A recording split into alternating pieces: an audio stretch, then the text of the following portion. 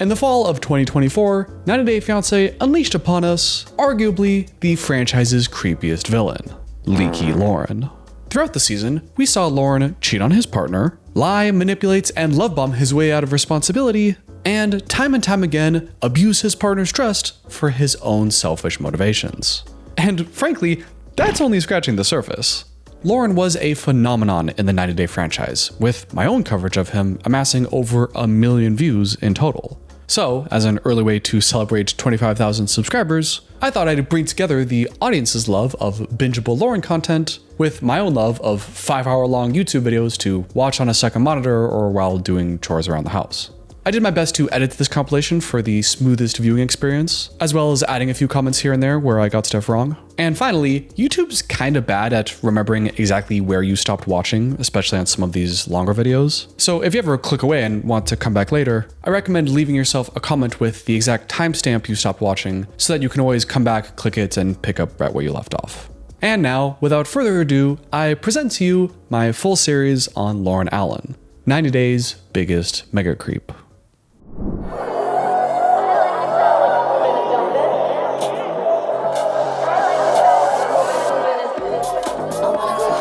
This is Loren. But no, not him. The guy picking up the money from the ground, that's Loren. My name's Loren, 33 years old, and I live in Las Vegas. Loren is a 33-year-old drag queen assistant living in Las Vegas, Nevada. Wait, does that say 33? My friends say I'm eccentric, can have a flair for the dramatic. So working as a drag queen assistant is the perfect job for me. In case it wasn't obvious from Loren's lame-ass attire, he is, in fact, not a drag queen himself, but is an assistant who helps pick up the money, help with wigs, clothing, that sort of thing. Oh, he watches out for the girls, baby. I love this job, it's a great job. And immediately, we're all thinking, wow, what a dweeb, right? What a square. How out of place does this guy look at a drag show? He's dressed up nice and proper with this nice little tie, while the lady right next to him looks like she just came out of the zombie version of the Cats musical. But despite how much of a sore thumb he looks like, he says he loves working here, because at the end of the day, he's most happy when he can make other people happy. The thing that makes me feel best about myself is when I make someone else happy. Just keep it in your mind that he said that about himself here because, as we'll soon learn, that couldn't be further from the truth. My first impression is that maybe this guy grew up real religious, maybe Mormon. I could have sworn it was Mormon, and that maybe he has some fascination with the culture or the sexuality, but grew up in a way where he wasn't allowed to really identify with or express that part of him. And although we don't learn anything about any religious background, Loren does share with us a bit about his childhood. Loren grew up in the very country portion of Washington state, where he was raised to believe that men were supposed to be very masculine and macho, which Loren was not. It was incredibly difficult to fit in. I was being told that I was like the gay kid or the weird kid. Loren then goes on to clarify that he does not consider himself gay, but I identify as gynosexual. It means that I find femininity attractive, not necessarily gender. Okay, so before we go on, a couple ground rules here as we talk about Loren. This is just the tip of the iceberg with Loren and how he approaches sexuality in his relationships. And because the whole point of this video is entirely centered around how much of a weirdo creep this guy is, I just want to make it very clear here in the beginning of the video that Loren liking whatever he likes isn't the thing that makes him so creepy. It's going to take a few minutes as we explore everything he says and does on this episode until it becomes clear that he's a weirdo creep because of his own actions and how he treats other people. So Loren identifies as gynosexual. It means that I find femininity attractive, not necessarily gender. But although Loren is attracted to femininity in general, he does have a very specific preference. My preference is to date a trans woman, with or without a penis, preferably penis, because a penis is much more fun to play with, as long as it's female. Right? It's a female penis, not a male penis. I'm sure you can understand how difficult it is for me to talk about this. I know this is a sensitive subject and I want to be respectful to everybody here. So right off the bat, we could imagine there's going to be a narrative here where something about his delivery there where he says, I'm into femininity and I prefer a penis, but as long as it's like it's with a female, it's a feminine penis, not a male penis. It almost kind of sounds like he's trying not to say, therefore it's not gay. And while that might be true, I also totally understand his points that the energy and vibe of the situation is different when it's a trans female with their original penis than just a guy. The female penis normally and smells a little bit different because of usually hormones or like the way that they like take care of it. And so the energy of it is different. I do totally get that too, so I don't know which one it is. I'm just gonna take his word for it at face value. I don't really care what he's into, whatever it is. I will say though, it is an oddly specific preference. Even if it's something less controversial like blondes. Maybe it's okay to have a preference for blondes, but there's a difference between having a preference and fetishizing something. And if you're only ever going after blondes and keep talking about how much you want a blonde wife or a blonde marriage, at some point it begs the question, are you really looking at the person for their whole being, or do you just want a blonde person to fit your mold? Loren tells us that it was around the age of 7 for him that he realized that he really wanted a trans woman. But because his country family was not accepting of this, he forced himself to go into relationships he didn't want with traditional cis women. By the age of about 7 or 8, I realized that trans woman is what I wanted out of life. But then, a few years ago, he met his first transgendered woman. And after getting with them, his level of fulfillment went up 100%. A few years ago, I met a transgendered woman for the first time. Then we had sex and we had dates, and that fulfillment was like 100%. Is it kind of odd to anyone else that he didn't meet his first trans woman until just a few years ago, but has had it in his head since he was 7, that that's what his ultimate goal was? To have an ultimate goal about a kind of person that you've never actually met before? That kind of sounds like fantasizing and objectifying, building up that this will solve all your problems, and then possibly using the person later on to fulfill the childhood fantasy. Or you're just struggling with your sexual identity as a kid and you're thinking that this might be the kind of thing for you, even if you haven't actually seen it in person. I don't know, just throwing that out there. Again, Loren, there's a lot of stuff going on here, trying to be respectful. And after that experience, his goal in life is now to marry a trans woman. My end goal is marriage. I would love to have a trans wife. Again, maybe I'm just keep harping on this, but I'd love to have a trans wife. Again, maybe that's a totally normal way to describe it, but it also kind of sounds objectifying. Shouldn't you want a marriage and your preference is trans women, as opposed to, I just need a trans wife? Again, with the blonde example, I just can't wait to have a blonde wife, as opposed to saying, I can't wait to get married and I guess I have a preference for blondes. I can't wait to have a blonde wife. Doesn't that just sound a little different? I don't know. Again, maybe my perspective is misinformed here. So, again, let me know your thoughts below. Regardless, in pursuit of his goals, he then downloaded 2 Filipino dating apps to look for trans women there. And it's there that he meets 30-year-old Filipino trans woman, Faith. So I downloaded 2 Filipino dating apps, and almost instantly I connected with Faith. Although they've never met in person, they do text every day. And Loren brags that they said I love you to each other on the very first day that they talked. Within the first day of chatting, we reached the point of I love you. Boom. Day 1. We're good to go. Which he frames as this amazing good sign for the two of them, but that's not a good thing. I don't think that's something that's anybody over the age of 14 would brag about and claim is a sign of anything except desperation and emotional immaturity. And now, after a whopping 4 whole months of them talking online, Loren is ready to spend his entire life savings to get on a plane, go to the Philippines, and start his new life there with Faith. And now, after 4 months, I'm ready to spend my entire savings, get on a plane, go to the Philippines, meet Faith face to face, and the fact that I'm broke. You heard that right. Loren is completely broke. Although he described himself as a drag queen assistant, it seems like that's not really able to pay the bills by himself, so he also works as a stock boy in a retail shop and at a gift shop. And since those wages don't really cut the mustard, Loren's ideal scenario is starting over his entire life with Faith in the Philippines.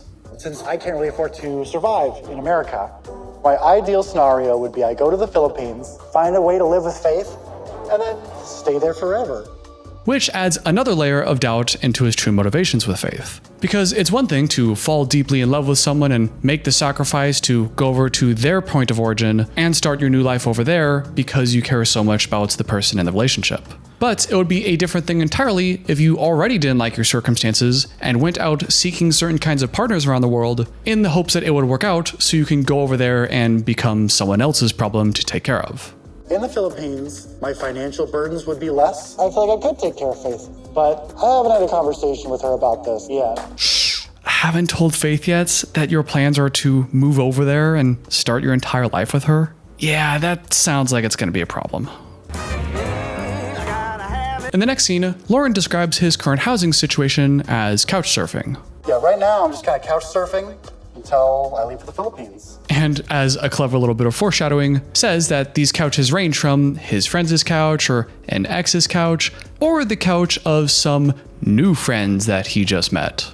Where I wake up ranges from my best friend's house, one of my ex's house, maybe a new friend's house. And boy, can I not wait to tell you who these new friends of his are. So he's bumming it at someone's place, and in order to acclimate to the humidity of the Filipino environment, we see Loren try to boil some Filipino shrimp in their bathroom to steam up the whole place, and then starts taking off his clothes and exercising in there. Do his friends know he's doing this? And in case this scene wasn't clear enough example of his desperation, I'm literally putting everything I have into this. I've been saving, I've been working. This is it. Ready for the Philippines? Ready for faith? he reiterates to us that this is his only option. He's worked and saved for months and spent everything he's had on this plane ticket. So everything in his life is entirely determined by the success of this relationship with Faith. Man, that sounds like a lot of pressure for him. You know, I really hope that he's not a completely terrible, shitty partner. That would just ruin everything. After his shrimpy sauna session, Loren meets up with some of his drag queen friends to help them out with some costumes and to say goodbye to them before his big move. So I said, hey, would you care for a part-time job? He said, sure, and I now can't get rid of him. While he's hanging out with his friends, he video calls Faith, and we see them interact for the very first time. They say hi, Faith comments on the oddities of the costume room behind him, and immediately after that, the very second thing they talk about in the entire conversation, while on camera in front of all his friends, Loren asks this. Are we still sleeping in separate rooms when I get there at the hotel? Or are you gonna sneak into my room? That seems a little inappropriate, because we can deduce here that they've already talked about this bedroom situation, and it seems like Faith has decided for some reason that they're not going to be sharing a bed together on their first night. So for him to blurt out, well, are we gonna be in the same room? Are you still certain on that? Are you gonna sneak away to my room? Feels already a little pushy, even if we don't have any of the context. But then Faith tells us directly that, no, we're gonna have the two separate rooms, you know, we're just getting to know each other, moving a little too fast. I do think so, because, we're getting to know each other for the first time. Just, take it slowly, Okay. More or less confirming to us that she's uncomfortable and has these physical boundaries with him, which makes it seem even worse that he's bringing this up so lightheartedly as if he doesn't respect the boundaries. And if that wasn't already kind of a faux pas, he then doubles down on it and jokes that he's moving all the way across the world just to be alone, huh? I went all the way to the Philippines to be alone. Is that what you're saying? No, that's not what she's saying, dumbass. She's saying she's uncomfortable with how quickly you're moving sexually and is enforcing a boundary. There's nothing wrong with what she's doing here. She just wants to take it slow and feel more comfortable. That's not a bad thing to do. And even if Loren is framing this as haha joking around, the literal contents of what he's saying is an attempt to make her feel guilty for enforcing the boundary. Oh, you don't want to share a room because you're uncomfortable and want to get to know each other? So you're saying all this work and time and sacrifice to come to the Philippines to be with you, I'm doing all that for nothing? Ha ha ha ha ha. No, dude, that's not funny. You're pushing against a boundary and you're trying to make the other person feel bad for having a boundary. That's a piece of shit thing to say. Oh, you're saying I took you out on this amazing date and paid for dinner and I don't even get to have sex with you at the end of it? Ha ha ha, so I'm doing all this for no sex. I mean, that's creep. There's nothing funny about that, especially since she just said that she was uncomfortable about it. Is that what you're saying?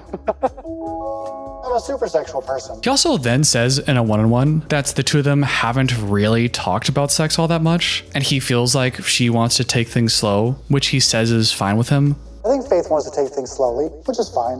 I want her to feel confident this is about love. But that doesn't really add up either, because he says he knows that she wants to take it slow and that's okay, and then makes these jokes in front of other people and the camera on the spot and kind of laughs about her boundaries, so Loren then introduces Faith to all of his friends. Guys, you want to meet Faith? Yes, of course. Hi. Yeah. So in these 4 months, they've never said hi. And continuing with these social faux pas, as soon as they all say hi, one of the friends jumps in and says, wow, Faith, you know when he downloaded these Filipino ladyboy dating apps? He had so many girls after him, but he chose you. He had so many different girls, but he chose you. He chose you, so you are the special choice. Oh my God. Which I guess I could understand what that guy was going for there, but totally backfired and made Faith super uncomfortable and jealous. And as soon as the guy said it, you could see the look on Loren's face of disapproval, and he confirms afterwards that Faith can be kind of a jealous person. So I don't think Faith really could hear what you guys were saying, but I don't know, sometimes she gets jealous when you talk about other girls. Especially because Faith has never had a boyfriend before, and the very first relationship of her life is here with Loren. Which really makes everything I'm about to say so much worse, because then Loren reveals to us through his friends that he hasn't been entirely faithful to Faith this whole time. Does she think you got exclusive? I mean, we don't really talk about it. Me and Faith aren't necessarily exclusive right now. I don't think she's seeing anybody else, but I am. So even though he admits that the two of them haven't really talked about it, he believes they aren't necessarily exclusive, which sounds like a built-in cop-out, which gives him the right to sleep around, even though he doesn't think Faith is doing the same. I don't think she's seeing anybody else, but I am. Can we take a moment to acknowledge his facial expression and the way he's talking about this? Because this is a dynamic that we've seen multiple times throughout the 90-day saga, where person A might think they're exclusive, but person B will say that we didn't really decide and make that official, so I've kind of been sleeping around, and then it's going to be really bad news, and people are dreading to tell their partner the truth. Because even though they might tell themselves that they technically haven't done anything wrong because this wasn't an explicit rule, they still kind of know deep down in their conscience that, well, they might have thoughts that we were exclusive, and at the very least they didn't know about it, so they might feel bad. No indication of that from Loren. No idea from Loren that this might be a bad thing or might hurt someone else's feelings. He's just smiling and chipper all the way. Like, yeah, I don't think she's seeing anybody, but I am, so, you know, we're not necessarily exclusive. Like, excuse me? And he justifies this lie to Faith by saying that he's left little hints here and there that he's been sleeping around. I've been hinting at me sleeping with other people. Like, I let her know that I stay over other people's houses, but I'm not sure that she understands. Ah, so it's her fault for not knowing the truth. You remember when I said earlier that he was couch surfing with some new friends he makes? And boy, can I not wait to tell you who these new friends of his are. So instead of being honest and just telling her these things about the relationship, he's been leaving these little hints that he acknowledges she probably hasn't picked up on, and might not even understand the subtleties of anyway because of the language difference. One of his friends asks, like, hey, you're moving all the way across the world to be with her. You don't think she might think that you guys are exclusive? And Loren just hems and haws and is like, well, it's, we'll figure that out. Don't you think she's thinking it's a monogamous relationship? Well, I mean, like, you know, that's a conversation I definitely want to have in person. But then his facetious attitude starts to make a little bit more sense, as he tells us that although Faith is the woman of his dreams, he is not necessarily interested in having a monogamous relationship at all. Faith is one of my dreams. However, I don't necessarily want us to be an exclusive couple even after I go to the Philippines. Because he doesn't believe in it. Because I don't really believe in monogamy. Sorry, did you just say you didn't believe in monogamy? Or did you mean to say that you just have your own personal preference? Because if you have your own preference on the polygamy to monogamy spectrum, then okay, it's fine to have a different opinion. But if you're going into a relationship where you kind of know that the other person believes you're in a committed monogamous relationship, and because you have your own preference that you have not communicated with them, then that somehow makes your infidelity in the relationship not a piece of shit move. I can't stand people like this. People that go out and get into relationships where the presumption is, because it is the societal norm to have a monogamous relationship, and because that's not their thing, they don't tell their partner, or they wait until way later in the relationship to then bring up like, hey, by the way, I actually want to be in a polygamous relationship, and I've actually been in a polygamous relationship this entire time in my relationship with you. You just didn't know that. You just thought you were in a monogamous relationship, but I've actually been with all these people and have cheated on you multiple times because I haven't told you the truth. The idea of being in an open relationship is something that's really important to me. But Faith, because I'm her first boyfriend, that's probably not one of her first thoughts. Okay, so you can't claim ignorance later then of going, well, I didn't know, I had no idea you wouldn't be okay with me sleeping with other people. He already kind of knows that this is probably not what she wants. He knows that they have a difference here, and he still talks about this in such a juvenile, oopsie, like this is just my thing. Like he's being all cute about it as if this isn't going to be horrendous news, like he's not just a serial cheater. If her way is monogamy, are you going to be okay with that? I mean, I'm gonna have to accept it or try and push her into not. What did you just say, dude? If she's not okay with your bullshit, you might just have to push her into accepting it? What the fuck are you talking about, dude? This is why I'm making this video on him, because this is the kind of piece of shit creep he is. We're not even done talking about his bullshit. There's still more to come, and I can't. What is wrong with you? Do you not hear those words escaping your mouth and immediately recognize that, I probably shouldn't push her and force her into a polygamous relationship when I kind of know that she doesn't want that? It's like, what is wrong with you? Boundaries? Any concept of that? Coercion? Manipulation? Does this guy just not have any awareness or concept that's other people have emotions and feelings, and that's the world is not just his plaything to do whatever he wants with?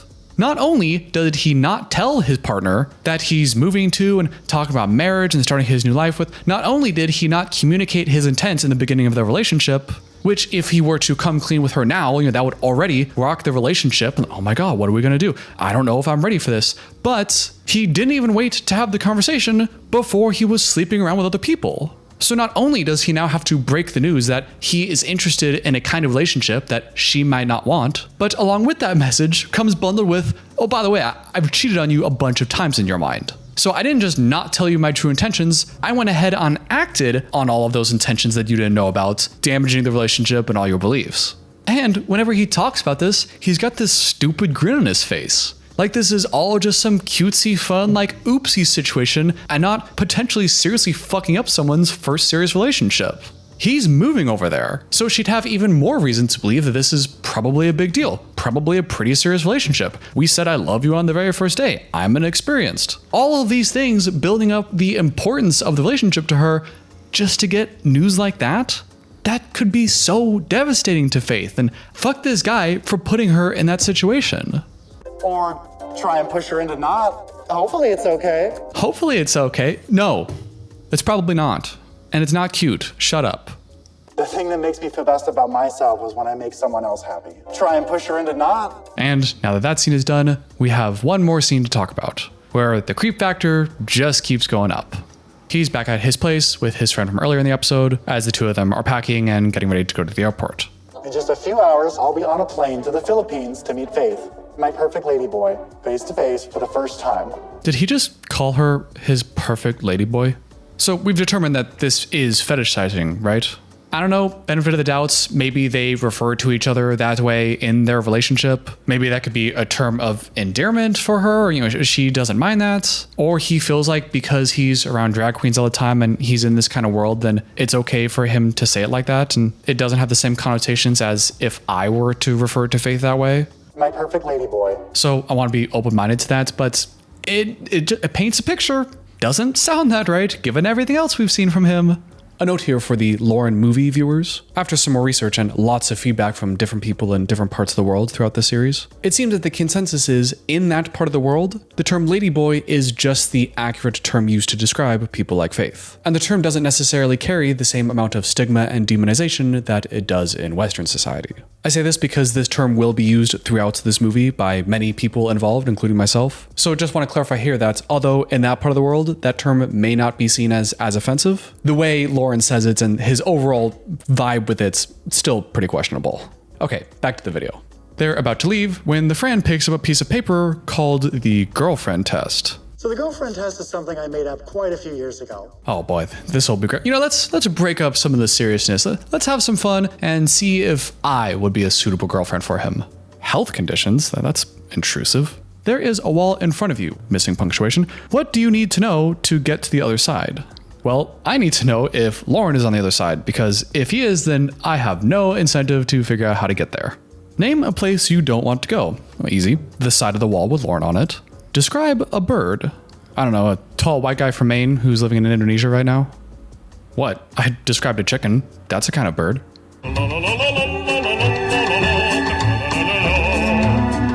What language is this? That's Korean. Can snakes be found on every continent? I don't know. Loren said he doesn't really travel internationally a whole lot. What is deoxyribonucleic acid? Are you just trying to show off that you took a high school biology class? I don't get it. It's like some of these questions are just kind of open-ended and interesting, but then he puts in these that seem like he's trying to subtly flex how smart he is by flexing information that really isn't that impressive.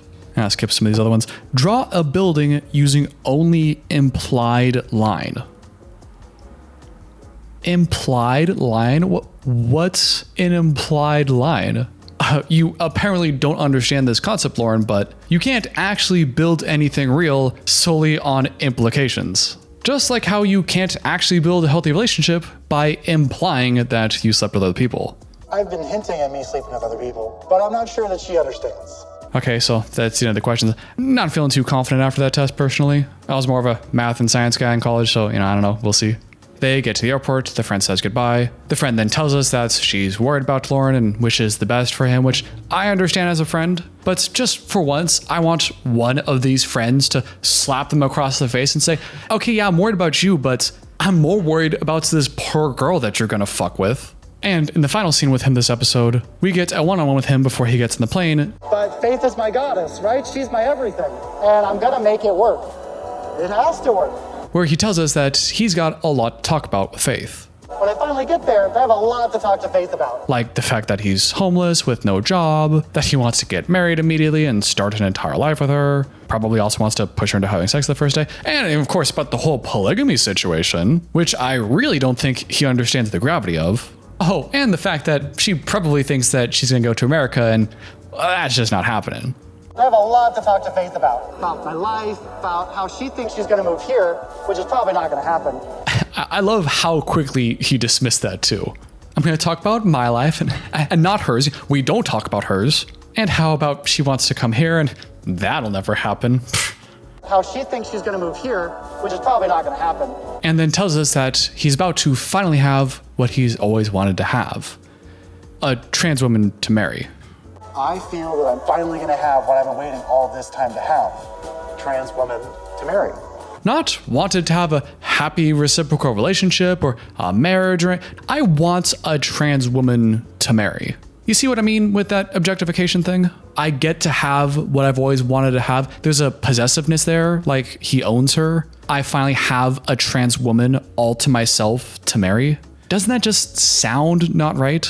The way he keeps talking about Faith, it makes you wonder, does he even like Faith at all?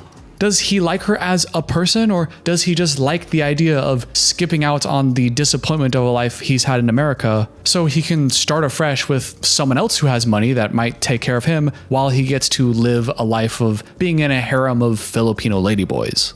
And if it sounds like I'm describing it in a crude way, that's how he describes it. And at the end of it all, I'm just left wondering, what's the deal with this guy?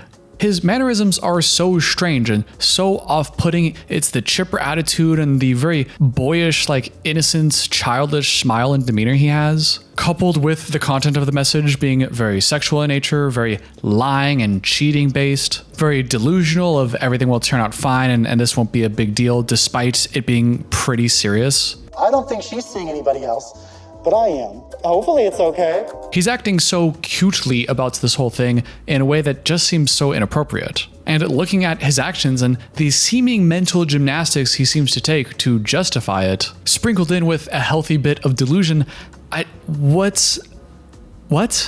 There's something deeply wrong about him, and I hope I made it clear throughout this video that it's not just because he is atypical on the traditional cisgender sexuality spectrum. And unfortunately, because of popular media, there have been plenty of depictions of the cross-dressing serial killer and all these pop media ideas that have influenced us into thinking that cross-dressers or people that are atypical in that way, well, they must be really messed up in the head, when that's really not the case. So it's unfortunate that TLC is then highlighting this guy that happens to represent some people that are a little bit atypical, but also has some of those aspects of, are we gonna find bodies in this guy's basement? Like, he has that kind of energy. So it's unfortunate that, yet again, we have another pop figure representation of the cross-dressing serial killer archetype, basically. So I hope I did a good job distinguishing between those two and not demonizing and further vilifying an already stigmatized and unfairly judged group, and separating that from a guy who is just cheating and lying his way through life. Earlier this month, I made a video on 90 Day Fiance's new mega-creep, the broke, homeless, cheating, and now possibly diseased Loren. In that video, we covered episode 1, where we learned of his unusual sexual preferences, constant cheating on his partner, and his delusional plans of moving to the Philippines to live like a king and sleep with every ladyboy in the country. I don't know if she fully understands that I haven't been monogamous. Hopefully it's okay.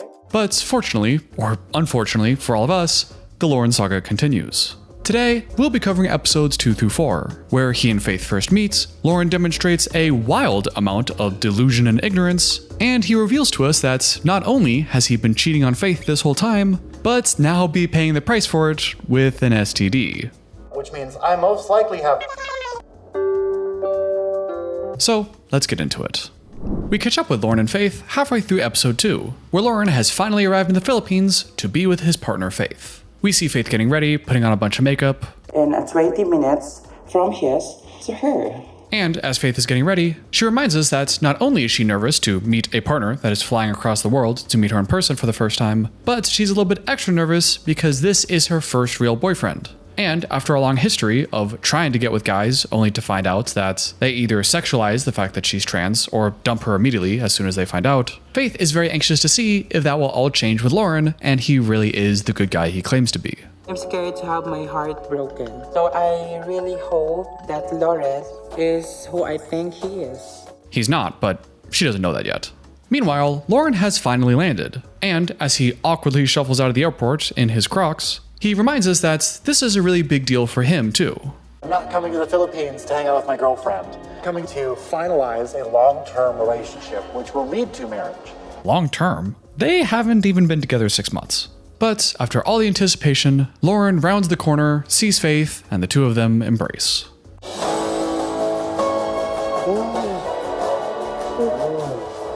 If you've watched my videos before, you know that even if I don't like a person or don't get the best impression from them on camera, I usually still find the reunion with their partner at the airport a pretty cute scene. Just the raw emotion of the moment I still find sweet. But somehow, I'm just not feeling that with Loren and Faith. Somehow, even when the two of them are hugging, you can still kinda see Loren's face, and it somehow still looks like he's sniffing her hair as if he wants to take some and reanimate her corpse later. You know what I mean? It's just kinda creepy.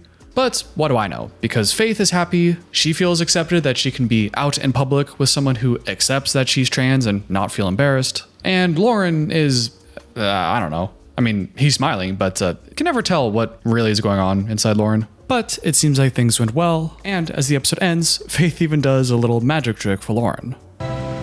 Abracadabra. Simsalagrim. Alakasam. This is for you. She's a part-time magician. Did I mention that? Okay, and with that out of the way, it's finally time to get to the very juicy episode 3, and man, he even looks like a freaking maniac in his intro. Doesn't that face just look like someone with a really evil, dastardly plan? The two of them are in a taxi to go back to a hotel, while Loren tells Faith, the girl that would like to take things slow, that he's excited to be going on a date with her every single day while he's here. We have a date tomorrow, a date the next day, a date the next day. And already, we're at one of the major cruxes of the matter with their relationship, which is, Faith has said repeatedly that she would like to take things slowly, make sure that everyone is in the relationship for the right reasons, and allow Faith to develop a trust naturally with Loren. I told Loren I want to make sure I love him enough before we go to sex. Loren is aware of this and tells us that he understands and respects even that Faith wants to take things slowly, but as we'll see on multiple occasions throughout these 2 episodes, his actions tell a different story. Faith seems a little shy physically, but I'm hoping that soon she'll warm up to me and everything will be great because I'm super attracted to her and I can't wait to get closer to her. I guess. I mean, it's fine to be attracted to your partner, but when you're being told that she wants to take things slowly and not rush into anything physically, for you to then say that you just can't wait for her to warm up because you're basically so horny for her. But I'm hoping that soon she'll warm up to me because I'm super attracted to her. That just doesn't sound like you're really understanding and respecting that she wants to take things slowly. After the car ride, the two of them arrive to the hotel where they'll be staying at, which is also the hotel that Faith works at as a day job, which is convenience. I'm sure she's got a good discount, but may also be kind of awkward when Loren is inevitably found out to be the big creep he is, in my opinion. And as the two of them go up to Loren's single room, where he'll be staying by himself, Faith tells us again that she would like to take things slow. I want to wait until Loren and I really trust each other before we have sex. You know, I might as well start keeping a tally of all the times Faith has said something like this so far, just so that when Loren inevitably pushes her boundaries, we have some more evidence of just how much of a piece of shit he is. The two of them go out on a date night on the town, getting some food at a local night market. The two of them get some bone marrow soup, looks delicious, and the two of them talk a bit about Faith's past experiences. Loren asks Faith if this is the first time she's ever been on a date with someone that she met online, and Faith explains that, yes, this is the first date, but that in her experience, most of the time online, she'll match with some kind of international guy who quickly says I love you to Faith, only to then later find out that she's trans, and then immediately get disgusted and block her. Then after that, they block it. Oh, you're a lady boy. You look like a woman, but I don't like lady boy. But Loren assures her that he likes her for the whole deal. Well, I like it. Yeah.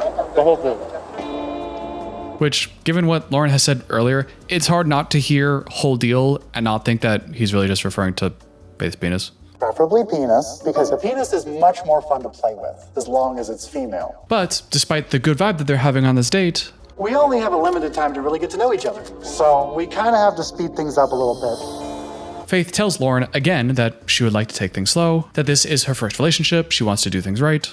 I want to take it slow because this is my first boyfriend. This is the first relationship that I have. So that's why my fear is a heartbroken. And Loren again says what he's supposed to say, which is that he's okay with taking it as slow as she wants, That's why I'm okay with taking it slow as you need to go. while he repeatedly looks at the camera while he says it, as if he's reading off cue cards or something, and that he doesn't want Faith to feel pressured to do anything that she doesn't want to do. Right? We don't do anything you don't want to do. Yeah. Yeah. But But after 20 days, we have to have an idea. Right? Right? That's how long we have. Literally. You have 20 days. so I'm okay with taking it slow, and I don't want you to feel pressured, but also we don't have a lot of time, so you gotta hurry the shit up. Yeah, that's not what not pressuring someone looks like. Right? And as the two of them leaves, Loren clarifies to us in a one-on-one how important it is to him that they figure out their sexual compatibility as soon as possible. I understand wanting to take it slow, but we are on a tight timeline to plan our next few steps together. It's important to find out sooner rather than later if we're sexually compatible. Before we get to episode 4, I just gotta say how much of a piece of shit I already think he is. Of course, this is edited and I can't know his true intentions yet, but from everything we've seen so far, we really gotta look out for people like this. People who pay a lot of lip service to pretending to understand an idea and to trying to convince everybody that they're on the right side of a topic, when, if you look at their actions, it completely disagrees with all the bullshit they're spewing. Kind of reminds me when some celebrity or famous YouTuber has to make their inevitable apology video for doing some dumb shit online, and they announce to the world in very dramatic fashion how apologetic they are and how they've done a lot of reflecting and taking accountability for their actions, but then they spend the rest of the video defending themselves, making excuses, and basically doing anything except actually taking accountability for their actions. Because here we have Loren saying repeatedly to Faith that he understands her wanting to take it slow, he doesn't want her to feel pressured, he's totally on board with that. But then if we look at his actions, or even everything he has said directly after saying, I understand you want to take it slow, then we see completely conflicting information. That's why I'm okay with taking it slow as you need to go. I went all the way to the Philippines to be alone. Is that what you're saying? But after 20 days, we have to have an idea. Right? Right? That's how long we have. Literally. You have 20 days. Also, it just feels weird that Loren has to beeline straight to the physicality and the sex stuff, especially after Faith's insistence that they take things slow, and only seems to mention romance and emotional stuff as an afterthought. So I really hope Faith warms up to me soon, because we have to get to know each other physically, romantically, emotionally, all of it. But, you know, maybe I was jumping to conclusions a little too quickly with Loren. Because in the next episode, Loren wakes up in his own room, and after a good night's sleep, he actually wakes up and realizes that he's actually been a little overzealous in his excitement, and tells us that he's going to slow down with Faith a bit and respect her boundaries more.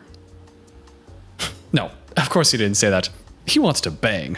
My first morning in the Philippines. Of course I would have preferred to wake up with Faith in my arms, but it was our first date, first night. Totally fine that she's in her own room and I'm in my own room. But today's a new day, we're gonna get to know each other more, and who knows what happens tonight.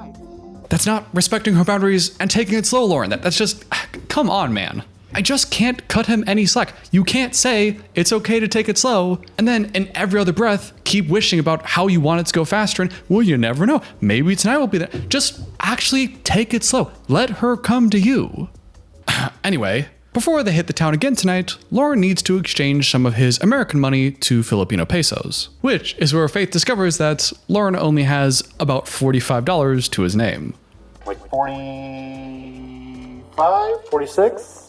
Was this all you have for this trip into the Philippines? Now, Faith says that she's not after Loren for his money, but she is a little confused as to how this guy, who seems to work all the time and spend his money pretty lavishly in America, only has enough money to his name to last about 4 days here in the Philippines.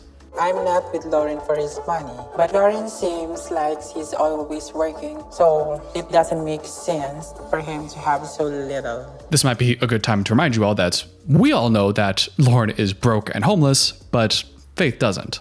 We then get this scene where the two of them are in a car together to go to a day market where they can go out and get stuff. And Faith is explaining to Loren that they have some street food and a bunch of bargain shops and it's pretty cheap to shop there. But Loren, despite having just revealed that he only has about $45, tries to kind of flex his non-existent wealth with her and is like, hey baby, you need anything on the market? I got you, I got some money. Is there anything you want at the market? Because I have some money. Faith hesitates at that because she knows that Loren is gonna run out of money in a maximum of 4 days. But Loren still seems to think that he's rich. Yeah, let's see. Because we need to budget your money. Whatever you want. He's trying to flex his wealth and impress a lady. That only works when the lady doesn't know that you're lying about how much you have. But that wasn't just a one-off comment from Loren. His arrogant delusions continue. He buys another pair of Crocs for $3, which, if you do the math, is about 7% of his life savings right now. So be careful because we need to spend your money in a good way. Yeah. I know. Okay.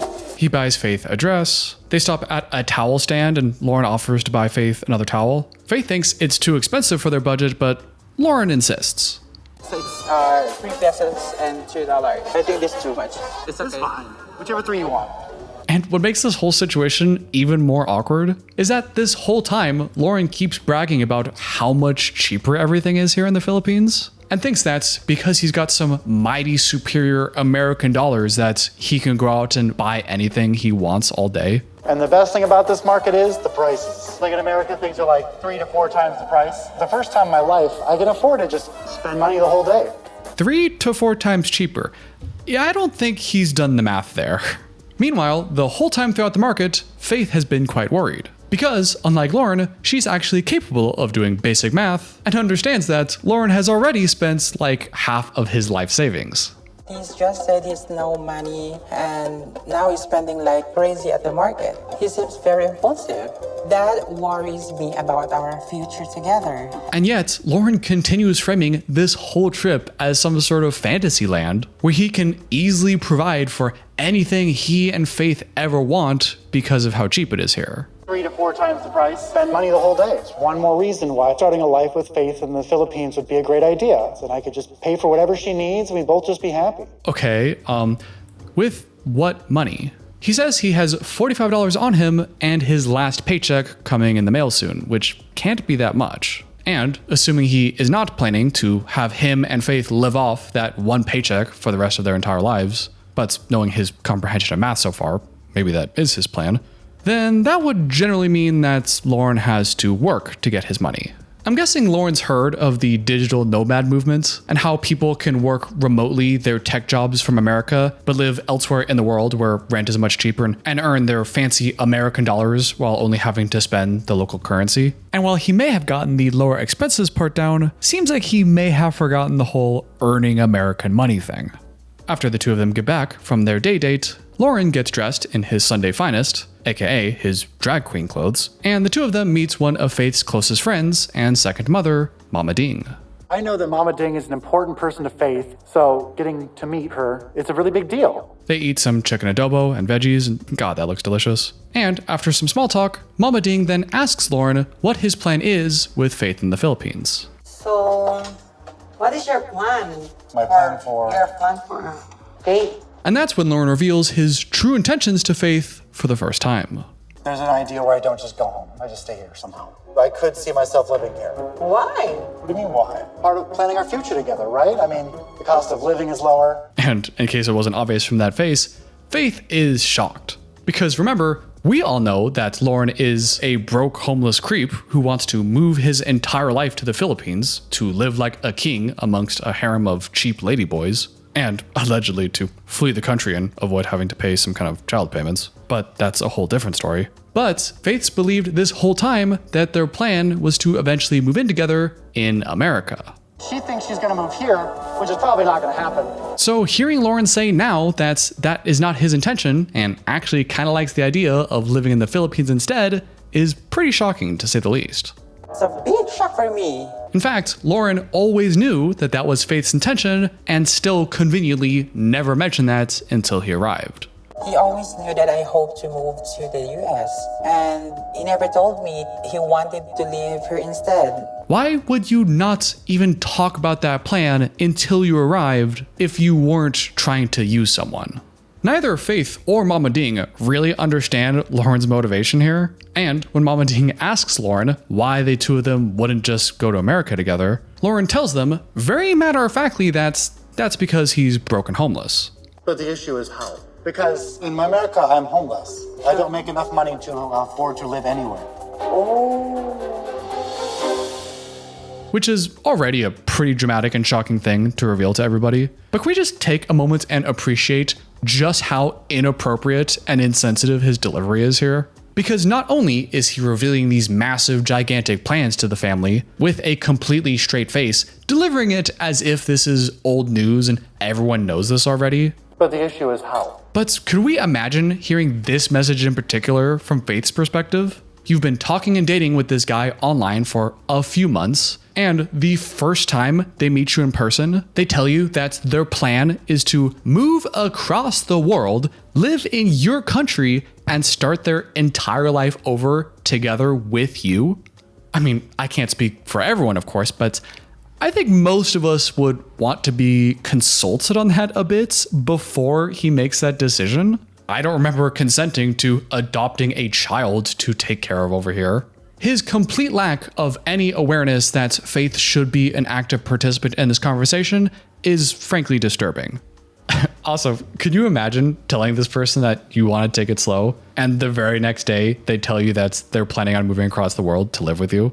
But as if all that wasn't already bad enough, he's not just revealing that she is now adopting a child, but in this conversation, Loren also throws out all of Faith's plans of moving to America, like it was nothing. Everyone agrees this was not insider information. Loren definitely knew this whole time that that was Faith's plan. But all along the way, he says nothing until this moment to reveal that, well, I mean, yeah, that's impossible. I'm broke and homeless. Your dream, coming over to America?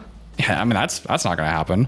She thinks she's gonna move here, which is probably not gonna happen. The complete and utter lack of any empathy or awareness for how this news could be received by Faith. Just straight dumpstering all of her plans and replacing those plans with, I'm a fucking child, you're gonna have to take care of me here. This revelation immediately rings some alarm bells to Mama Ding, who now cleverly suspects that Loren may be using Faith for her finances. Si Loren ginagamit niya si Faith kasi si Faith is a job stable kasi yun ang gusto niya. And encourages Loren to maybe consider planning his life and his future, and reminds him that their economy here is not very good and will be difficult to find a job as a foreigner. And what does Loren think about all that? if that were the plan that we chose. I could make it work. I can make it work. Oh, how? You get an online job. I just work from home. Because I could just do a computer job in America. I'd make American money in the Philippines. No one's ever thought of that, Loren. The way he said it, he looks so smugly proud of himself. Like he's so confident, like, oh, trust me, this is the secret plan.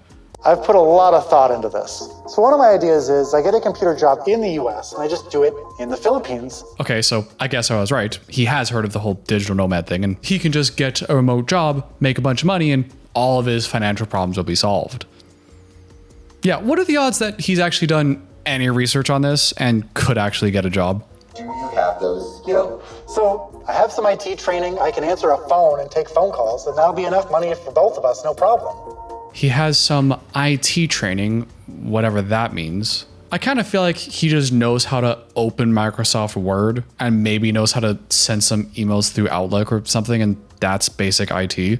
So he thinks having a computer and being able to answer a phone is enough qualifications for an American company to pay him above minimum wage 16, 17 American dollars an hour. and get him enrolled in payroll and certified and an official member of the company while dealing with him working remotely, not in the office, in the complete opposite time zone of the world. Yeah, who would do that? Also, if it was that easy, why is he working as a part-time stock boy in Vegas? Why not go get your fancy $17 an hour job there while you still live in America? And if that doesn't work out, I could do pest control. I mean, I can do fast food. I can drive a truck. There's so many opportunities. Right, fleeing America to go to the Philippines for their economic opportunities. That makes sense and doesn't sound completely ignorant and privileged at all. Those seem like more realistic options, but then you have the problem with earning Filipino money with a Filipino job. And yet, the whole way through, here Loren is, smiling, being just, oh, there's so many opportunities. This will be so simple. I'll easily get a job where I can provide for everything with Faith and the two of us and happily ever after, forever and ever. Like, what are you talking about, man? Honestly, seeing all this, it starts to make me feel a little bad for the guy. Who knows how much of this is real, but if even half of it is real, then it just seems like this guy is so dumb that, of course, your life is not going to be in order. How do you plan effectively and critically think and manage your finances and your relationship? Like, just, am I punching down? Am I making fun of a guy who just can't do any better? I don't know. Maybe it's insulting for me to even think this way. I'm just going to move on. Despite all of these obvious red flags, Faith isn't too bothered by any of it and continues to stick by Loren, isn't worried about the money problem or the job problem, and is ultimately happy that she finally has a person that accepts her for who she is and her trans status. I just want to find who will be the person to, accept me for who I am as a trans woman. That's why I don't mind to have not enough money. Of course, all of us in our relationships, we ultimately just want to feel accepted and loved for who we are. I get that, but I really hope that that's not the main reason. It just kind of feels like he could have all the red flags in the world, but because she's never been accepted for being trans, that's now that Loren is accepting of that now she has to put up with all of his other bullshit because that's her only option. I don't feel like Mama Ding thinks I'm the best option because, I told her I was homeless. But I filled out the biggest box Faith has. I feel like I answered the biggest questions correctly. I don't know. I can't tell from watching. Only the two of them can really know. But I just really hope that that's not the case and that's not how Faith feels. It's not easy to hear about all of this, but I'm relieved that he's finally being honest about his money. I just hope there are no more secrets. Yeah. Wouldn't that be a shame if this was only one of many terrible things he's been lying about this whole time? Well, now that I say it out loud, I guess there are like 3 other things. Let's get to one of those things right now on the last scene of the episode. Also, this is where I'll warn you that if you're eating or drinking anything, then maybe just put it down here for the last 5 minutes, because this is going to get pretty gross. The scene starts with us being greeted by shirtless, hairy Loren, where he explains that he woke up to a very troubling text. He explains that a week ago, he was out partying with one of his female friends, About a week ago, I was out partying with one of my friends. You know, she spends the night. It's great. She spends the nights. They have some kind of sex. Because if you don't remember, Faith thinks they're in a monogamous relationship and he's not been in one and has been sleeping around this whole time and hasn't told her. So yeah, one of those lies that Faith is not looking forward to hearing. But then in the middle of the night. And then in the middle of the night, she was when me. And I have no idea what he just said. I've replayed this clip 100 times in slow motion, trying to hear it or do some lip reading. She was when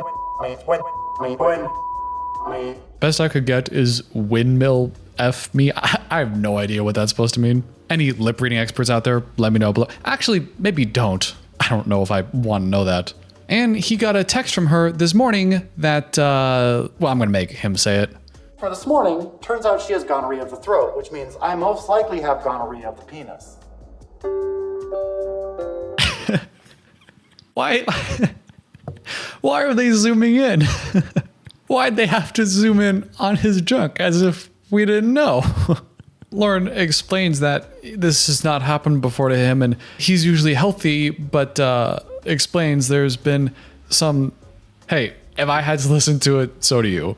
But my penis is upset. You know, a little discharge, that definitely happened. So now, today, we're gonna deal with that fun fact. He's just so gross and creepy. Even when they kept zooming in, he's just so hairy in the tummy area. I'm not trying to body shame anybody. If it was anybody else but Loren, I just like, oh, that's kind of hairy. But it's just the conversation and the fact that he's talking about cheating on his partner because that's what it is. That when you see all the hair and the zoom, I'm just like, oh my God, so disgusting. And Loren tells us that he's worried about bringing this up with Faith. Because not only does he have to reveal an STD, which is pretty awkward, he also has to reveal that he has been cheating on her. I don't know if she fully understands that I haven't been monogamous. No, she doesn't fully understand because you've never said that. I hate how he frames this. I don't think she fully understands. No, she doesn't understand at all. And you know that because you haven't said that. He's framing it like maybe this is an up in the air thing and maybe she kind of gets it, but just not like to the extent like, no, you're cheating.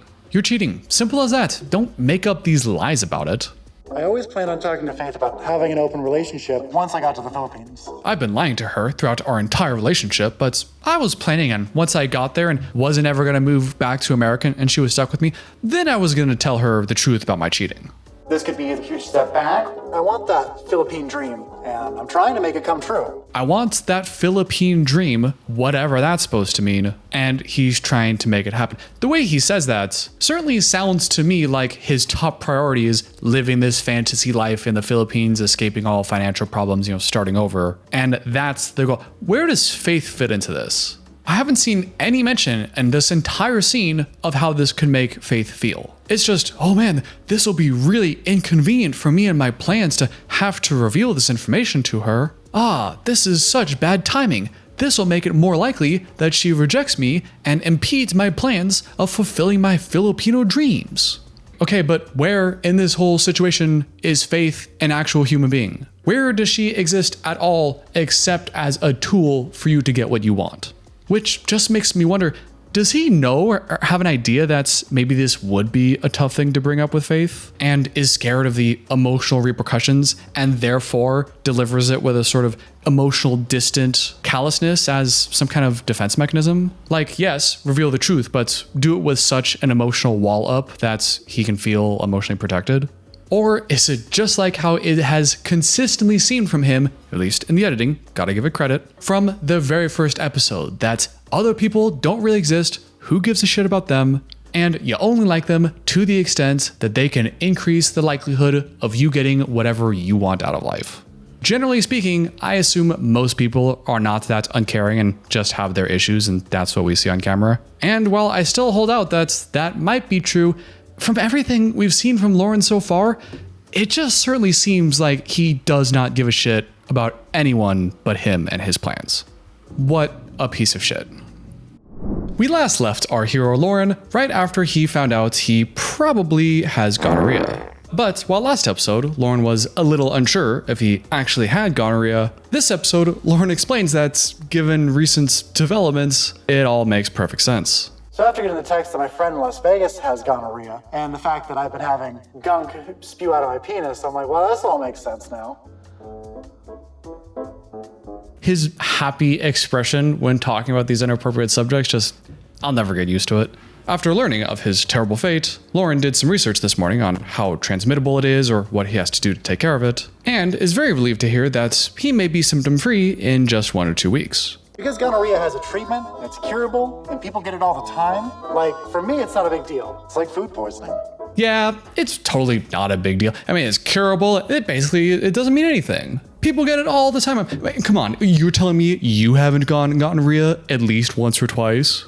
But although he's not too worried about the STD itself, he is pretty worried about having to reveal his infidelity and disease to his partner Faith. But I'm a little bit nervous. I have told Faith that I spend the night with people, so I feel like it's kind of implied that we've been having sex. But we haven't had like a real clear conversation about it. I just love this logic from Loren. That's because he's spending the night at a friend's place that any reasonable person should assume that it's sexual in nature. When in reality, I think most of us would assume that our partners are just hanging out with their friends and it's innocent. And it would be kind of weird if one were to assume that we're just spending the night at a friend's place. You must be hooking up with that person. That's usually a sign of jealousy or trust issues in the relationship. So it's kind of funny that Loren assumes that Faith should know about this when really he just doesn't understand that Faith is trusting of him. But Loren recognizes that although they've had miscommunications about this in the past, he knows that the jig is up and he's going to have to come clean about Faith, about how he's not clean. Now, I really have no choice but to be completely honest with her. And hopes that this little gonorrhea thing doesn't ruin their fun date. But she's got a fun day planned, so I'm not just gonna like spring it on her very first thing. So I'm gonna let us do some fun stuff, and hopefully this gonorrhea thing doesn't ruin the day. Hate to be the bearer of bad news here, but I'm pretty sure that's exactly what STDs do, ruin the fun times you're about to have with someone. Loren then goes to meet up with Faith, and of course, in stark juxtaposition to Loren's infidelity and STDs, we get a one-on-one with Faith where she explains how great it is to be in her first relationship and all these new feelings she's feeling.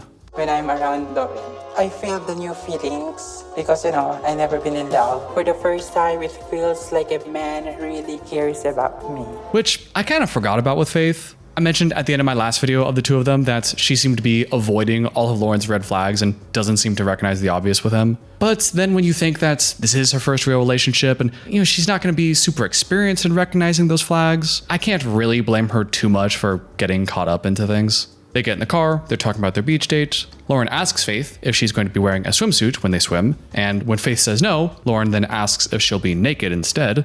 Bathing suit? I don't have. Oh, okay, naked? You never want. Yeah. Sexiest. Yum yum. Faith feels a little uncomfortable with that because as a ladyboy, she's still pretty insecure about being out in public in a bathing suit. And then, in their long car ride to the beach, Faith starts asking Loren more about the awkward conversation they had last night with Mama Ding. After last night with Mama Ding, I know we still have some things to discuss. Where Loren revealed to Faith for the first time his true intentions of staying in the Philippines for the rest of his life. Last night, you say that you're planning to stay in the Philippines. Yeah, forever. Faith seems to be okay with that, but tries reiterating to Loren that if this is gonna happen, then we really need to keep taking things slow, get to know each other more, and really find out if this is the right move. But despite, or perhaps because, that's a completely logical and reasonable thing to say, Loren gets defensive. You must also remember, I want to get to know each other. Then we are. Yeah. We take slow. Hey, I just wanted to make sure that we're taking it slow. We're taking it slow. This is our first meet, a foreign, Faith subtly reveals to us that she's actually had some weird feelings about Loren. I feel sometimes, is this you? Is this the real you? Yes, listen to those feelings, Faith. Run while you can. But the conversation seemed to be going pretty well for Loren, who is happy that the relationship is progressing in the direction he likes, but is all the more nervous now to have to reveal to Faith the truth about his cheating and his STD, because everything he came out here to accomplish could be over. All that progress could go out the window. Everything I came out here to accomplish could be over, so I'm really worried. Everything I came out here to accomplish. That's a weird way to describe a romantic relationship, isn't it?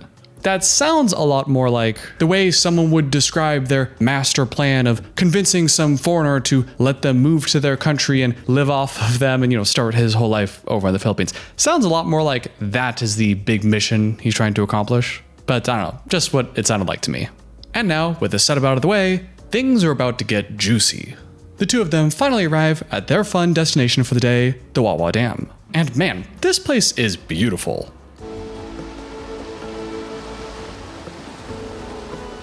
They're having a good time, enjoying the nature. Loren especially is happy that Faith is finally opening up more with him and hopes the two of them can continue building their chemistry for the inevitable conversation they are about to have. It's really good that Faith has opened up, and I really hope we keep building our chemistry today before having a fun conversation about STDs and monogamy. STDs and monogamy? Oh, you mean your STD and your constant cheating. That's what you meant. Oh, okay, I understand now. Also, I know it may have been edited together this way, but it feels kind of weird to first say that you're glad that the two of you are building your chemistry and feeling more open and connected with each other, and then right after say that that's a good thing because you're about to drop a bomb on her. It kind of feels like you should celebrate the two of you growing in your emotional intimacy together because it's good for the relationship and good for both people. But the way he says it here, it feels like Loren is less happy that Faith is trusting him because it's good for the relationship, and more because the more Faith trusts Loren right now, the higher chance he has of getting away with his bullshit. Just feels a little slimy the way he said that. We then get this scene where Loren kinda love bombs Faith. He says, "I've loved you from the start. Even before I met you, I said I loved you. You're so beautiful." You're beautiful. Wait, what did he say? You're beautiful. I assume he's doing the thing where you subconsciously adopt someone else's accent, which is a thing, so it's probably innocent, but it sure does sound kind of racist when he says it. You're beautiful. You're beautiful. You're hardworking. Hardworking. And that she's from the Philippines. You're from the Philippines? Yes. As if that should be in the same list of all those other things. Why would you mention that in that context if you weren't going after some sort of Filipino fantasizing dream? Oh, and that she's a ladyboy. You're from the Philippines? Yes. You're a ladyboy. My dream. No. Don't play the cute romantic love music to that. How are you going to list all the things you like about your partner? Oh, he's so smart and beautiful and hardworking, and you're from the Philippines, and you're a ladyboy. That's my dream. You're a ladyboy. My dream. It's my dream, marry someone just like you. Just like you. A Filipino ladyboy. Again, it's fine to have that preference, but I can't imagine how that doesn't feel a little objectifying from Faith's perspective. I can't speak for everybody, but just me, I would want someone to like me even if I happen to be a ladyboy, not like me because I'm a ladyboy, But after Loren's shower of compliments end, the two of them get back on dry land as Loren dreads having to reveal the truth. Things are finally starting to get romantic, but now I have to tell her this terrible news. Wait a minute, I just realized. Do you think anywhere in his head he may have just showered her with all those compliments in an effort to butter her up more before he reveals this truth?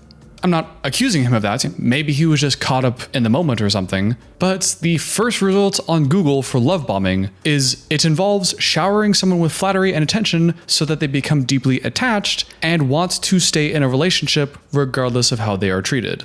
It's typically a manipulation tactic, and I don't know, and maybe he wasn't even conscious of it, but it does seem a little convenient, the timing, to shower someone with flattery and attention right before you give them some bad news, perhaps maybe in the hope that they don't reject you for it. Regardless, they get out of the water, and now is when Loren brings it up in the most awkward, ham-handed way. They just got out of the water, they were walking away from the beach, when Faith asks him how he enjoyed his time. Did you really enjoy it? I really enjoy it. And Loren says this. So yeah, feel like kissing energy? Kissing energy? What the hell does that mean? Is that a pickup line?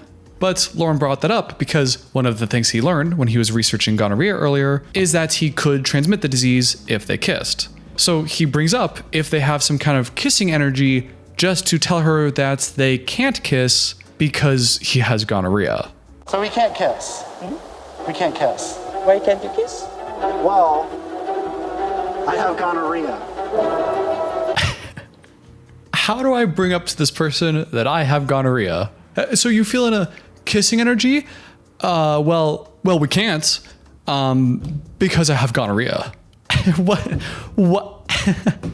That's such an awkward, random, confusing way to say that. And obviously, Faith is shocked.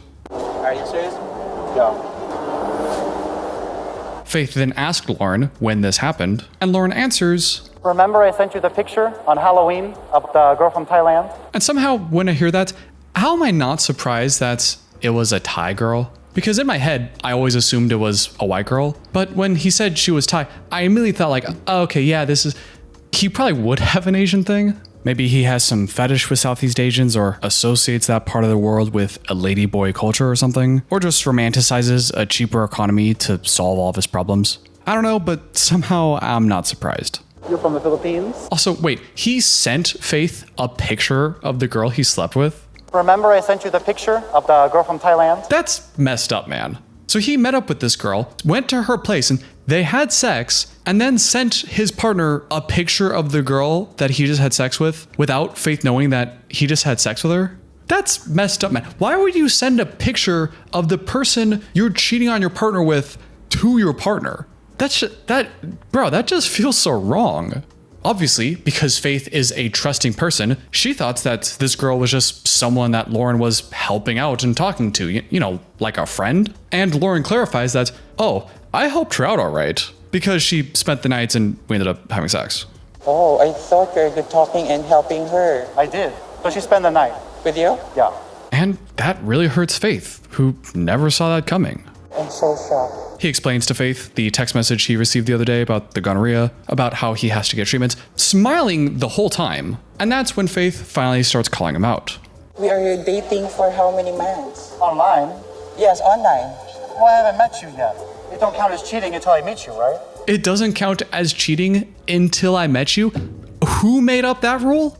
Not only is that a stupid ass point that I'm going to dismantle more in a few minutes, but when you listen to how he said it, when he says, it doesn't count until I met you, right? It don't count as cheating until I meet you, right? It sounds like he's not actually trying to justify his actions, and almost seems like he's trying to take a sort of cutesy, innocence, like oopsie kind of route. Oh, I didn't think it counted until we met each other, right? That's what I thought. Well, I haven't met you yet. It don't count as cheating until I meet you, right? You know what I mean? It seems like he's trying to weasel his way out of it in a very spineless way.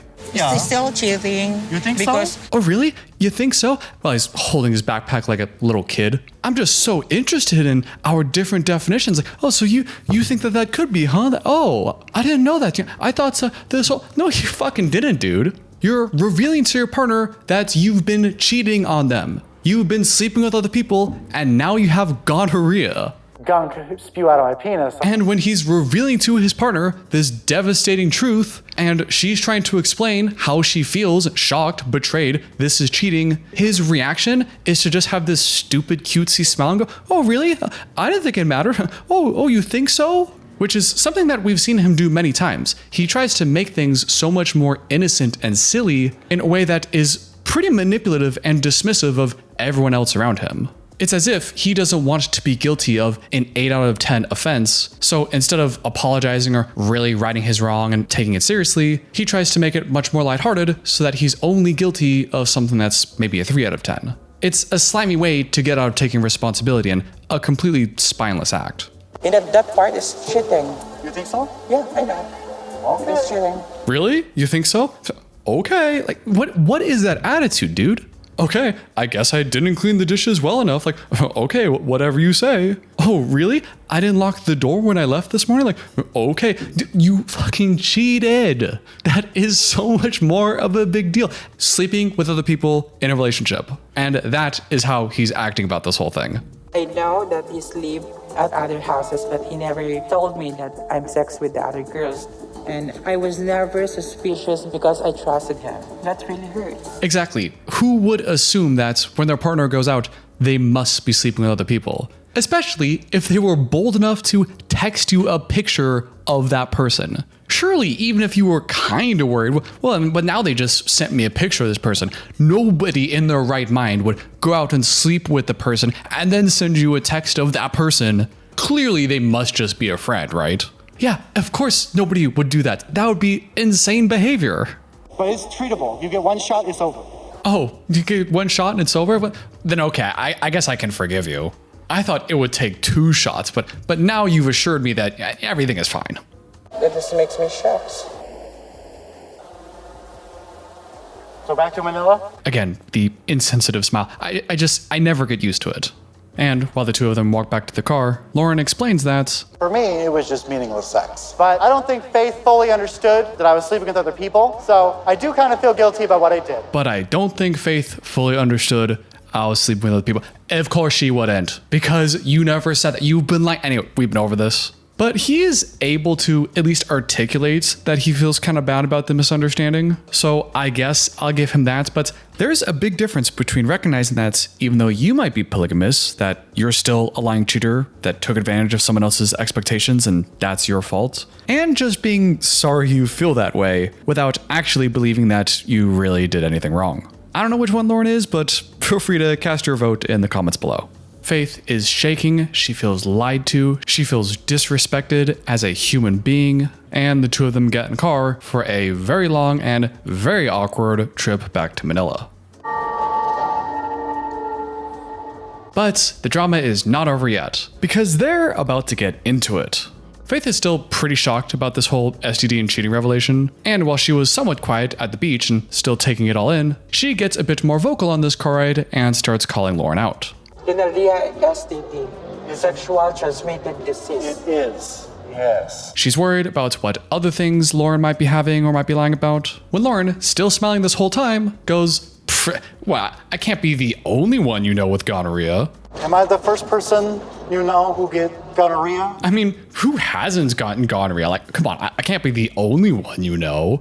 Faith then accuses Loren of lying, of cheating. I thought you're serious of me, but you're cheating, lying.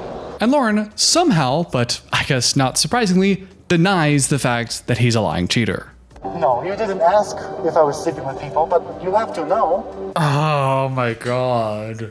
You didn't ask if I was sleeping with anybody. The worst defense. Well, you didn't ask if I murdered that guy. What does asking have to do with it?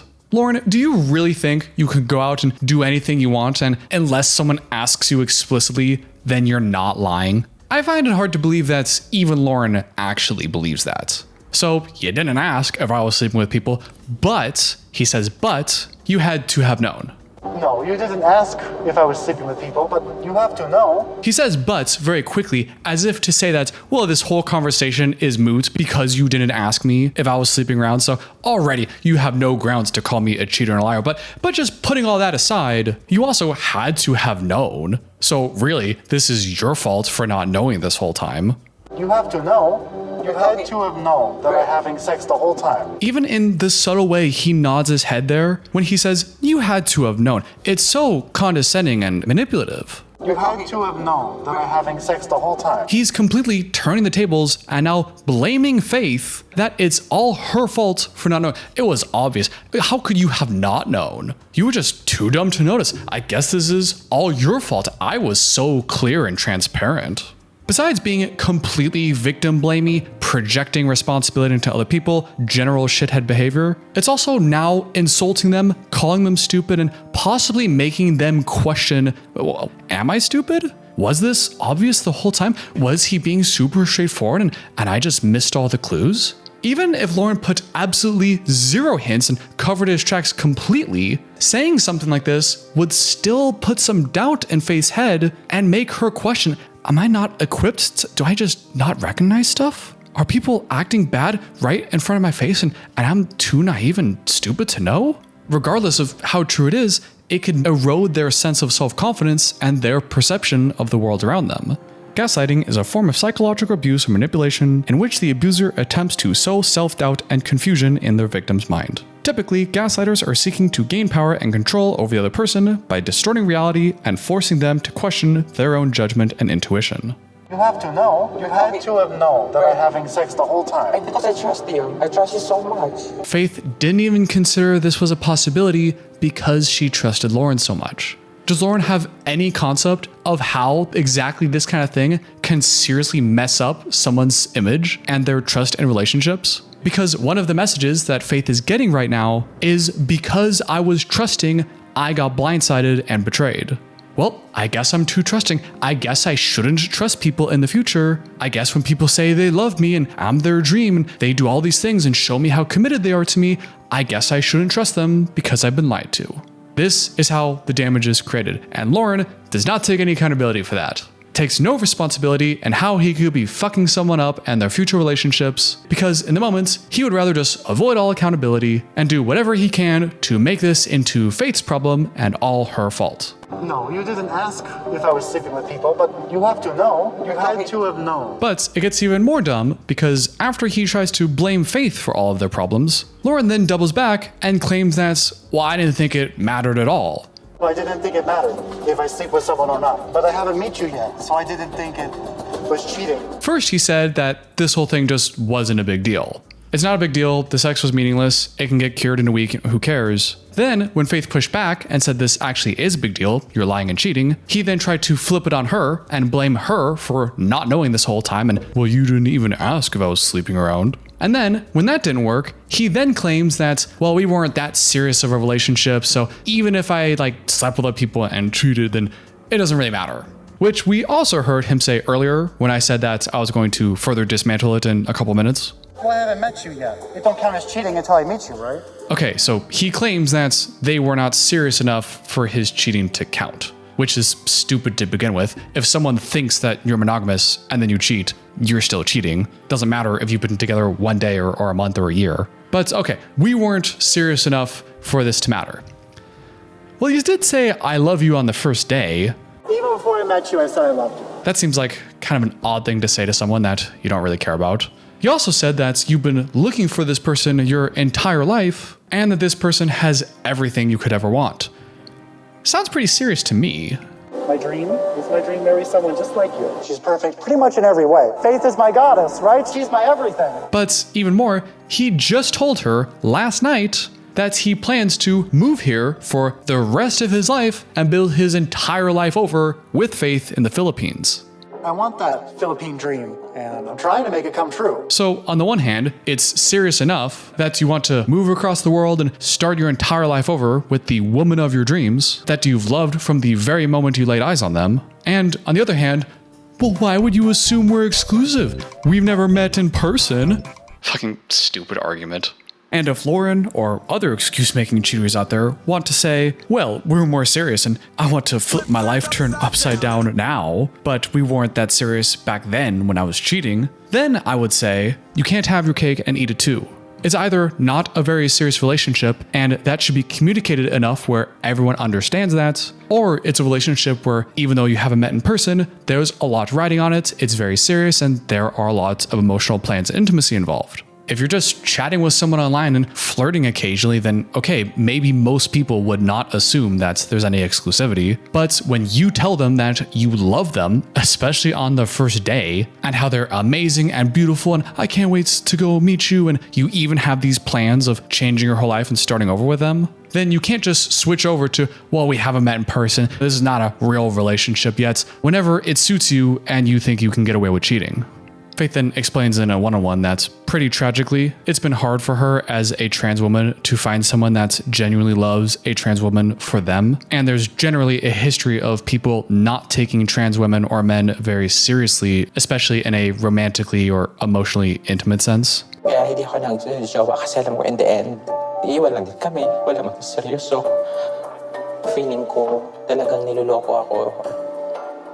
They get back to the hotel, they go up to Loren's room, when Faith just kind of drops Loren off at the door and doesn't want to come inside. You're gonna come all the way in or talk from there? I'm stay here.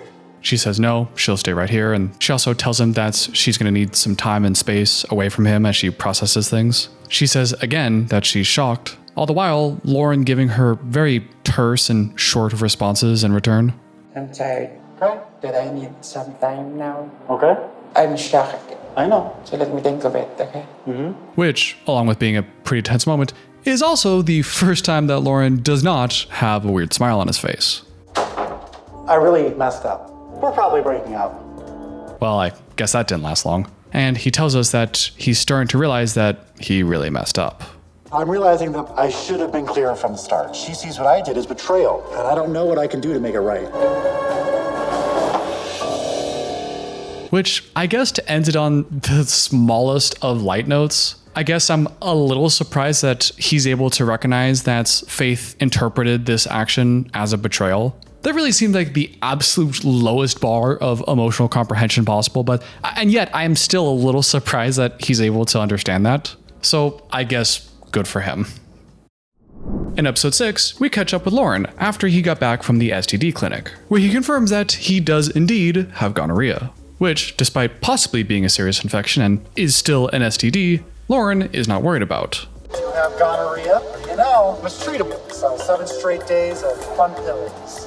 And while we're on the topic of venereal diseases, Loren demonstrates just how bad our sex education can be in this country by saying that he thought unprotected oral sex was a completely safe thing to do. I never thought that getting a from my friend was gonna give me gonorrhea. I really did not expect that to happen. But then seems to imply that he knows it could be a risky thing to do, but because the person he was interacting with gets tested frequently, then he must be fine.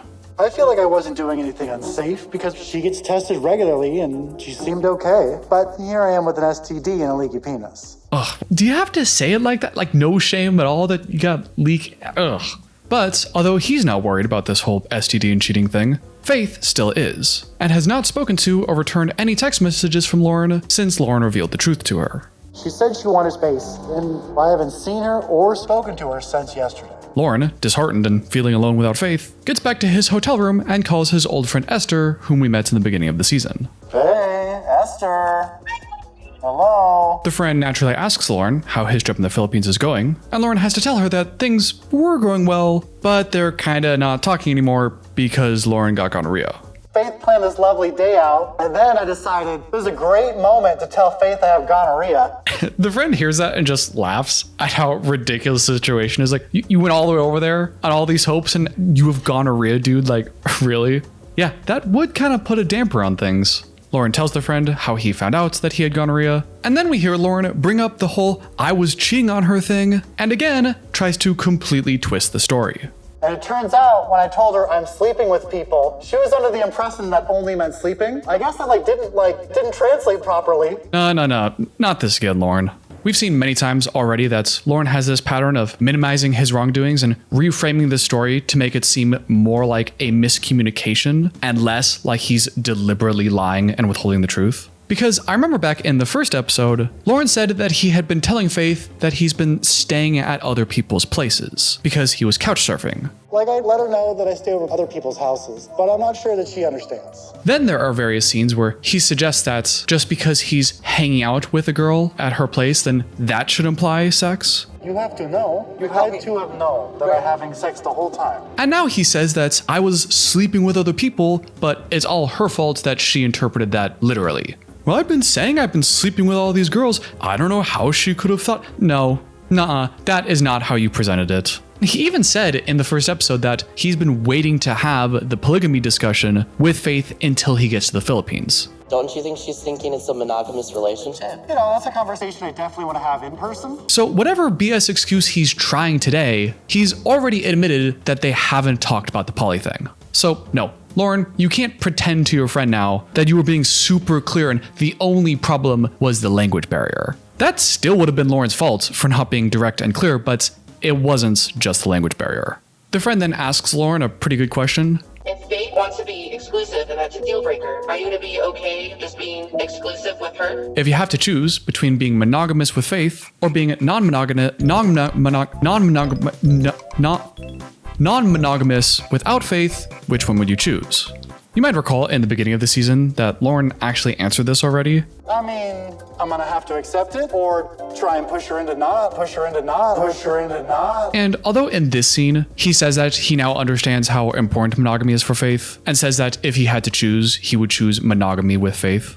I can tell that Faith sees monogamy as a very serious thing, and I don't want to lose her. But although he says that, it sounds like he doesn't really respect that position. Because, according to Loren, if you love each other enough and your relationship is strong, then sleeping around shouldn't be an issue for each other.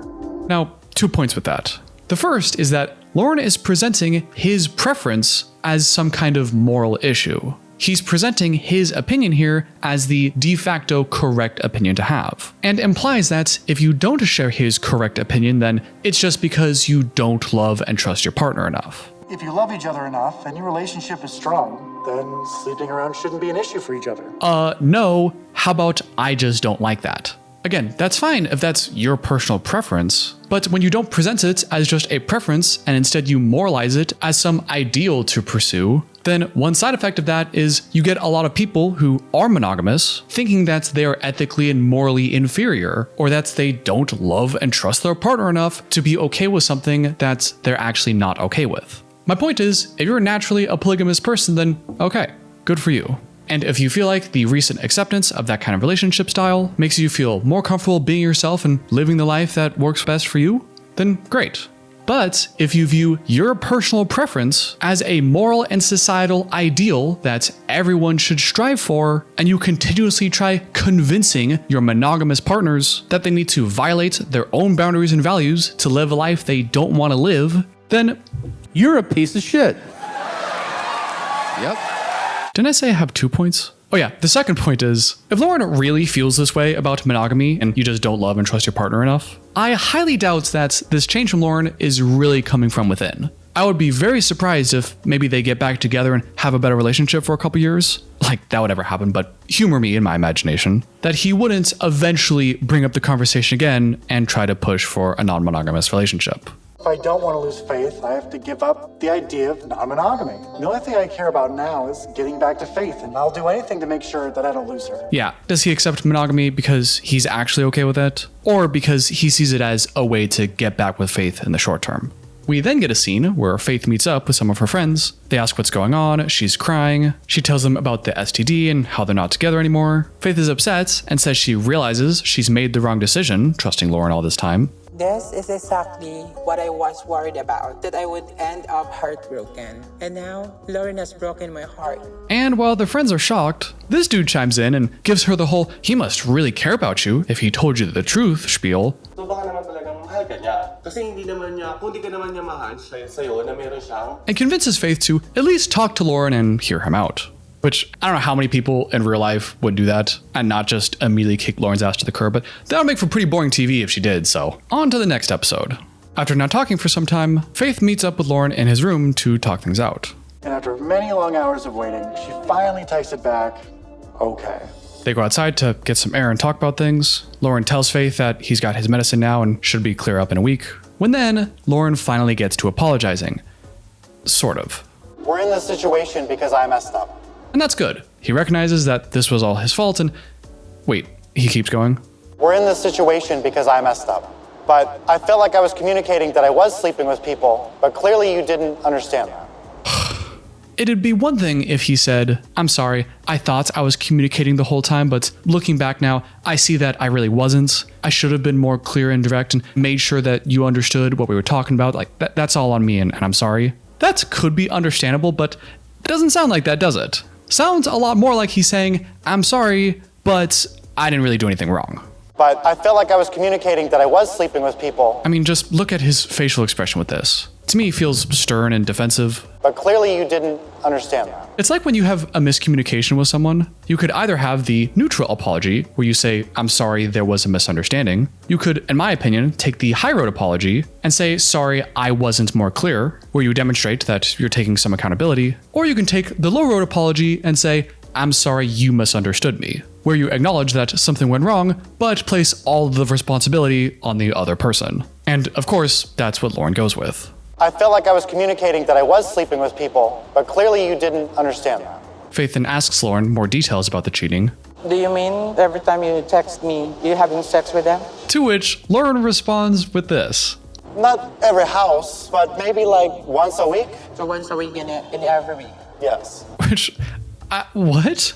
If Loren and Faith have been together for about 5 months, then that'd make 20 different occasions on average that Loren is getting action. How is a guy like Loren? You know what? Never mind. But I guess the bigger thing is that would be like 20-ish times that he's lying by omission to Faith. You would think that even if you thought you were being completely clear with this breadcrumb trail of information about the cheating, surely you'd think after the 3rd or 4th time that, oh man, I should really make sure she knows. You would think any kind of conscience would catch up to him and tell, like, she needs to know by now. But no, he's happy to keep doing his thing because he just doesn't believe in her values. Loren reiterates to Faith that he loves her and wants to be in a relationship with her. I'm not gonna sleep with anybody else. I'm not gonna look at anybody else. I'm sorry I cheated on you. Bro, what is that accent? I'm not gonna look at anybody else. I'm sorry I cheated on you. Faith says she's hurt. Loren says, I know. I'm very, very hurt.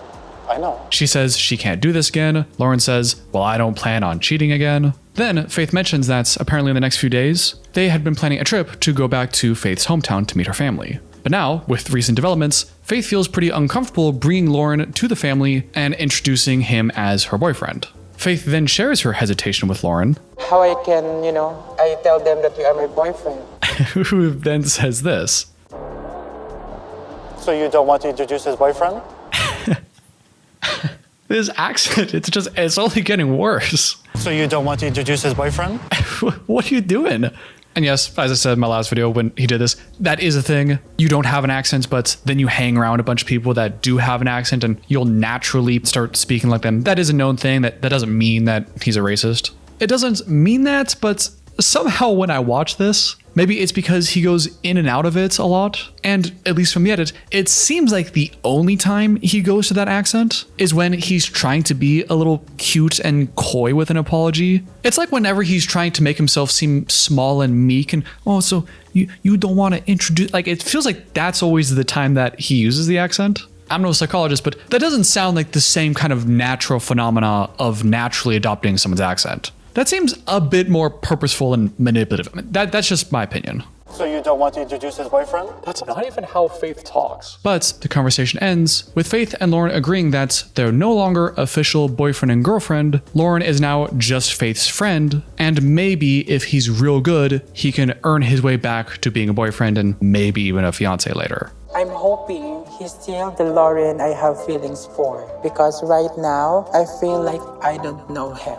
Again, I don't know how many people would take his ass back at this point, but I suppose they were in different countries. Maybe Faith can say that's, okay, this is your one mulligan. Now if you do it again, then you're really done. Maybe that's what she's thinking, but whatever the case, I'm just glad we get more Loren content. Episode 8 starts the next day, the day of their trip back to Faith's hometown, where Loren can finally meet the family. 2 days ago, I told her I had gonorrhea, and that's how she realized I was sleeping with other people. That's when she realized I was a cheater. No, it wasn't her responsibility. That's when you decided to finally come clean about your cheating. Again, Loren, it's not like she's been dumb this whole time and suddenly realized. No, you have been lying this whole time and finally decided to tell her. Just a matter of time before I go back into boyfriend zone so that I can find out if me and Faith are really going to be together forever. They're in the car, headed to her hometown, talking about the beaches. Loren tells Faith that she doesn't have to worry about gonorrhea being spread all over the beach. I mean, I don't think gonorrhea is going to spread on the beach. And tries reassuring Faith that his little situation down there is taken care of. No, it's not leaking anymore. Oh, okay. I think the pills is no leaking. It's good to go. No more sludge. No more sludge? I thought leaking was a bad term this whole time. You're talking about the sludge that leaks out? Like, why would you talk about something so casually? I don't know. That's mortifying to me. Why would you sludge? All right, we gotta get over this. They get on an airplane to fly back to the hometown. Faith tells us again in a one-on-one that right now they're just friends, and it's gonna take a lot from Loren to prove that he's worthy of regaining Faith's trust. He needs to regain my trust before I can consider a future with him. And I mention that, I think for the same reason that the show mentions that right now, because throughout the rest of this episode, we're gonna see just how Loren tries to go about regaining that trust. I'm going because I love my beautiful best friend, Faith. Right? For right now. Cringe. I guess Loren's strategy for escaping the friend zone is the same terrible strategy we see from guys all over the world. hoping that excessive flattery and performative chivalry will magically change their desired's mind. But for real, my heart goes out to all of you in the friend zone. You're better than that, work on yourself, go find someone who appreciates you. Unless you're Loren. Meanwhile, Faith is quite happy to have Loren in the friend zone, because now there's a lot less pressure on her of wondering if he likes me, do I have to dress a certain way? She now feels more freedom. They finally arrive in the city of Bye Bye, a place that is very aptly nicknamed the City of Beauty and Serenity.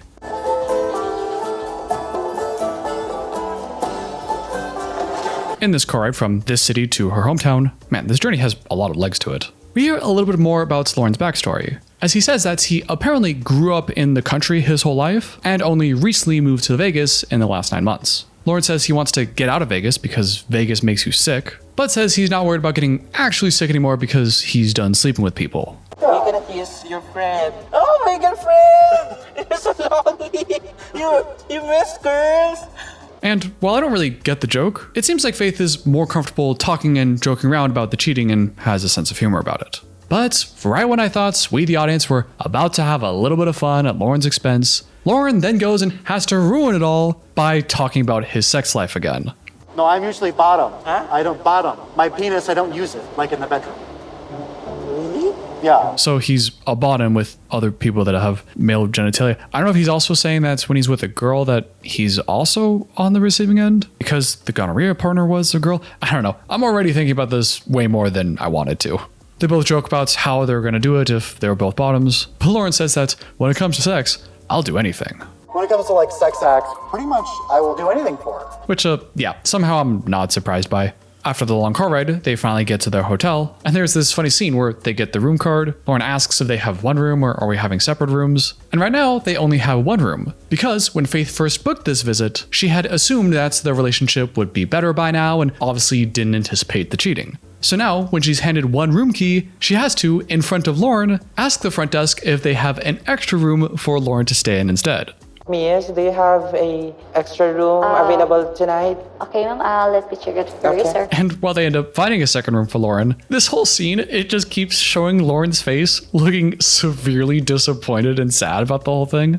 And I just can't help but feel a bit of schadenfreude. Because since the very beginning, Loren has been the one that's pushing them to be in the same room. He asked in the first episode, he said on multiple occasions that he wants to speed up the process and get to the physical part. But after 20 days, we have to have an idea, right? Right? That's how long we have, literally. You have 20 days. And now when they get to this hotel, he realizes that Faith had only booked one room, which doesn't mean they'd have sex, but he would obviously be very excited about that. But because of his own shitty actions, they then have to get the 2 rooms. So you just see the disappointments and the missed opportunity, like, oh man, like really, I could have had that. He looks so sad, and I'm like, good. Yeah, you see what you did, you asshole? You could have had the same room, but you had to go out and cheat. Like, it was kind of funny to watch. And Loren tells us all about his frustrations in a one-on-one. It is frustrating that even though I don't have a lot of money, I did pay for this trip to Leyte, and now she's booking 2 rooms. Not sure exactly what he means by that. Maybe he means that it's his credit card that's on file and is disappointed that he now has to pay for 2 rooms instead of 1. Maybe that's what he meant, but it also kind of sounds like he could be disappointed that he's investing money into this trip and is disappointed that he's not getting to share a room or have sex or something and feels entitled about it. And now she's booking 2 rooms, but I know she's still upset with me, and sleeping in separate rooms is how she's showing it. I don't think Faith wanting separate rooms is trying to teach Loren a lesson. He's wording it here as if Faith is doing the equivalent of telling him to sleep on the couch, as if it's some sort of punishment for his behavior designed to teach him a lesson. But I think it's a lot more likely that she's just uncomfortable with Loren because of the cheating, and this is her boundaries, that she doesn't want to share a room with him. But if Loren really did see this as some kind of punishment towards him, that would tell us a lot about how he sees things. People are always very indirect with what they mean, like me and the cheating. Everything is ultimately about me, and might be further evidence that he doesn't seem to understand when other people have boundaries. Oh, you have a big room. You won't even know I'm here. Yeah, but I'm not comfortable for now. See what I mean? Yeah, the room's so big, we could easily be in the same room and I wouldn't even bother you. It's subtle, but that's still a pushy behavior from Loren. And Loren especially doesn't like having separate rooms because it slows down the relationship process. But at the end of the day, sleeping in separate rooms slows down the relationship process, the partner building process. And the one thing we don't have is time. Of course, that always could have been edited in to make it seem a certain way, but otherwise, that would be such a sleazy move from Loren. You get caught cheating with an STD red-handed, your partner doesn't trust you anymore, doesn't even know if they know you anymore, and then when they naturally want separate rooms from you, for him to then twist it and say, well, she's really slowing down the relationship process, the partner building process, and we don't have a lot of time to build our partnership. That just sounds so manipulative. Because when you say the partner building process, you're making it sound very innocent. You're making it sound like this is the important thing. I'm trying to build our trust and love and you cheated, and now she's responding to your cheating by having a boundary. And it would be so wacky and backwards for him to then make it seem as if she's the one getting in the way of that process. Well, I may have cheated and broke her trust, but she's not letting us build our connection and we're running out of time. Nah, man, that's on you. Again, maybe I'm nitpicking his words here, but it just feels that way. We've seen this pattern with him. The next day, Loren heads to Faith's room to see her before the two of them go on the next leg of their journey, when Loren immediately puts his stuff down and starts making her bed in a hotel, which seems pretty unnecessary, and even Faith is wondering, why are you thoroughly making a bed right now? What is you doing? What do you mean, what am I doing? Making a bed. And you remember earlier in the video when I said we'd see excessive flattery and performative chivalry to win Faith's heart back? Well, making a bed. You said actions speak louder than words. So, making a bed, that's a first step. Cringe. How to win back the trust of a partner you've cheated on 101. Step 1, make the bed for them. Step 2, hold open the door. Pull out the chair for them. Really demonstrate to them that you're a changed person who understands how you wronged them and are committed to becoming a better person and working on your issues. By making a bed for them. They hop in a taxi for what must be the 6th leg of this journey at this point, where the two of them are headed to a private island for some nice romantic alone time to build their connection and trust a little bit more before going and meeting Faith's family. So I guess this is why Loren only has $46 left? And it's in this taxi where we learn even more uncomfortable information about Loren. Faith asks Loren if he has a razor because she wants to freshen up a little bit and look a little more ladylike, because right now she's not taking any hormones. And then we're graced with more sexual opinions from Loren. He tells us that he can't always tell whether his trans partner is on hormones, but I prefer my sex partners have female penises, which only can happen when you take hormones.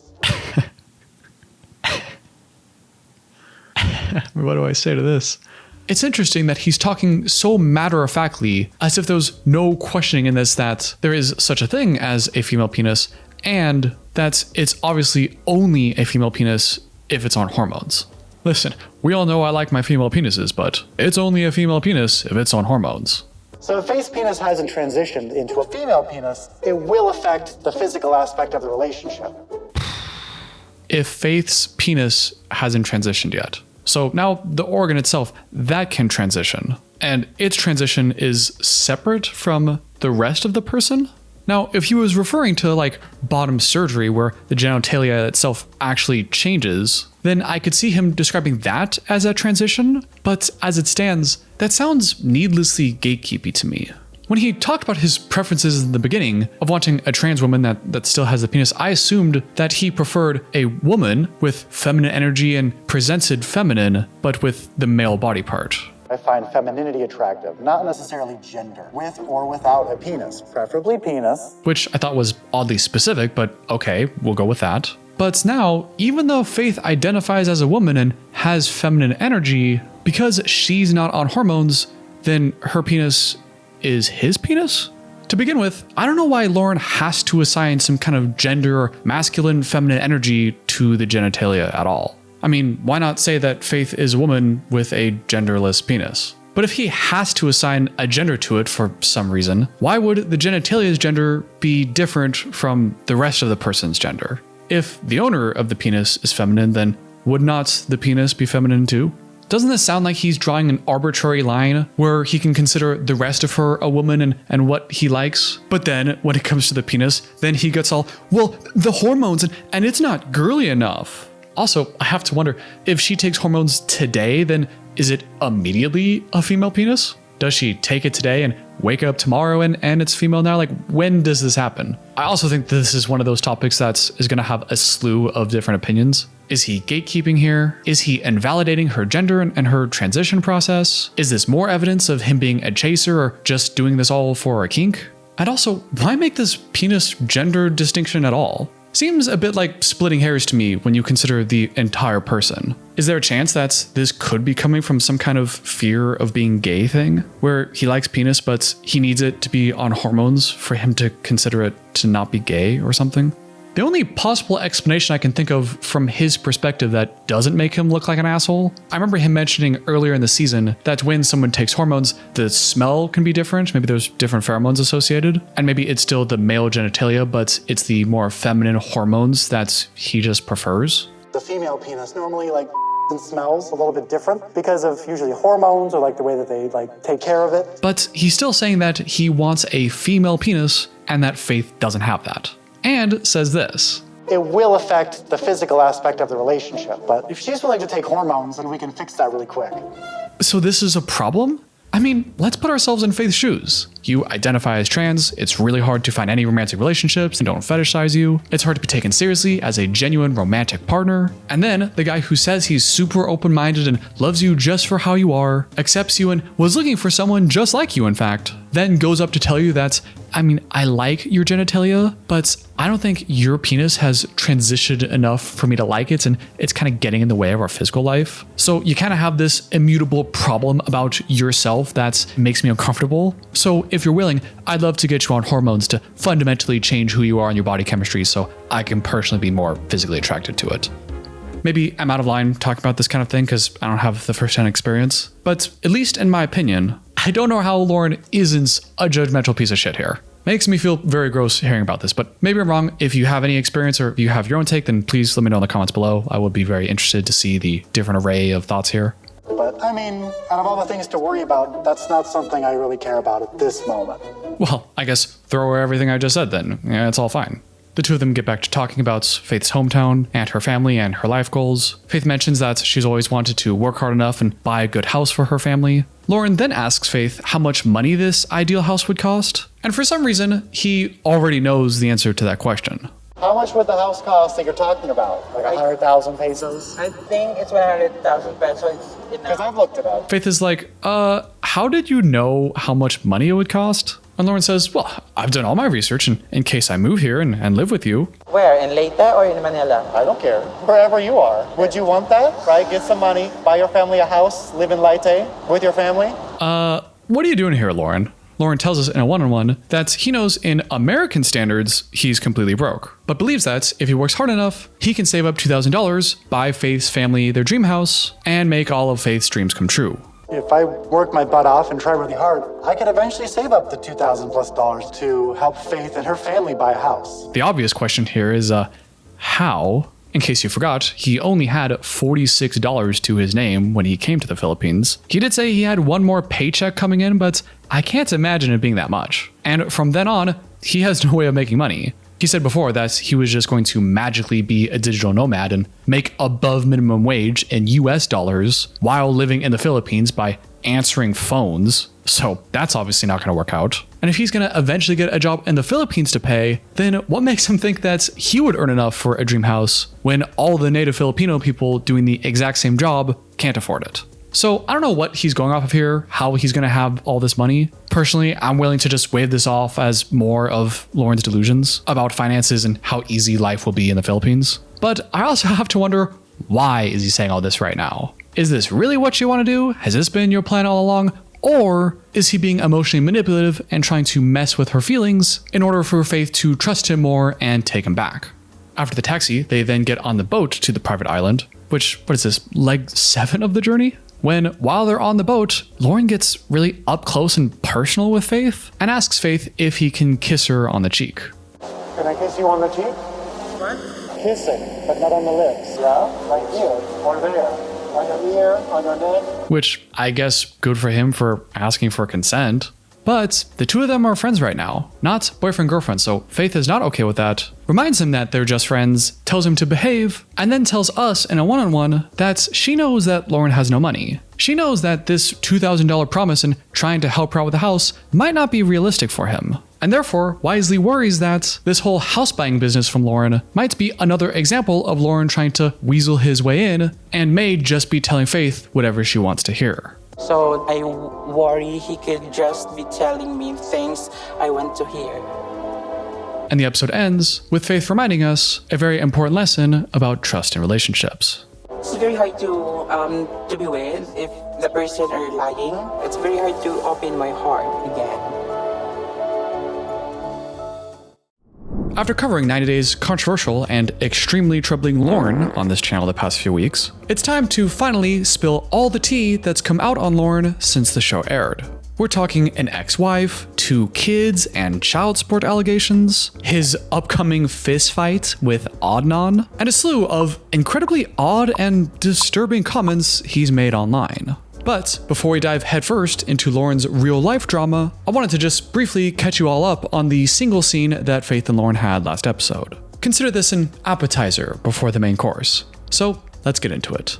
The episode starts with Faith and Loren having finally arrived at their private island destination to enjoy a day in the water and spend some quality time together before they go and meet Faith's family. They get out of the water, Faith goes to put some lotion on, when Loren interrupts and offers to put on her sunscreen for her. Why don't I do that? Ryan, I do things for you all day, every day, forever. Which, maybe for anyone else, I wouldn't think twice about that comment. But knowing Loren's MO and knowing that he's in this place right now with Faith where he's trying to win back Faith's trust, just kind of looks like another example of him trying to make the hotel bed for her, hoping that brute force chivalry will somehow convince Faith to forgive him. And then we get to learn a bit of Faith's backstory.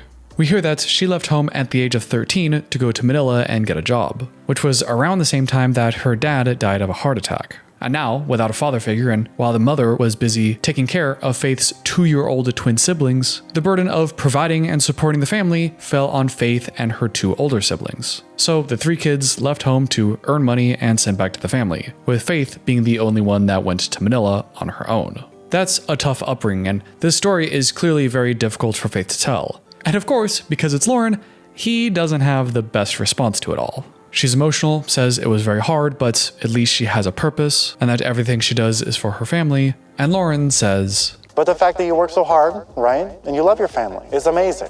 It's a great thing about you. I love it. Which is all great things to say, but something about his delivery here just doesn't feel very authentic to me. Kind of sounds like he's just saying all the things he's supposed to say to buy time and then go, but, and then tell us what he actually wants to say. So anyway, he does that.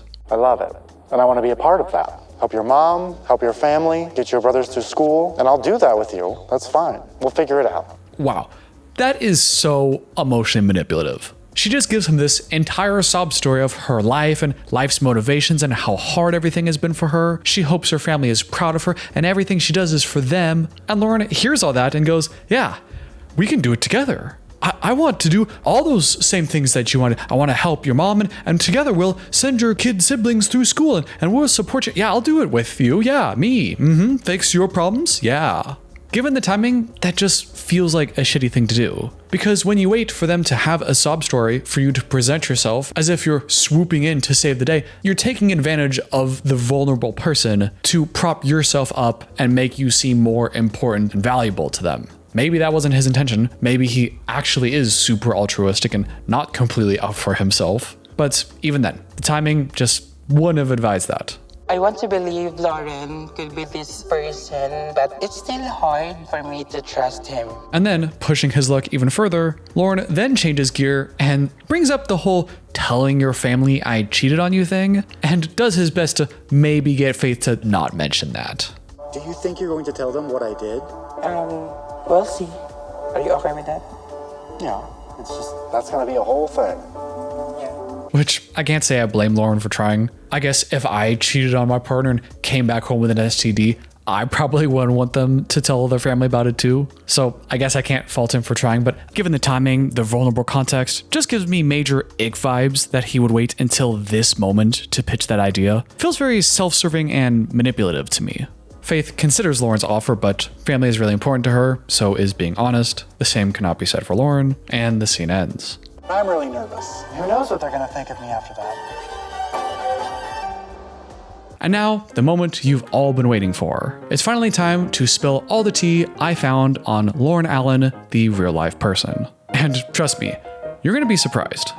So the first thing I'll mention is there is a lot of Loren information out there on the internet. Loren is very active on social media, whether it be his Reddit account or his Facebook and Instagram accounts that he frequently goes live on to all of his fans. There's a lot of stuff, and it would be impossible to encapsulate every weird, crazy thing that he said in a single video. But we gotta start somewhere, and I thought the best place would start to be with the AMA he did on Reddit.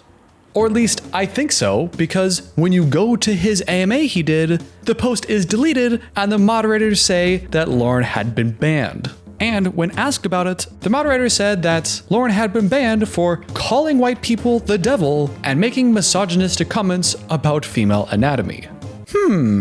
Interesting. Let's put a pin in that for now. But while the original post was deleted and several of Loren's comments, many of his original comments still remain. In fact, his account is still active and you could go on his account and search through all of the comments that he's made on public. And because I'm making a video for you all, that's exactly what I did. Chapter 1, the ex-wife. The first thing you'll notice if you go through his profile or check out this AMA is that he talks a lot about how much he hates his ex-wife. My ex-wife is a lazy, dirty glutton who steals from the government. My exes hate my kids and my ex-wife hates me, says I'm bad. If I find a famee willing to adopt us, maybe I'll get custody from my succubus ex-wife. When called out for not wanting to get a higher paying job to support his kids, Loren defended himself by saying, "It's almost like you were there when she made a choice to get pregnant for money," insinuating that the then 16-year-old girl chose to get pregnant with Loren for a lifetime of free money. Okay, so he hates his ex-wife and seems to blame her for a lot of his financial problems. So what's the deal with the ex-wife anyway?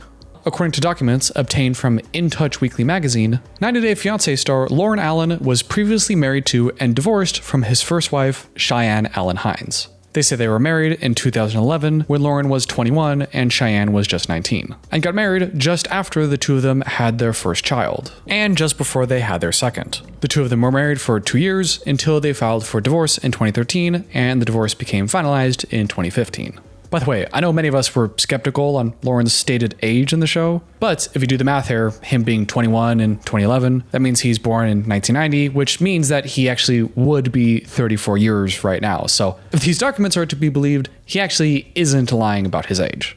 Another aspect of their divorce was the custody battle that they had, where the ex-wife, Cheyenne, was granted primary custody, and while Loren was ordered to pay child support. During the messy divorce process, they also sought temporary restraining orders from each other, designed to prevent either party from transferring, removing, or damaging any property, and to restrict changes to insurance policies without mutual consent. Sounds boring, but the restraining orders highlighted the intense and contentious nature of their split, with Cheyenne also alleging that Loren's behavior amounted to willful abandonment of his two children. So now, when you read through Loren's Reddit comments and you see that half of them are disparaging comments about his bitch ex-wife trying to steal all of his money, we now understand why. Chapter 2, Loren's kids.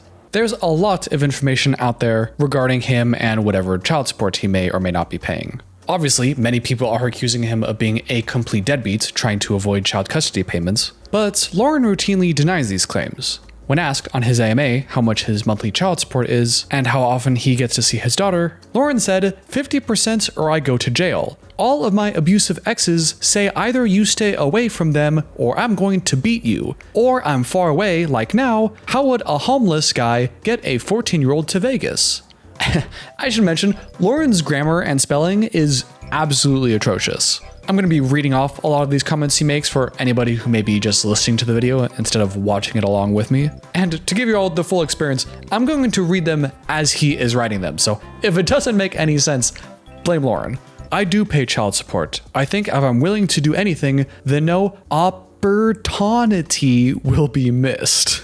Is that why your wife is evil? For making you earn money to support your child? He's gotten into several different paragraph-long debates with people who I'm no expert, but seem to know a lot more about child support than he does. And it seems like all of these people point out that he's actually getting away with paying the absolute bare minimum, and he's lucky that he doesn't have to pay more. But a lot of Loren's responses to these points kind of boil down to, I don't call anyone, I just get emails. I have no idea what she does. I just go to work and sleep. You should ask her. I've never been to court or talked to a lawyer. When I got divorced, they said I owed $80,000 day one. So I tried to pay in person. They said no. Then I tried to pay online. They said no. I tried over the phone. Still no. Finally, they just stole it from my check. I feel like I should be reading a bedtime story like this. Being alone and paying child support hard, but I've got big goals, like an enclosed trailer that can fit a bed. He even at one point shared a receipt of his specific child support payments with his full name and case number right there, which obviously I'm gonna blur out, but he didn't. And while it seemed like he did this as proof that he does pay, it also kind of suggests that he's behind on his payments and is in some financial trouble. And I mention all this partially to give some context, but also because there's another big theory that may say a lot about Loren and his values. Loren's mentioned on at least 2 separate occasions that he comes from a rich family, saying that his evil ex-wife won't accept their help and is only after his money in particular. Now, obviously, I can't verify this. At least in my search, I didn't find any other corroborating evidence of him coming from a wealthy family at all. It certainly would surprise me, given everything else we know about him. But keeping that in mind that he's claiming he's coming from a rich family, and there's a popular theory out there that Loren might purposely be working very dead-end jobs or possibly being paid under the table to avoid having to pay any significant amount of child support. And, as the logic goes, if he does come from a rich family, maybe getting some kind of bailout money from them so that he doesn't actually have to get more income, which would then be sent to the kids in child support payments. Now, I want to be clear that there's no way we could know this. Personally, I don't assess him to be someone that is capable of getting higher paying jobs. But he has been noted multiple times from people that watch his Instagram lives that he could be interpreted as bragging about doing exactly that. On his Instagram lives, he brags about avoiding child support payments and is insinuating that he is living a homeless lifestyle strictly in order to evade having to pay. He is not interested in his kids at all. In his Instagram live, he claims that he wants to help people and then talks spitefully about his ex-wife, who wanted to take all of his money and insists that he sees his children. Again, for legal reasons, I have to say that I cannot verify that. I'm just reporting a theory that I read on celebsvulture.com. Chapter 3. Hating the West.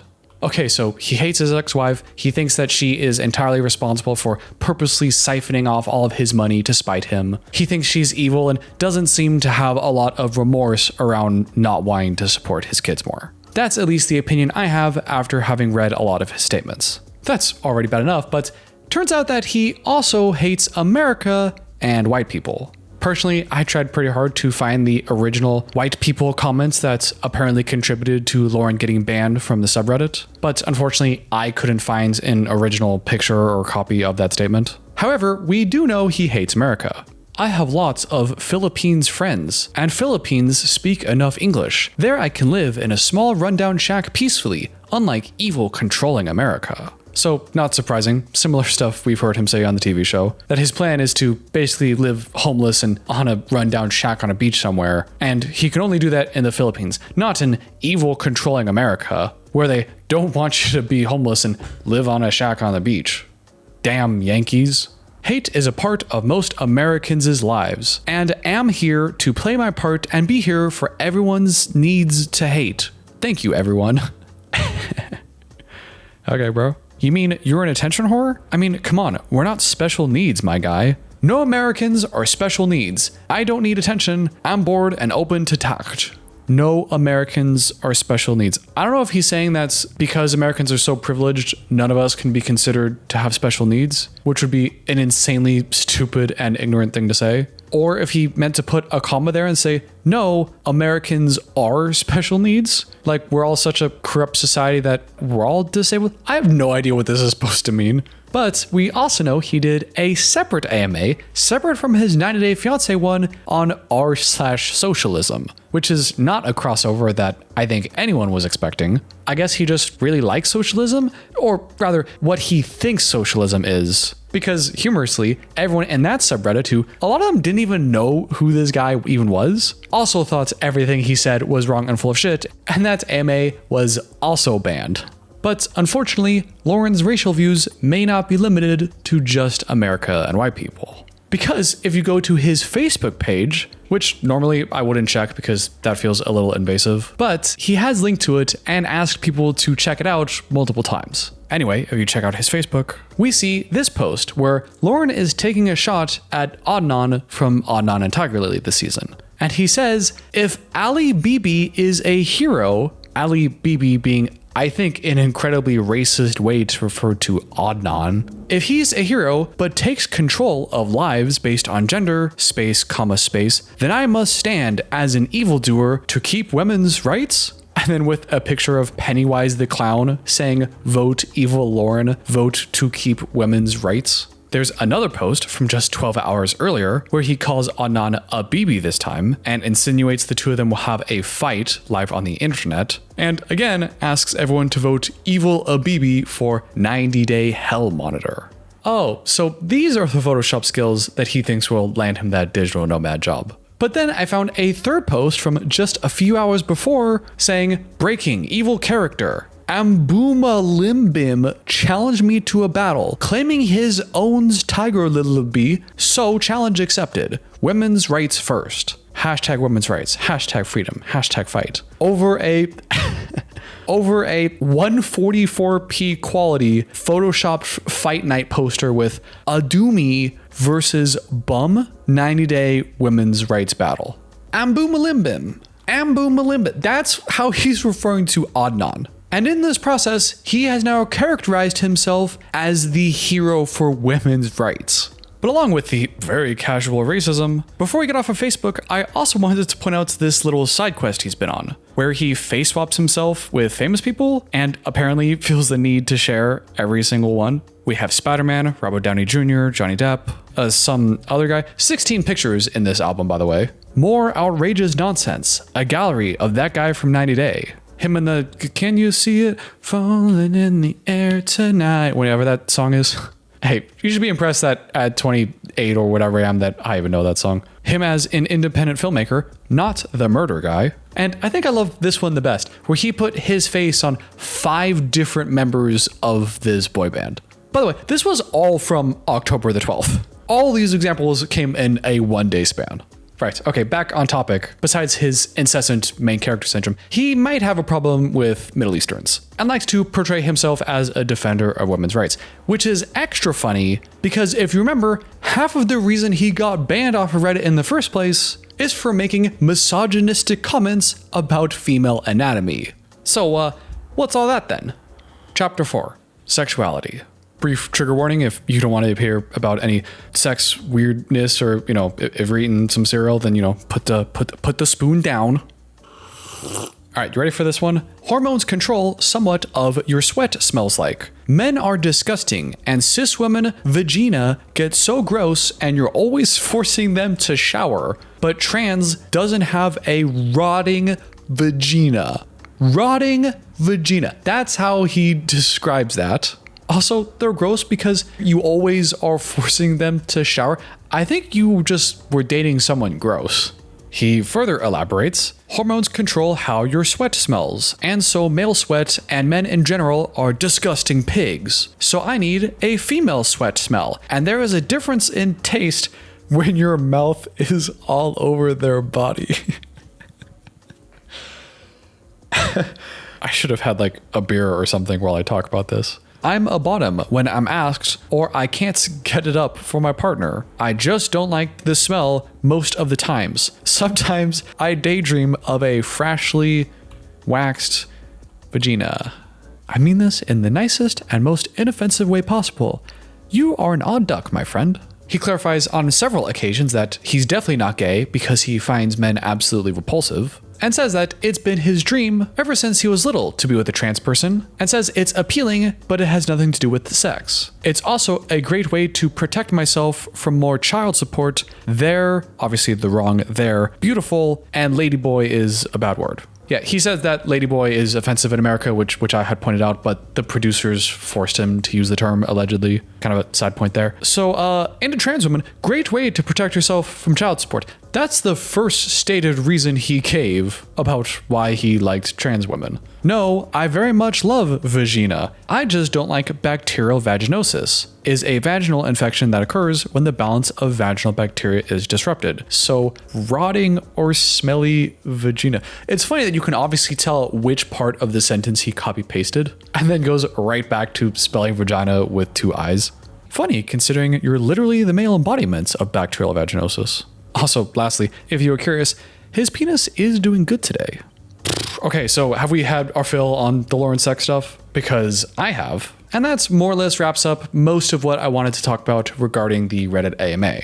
Although he then started DMing people after the AMA was banned to continue his conversations. It's more or less the same stuff with him. Bad grammar, blaming America. He sent this person his entire terribly spelled resume for seemingly no reason. I won't be getting into these receipts, but just wanted to mention it.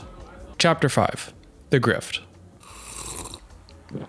You know, I just realized I'm literally drinking tea as I'm spilling the tea today. I had no idea. After seeing everything so far, I have to ask, why? Why is he doing all this? Why go post all over Reddit and Facebook and go on these Instagram lives and seek all this attention? Why post your direct phone number on your Reddit accounts and frequently in the comments asking people to interact and call you? Why post where you work and your time schedule, I'm obviously not going to show any of this, in the comments to let everyone in the world know where you're going to be at all times? Why ask for all of this attention? Well, I think a lot of it is just him not being very smart and wanting attention. But besides that, he does have 2 clear grifts going. And the first is, of course, e-begging for donations on his GoFundMe.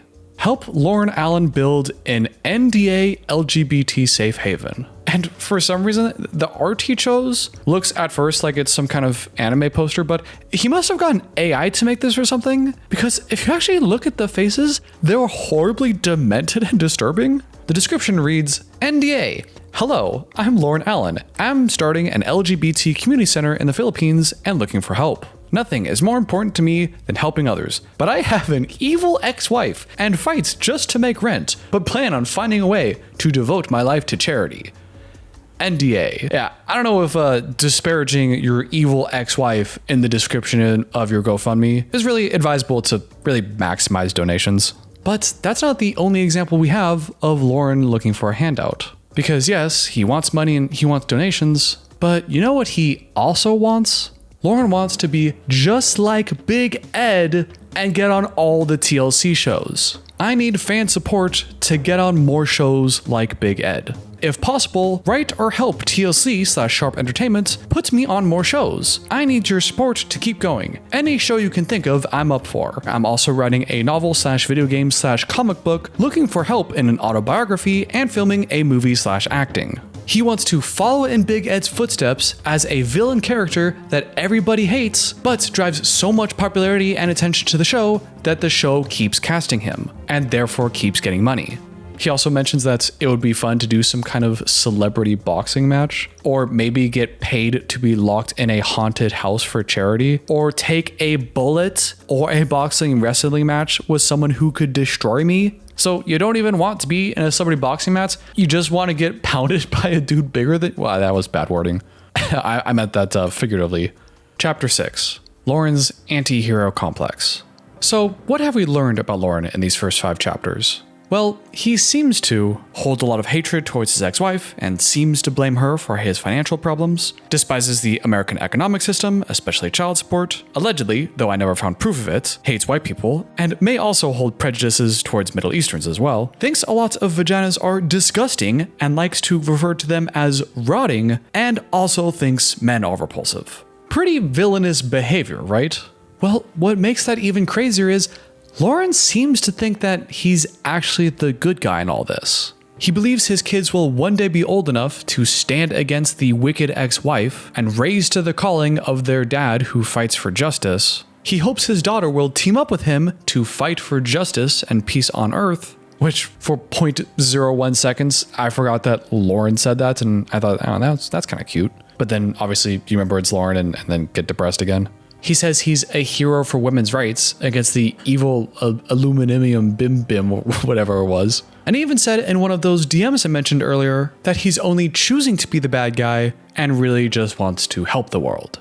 He even seems to brag about how much of a subordinate he is, saying, "I live my life as a subordinate to those around me. My ex-wife just abused that feature." Which is pretty pathetic. I don't know who needs to hear this, but just because you have some personal issue that makes you have to be subordinate to other people doesn't automatically make you a more moral person. In my experience, the vast majority of the time that someone talks like that, they really just have their own issues and is not a sign that they care or have more empathy than other people. But regardless, Loren clearly has a bit of a hero complex and sees himself as an angel. And this is where it gets really interesting to me. Because although he sees himself as an angel, he also sees all the hate he's getting online. And it seems like he tries to rationalize all that disdain towards him by saying that he's just pretending to be the villain on purpose. I'd much rather be an evil, disgusting villain, because if I'm evil, then that means someone else isn't, right? As if to say that because he's the villain, then everyone else gets to be a hero, and he's such a saint that he's gonna take that burden for everyone else. Loren, if you would just own up to being a complete ass and work on yourself, nobody would hate you. Doubling down is not the way to go. To that, Loren says, "I need to be hated, lol. I don't mind because everyone knows me in person knows the truth. I don't work on myself. I don't really want a life like that. Yeah, I don't want a life like that where I have to work on myself and be a better person." And like we saw in that DM from earlier, I am choosing to be the bad guy, but I really do just want to help the world. He also even has his own hate subreddit that he made, 90-Day Loren Hate, where he's the only moderator. He seems to view himself as some sort of misunderstood anti-hero, someone willing to do all the terrible things for the greater good. I don't know what this greater good is.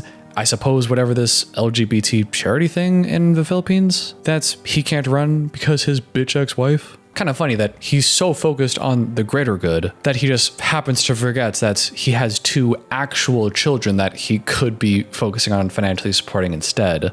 Regardless, that's the image he seems to be portraying of himself. And as delusional as that clearly is, I think Loren actually believes that. Chapter 7. So who is Loren? Loren has said explicitly that he's trying to play a villain role, as if to make us question the authenticity of the Loren character that we see on the show. But personally, after seeing all this stuff online, I don't think that's true. I think that Loren went into the show being his normal, everyday, delusional, absurd, creepy self, thinking as he does now that he's actually a great guy. And then, when the internet hates on him and calls him a villain, only then does he reframe himself as a martyr all along. And although he's taken ownership of the villain title, I think he's just being himself and honest and candid, and it just so happens to be that that's a creepy weirdo. He's absurd, arrogant, selfish, obviously completely delusional, and likely has a room temperature IQ. And even if his plan all along was to just go on a show and make some money, I still can't help but think when I watch the scenes with Loren in the TV show that that's Loren. That doesn't feel to me like a character, and it doesn't feel asynchronous from the person that we seem to see online. Chapter 8. Loren the Lolcow. And ultimately, in my final analysis, after looking through all of the Loren content I could stomach, which, you're welcome by the way, this was not how I wanted to spend my day. My final analysis is this. Loren has said in so many words that he would like to follow in Big Ed's footsteps. Be a controversial, hated character that is so good at stirring up drama and attention that the show just has to keep casting him. But unfortunately, I don't think Loren could ever be that.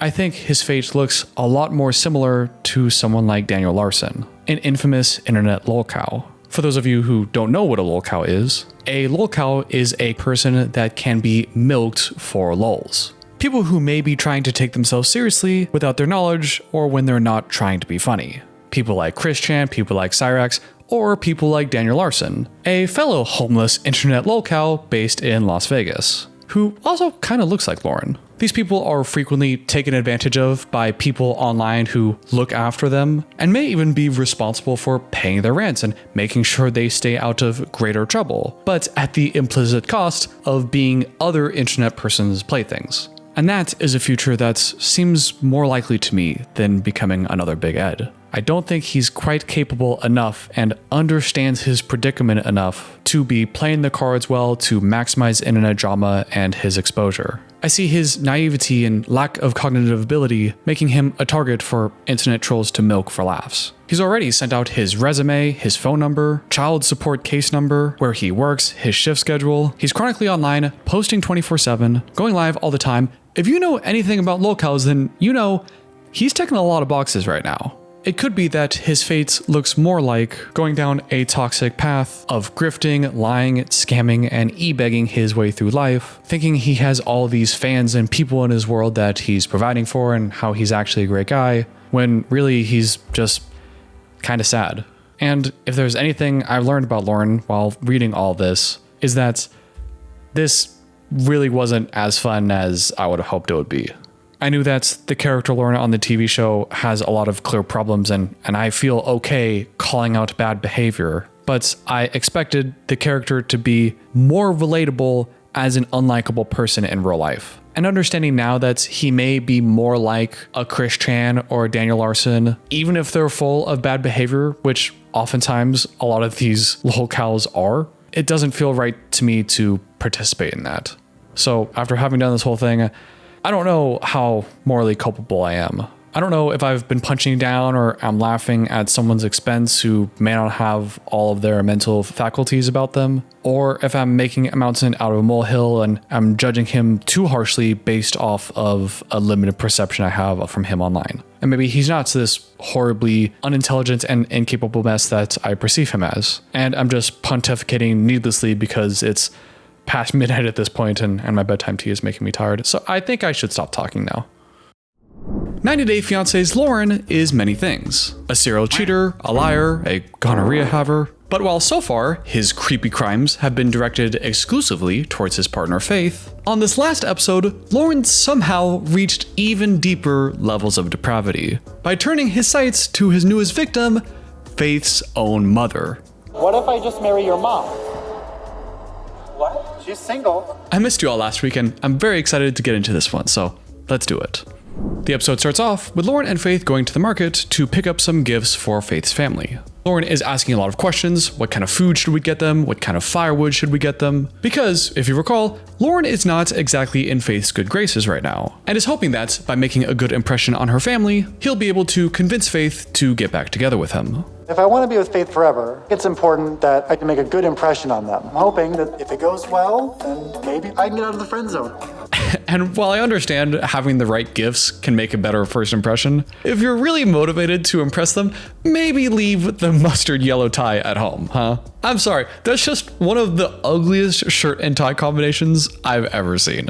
The two of them walk to the family's house. Faith reminds us that this is a really big deal for her. She highly values the opinion of her family and reminds us that she's never brought a man home before. So this is a pretty big deal for Faith. And then the two of them finally arrive at the house to meet the family. We see the sister, the brother, Faith's mom. We see Loren standing there awkwardly, Faith's other brother, and Faith's other sister, who we learn also identifies as trans. Apparently, this older sister started her transition process long before Faith ever considered it, but because Faith was able to see someone, some kind of role model, start to wear makeup and begin their transition process, that helped Faith herself feel less scared and intimidated by the whole process and encouraged her to do the same. I see my trans sister wearing makeup, looks like a girl, so it makes me confident to be myself. Which might sound like just a side detail, but it actually does come up later. Anyway, after the initial greetings, the two of them head inside, and finally, the family gets to meet Loren. And it actually doesn't go too bad at first.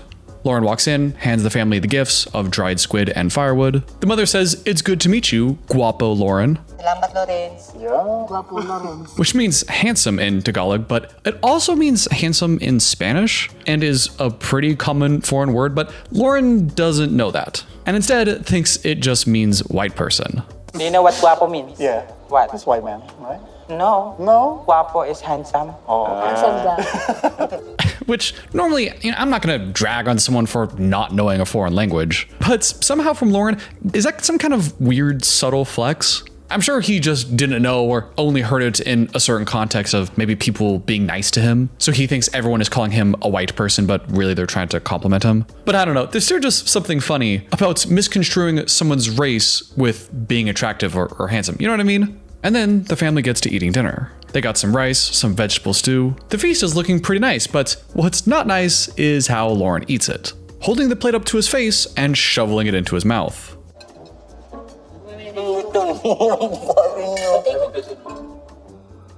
This is how he's gonna eat Filipino food? What was that whole Olympic triathlon scene of him in the bathroom and eating Filipino shrimp? What was that all about? You're gonna make a shrimp sauna out of someone's bathroom and make them lose their security deposit, and you're not even gonna learn how to not eat like an animal? Loren tells us in a one-on-one that he wasn't a huge fan of the veggie stew, says that he would have made it a little differently, and just thinks there's something a little Filipino-y missing from the dish. I feel like it was missing like a little something.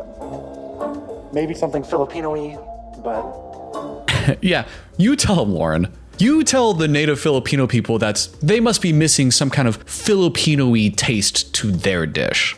I don't know, Loren, you think maybe the normal everyday food that actual Filipino people eat might be a little bit different than the Filipino restaurants you've had in America? If you just didn't like it, that'd be one thing, but to say that it's missing something Filipino-y? I mean, how arrogant can you get? But after some food and some chit-chat, the family finally asks Faith about their relationship status. And Faith tells them that the two of them are just friends. Sa inyo status? For friends. Yeah.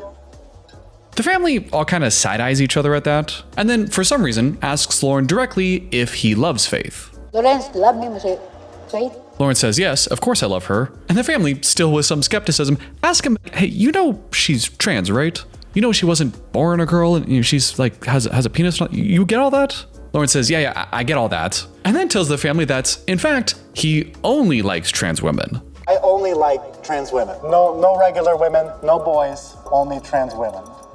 No regular women, no boys, only trans women. Again, I suppose his specificity is accurate, but just like with so many things with Loren, hearing him voice that out loud and something about his delivery just feels very fetishizing to me. Faith tells us that from an early age, her mother had always warned against Faith ever having a boyfriend, because it's very difficult to find someone that is legitimately interested in an honest romantic relationship with a trans woman and not interested in using them or disrespecting them. My family wants to make sure his intentions are good.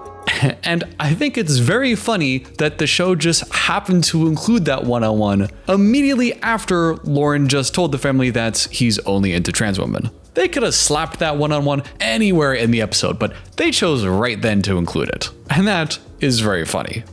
The family then asks Loren if he loves Faith as a potential wife someday, and Loren answers, she has to say yes. Which is kind of a weird way to answer that. But the older sister voices her support and says that for her, it's a yes. For me, it's yes.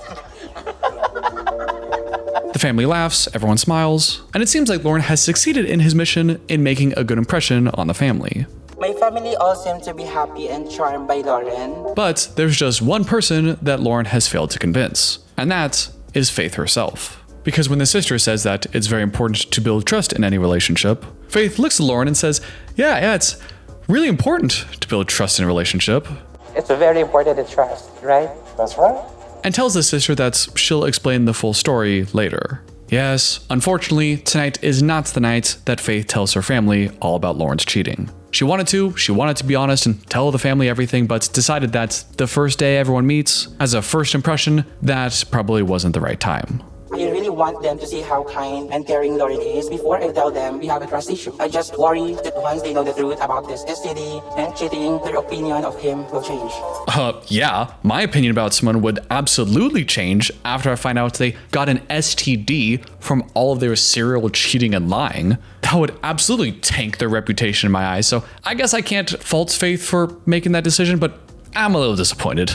I want to see the fireworks. I want to see everyone gang up on Loren and realize just how much of a creep he is. But although my wish isn't realized in that scene, the tea does indeed come. The next scene we get starts off with another incredibly creepy shot of Loren and Faith. I swear, is this guy doing it on purpose at this point? Is he just incapable of not looking like he wears people's skin on the weekends? Anyway, this scene starts off with Loren eating alone with the producers while Faith is hanging out with her sisters, presumably telling them all the truth about Loren's serial cheating.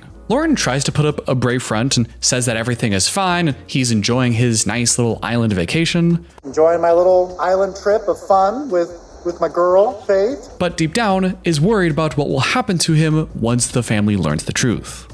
I'm trying to be hopeful and positive, but I'm sure when she talks to her sister, she's gonna tell them that I was sleeping with other women and got gonorrhea. Again, why does he have to act all cute when he says that? She's gonna tell them the truth about my cheating and my gonorrhea. His attitude just feels very inappropriate and dismissive of Faith's feelings. And the way he presents himself makes it seem like he has absolutely no remorse over what he did and how it impacts Faith's feelings, and at least to me, seems entirely concerned with how this impacts his reputation and his ultimate plans of moving to the Philippines. Doesn't seem like Faith or her feelings is a very high priority the way he talks about it. Meanwhile, on the other side of town, Faith meets up with her sisters to tell them the truth about Loren's cheating. They all sit down and the sisters immediately ask, hey, you guys were in a relationship. You met on a dating site, but now you told us that you're just friends. So what happened? When Faith tells them, with a lot of hesitation, finally reveals to the sisters that Loren has the illness of the whores.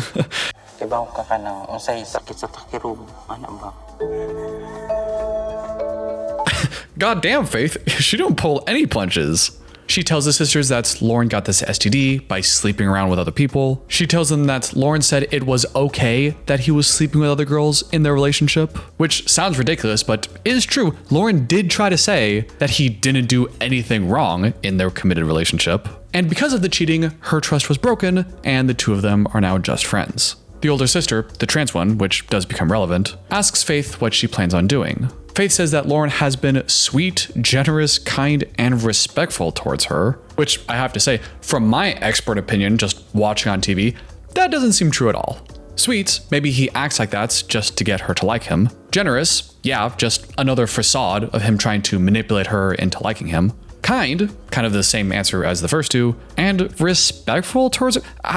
In what world is Loren respectful towards Faith? I've never once heard him apologize or take any accountability for his actions. He tried defending his cheating and then tried blaming Faith, saying that she must have known this whole time and that it's on her for not knowing that he was cheating this whole time. You have to know. You had to have known that I'm having sex the whole time. He never took accountability and at every step of the way just threw Faith's feelings aside to defend himself, make him look good, and put on this fake, stupid, chivalrous persona just to win her over. Not very respectful of her feelings at all, in my opinion.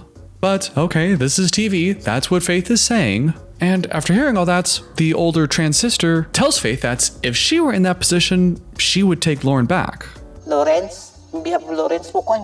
The younger, non-trans sister says that she would need some more time to think about it. But the older sister basically shushes her and says, well, yeah, you don't get it because you're not gay. You don't get it because you're not trans. And as a trans woman, this sister explains just how hard it is to find a guy at all. She says nobody ever takes her seriously. And the fact that you see kindness and generosity and all these positive aspects to Loren, and the fact that he traveled all the way to the Philippines from America, he just must be a redeemable person. He must be super into you. It couldn't possibly be that he's a homosexual looking to start his own life in a foreign country, hoping to mooch off of the local population, framing his whole motivation as some sort of love quest. That can't be happening. And the sister clarifies that, of course, she would also have second thoughts after learning about all the cheating, but ultimately, she would still accept him. And although I personally disagree entirely with the sister's judgment and rationale here, my heart does go out to the sister here. Because ultimately, I think the argument that she's making is she's desperate. It's incredibly hard to date anybody as a trans person, and you're stuck with such the bottom of the barrel kind of people sometimes that the fact that you can find somebody willing to commit to you at all and has any redeemable qualities, then you gotta go with it. Yeah, he might be a cheater, but that's the best we can do. And she even reminds Faith at the end of all this that, remember, we're not girls. Dili beta girl, remember? But while I can understand the sister's motivation, where she's coming from here, it does seem like she's projecting some of her own desperation onto Faith, and assumes Faith is in an equally desperate situation to hers. But luckily, Faith disagrees and reminds his sister that just because we're not women doesn't mean we don't deserve to be loved. And as the episode ends, Faith tells us in a one-on-one that she doesn't want to settle for a cheater just because she's trans. I understand what Bea is saying, but I still want to be respected, and I don't want to settle with someone who cheats just because I am trans. Yes, we love it. Good job, Faith. Yes. Win for the team. Episode 13 starts the next day, with Faith and Loren getting some food to talk about their future plans together. And this is where things take a wild left turn. The two of them grab some grub, this time chicken intestine, which I haven't had, but kind of looks like Chinese barbecue squid, which I love. So seeing that, maybe it's gross, but it's, I don't know, it's getting me hungry. Tastes like Filipino goodness, and it's pretty good. Oh, well, thank God Loren thinks this food is Filipino enough. And Loren finally asks Faith how last night's meeting with her sister went. Faith tells Loren that actually her sister quite likes Loren, but Faith herself is still worried about being heartbroken. What if you cheat on me again and sleeping other girls? You must answer me straight. When Loren interrupts to reassure her by saying that he would never cheat on her again and that whole Vegas thing was just a miscommunication. When I was in Vegas, I know we have a miscommunication on that one, big time.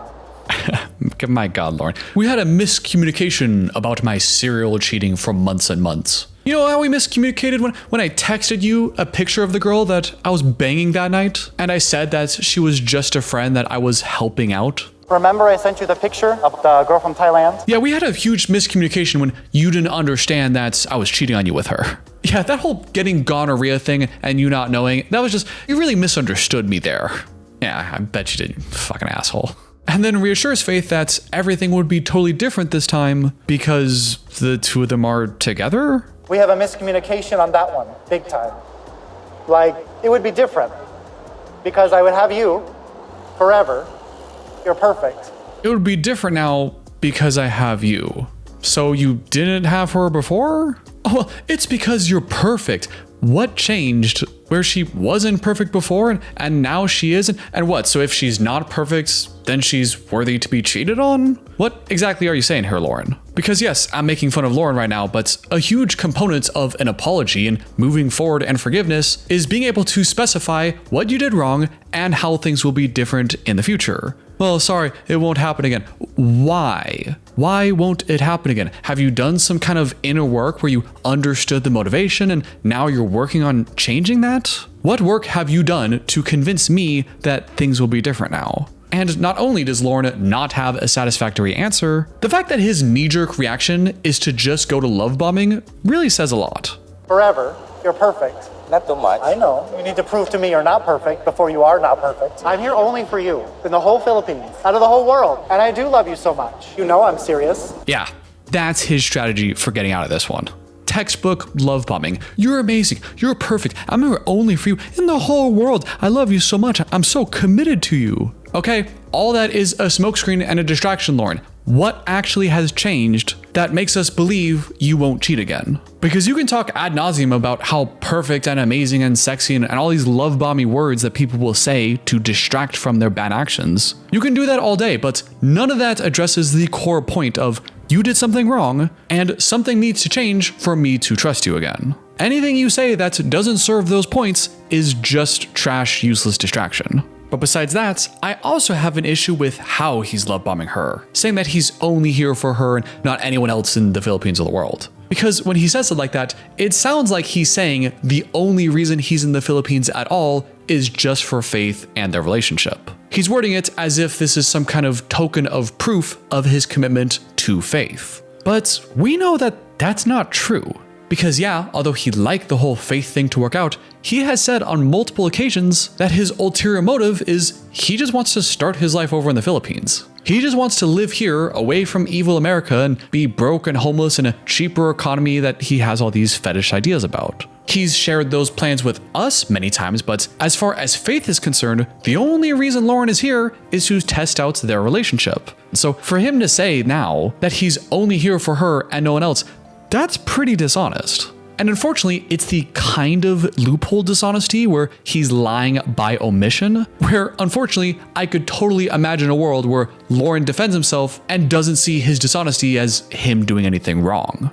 Well, you never asked if I was sleeping with anyone. No, you didn't ask if I was sleeping with people, but... Well, you never asked if I wanted to move to the Philippines without you.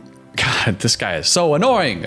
Anyway, after the love bombing, Loren then asks Faith directly, after all this love bombing and all these games I've been playing, do you finally take me back to be your boyfriend? And Faith says, My boyfriend. For real? For real. damn. Guess you can't win them all. And now that they've been back together in an official romantic relationship for 2 whole minutes, Loren starts talking about marriage. So since you're somebody who I can be with forever, I have been thinking about how we're gonna make it work. Loren immediately starts spewing all these plans about how they're gonna get married and how they're gonna go fly to Thailand where same-sex marriage is legal, and how if you really love me, then we need to make a plan right now. So if we really want to be together forever, right? If you really love me enough to make a plan. When did she say she loves you enough to be with you the rest of your lives? She just said she trusts you enough to be her boyfriend. Her boyfriend 2 minutes ago, and you're already saying, well, we gotta do this and that and the other, and we're gonna be together for life, then we're gonna need a plan, okay? I already have all these plans mapped out, and I've already done all the numbers. Like, creep. One of the ways we can do it is we go to Thailand. We get married because same-sex marriage is legal there. They don't care. They say it's good. Love is all that matters. We get the papers. We come back here. I can file for citizenship of Philippines. And they were actually married forever. But okay, he's got these plans. So he suggests that they go to Thailand where same-sex marriage is legal. They get married there. They come back to the Philippines, and then he can apply for Filipino citizenship. That is plan number 1. The second plan is that Loren would marry another native Filipino person, this time a biological woman that the country would accept. But he knows that Faith wouldn't like him going out and marrying some random person, so the only logical candidate would be if Loren were to marry Faith's mom. What if I just marry your mom? What? Yeah, My mom? your mom. She's single. What? What? Yeah, My mom? your mom. You want my mom to marry you? Not like, real marriage, but like marriage on paper, right? I can still give money to your family, and then I'm really part of your family. So Loren just got back into Faith's good graces. She just accepted him 3 minutes ago to be boyfriend-girlfriend. He immediately jumps into a conversation about marriage and how to be lifelong partners, which is a completely rational and normal, sane person thing to do, and doesn't sound at all like someone using Faith to gain Filipino citizenship. But one of his 2 plans that he was extremely excited to share with Faith, mind you, involves marrying her mom. Yeah, that's a stupid idea. And also, besides that being a stupid-ass idea, isn't he also admitting on camera to marriage fraud? He literally just said that this wouldn't be a real marriage and it would just be on paper. He knows there are laws about this kind of thing, right? He's had all this time to think about his plans, and this is the best he could come up with. Loren continues to try explaining himself to Faith, who doesn't seem to love this idea. And she tells us that not only is this idea crazy, but this also makes her further question Loren's motivations. It makes me feel like he cares more to stay in the Philippines instead of marry me. And I'm worried. Faith, you won't believe the kind of news I have for you. And as that scene ends, we then transition to the final scene of the episode, where Loren pitches his stupid-ass idea to the rest of the family. Later that night, back at home, it's time for Loren and the family to partake in an ancient Filipino tradition: karaoke. Loren, go. In a one-horse open sleigh, over the fields we go. Oof, cringe, painful. Hey, I'm no karaoke expert. I'm terrible at singing. And yet, Loren just continues to find new ways of making us cringe. But after everyone has their fun and after some more food that Loren doesn't like, My cooking is going to be very different than your cooking. That's why. But that's why it's good together, right? Yeah. Everybody learning something. when finally the family asks the 2 of them what their plans are together, Loren tells the family that he would like to move to the Philippines permanently. The family is surprised and again points out that it's not easy to get a job here, and you don't make a lot of money. But Loren has a plan, and if there's anything we know about Loren, it's that his plans are incredibly well thought out and very realistic.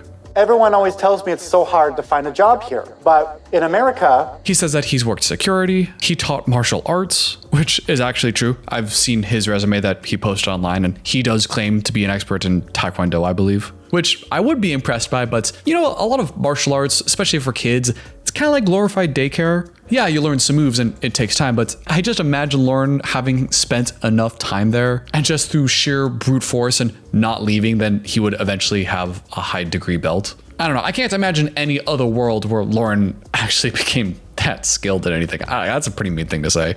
He can cook, he can clean, he can fish, and he's willing to learn anything else in order to get a job here. That's the answer he gives to the family. So I guess he's already given up on his digital nomad ideas, and maybe he's accepted that he's gonna have to get a local job, which I suppose is the less delusional option for him, but that still leaves the problem of what makes you think you're gonna earn any more money than the average Filipino person does. Because Loren's shared this idea that the Philippines is such an incredibly cheap place and the American dollar goes so far, but that's not gonna work if he's not making American dollars.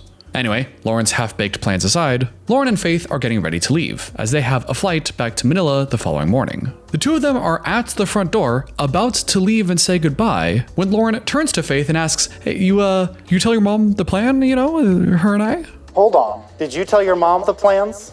Or no? It's complicated, right? Faith looks at Loren as if that's the stupidest thing she's ever heard, and says, "No, I didn't tell them. Why don't you tell them?" I don't really know. We should ask them. You can ask them.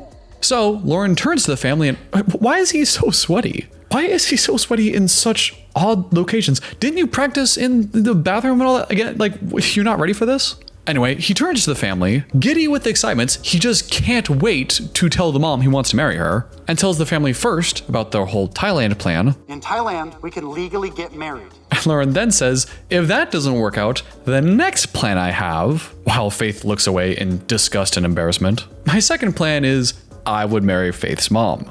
The next plan, I would marry Faith's mom.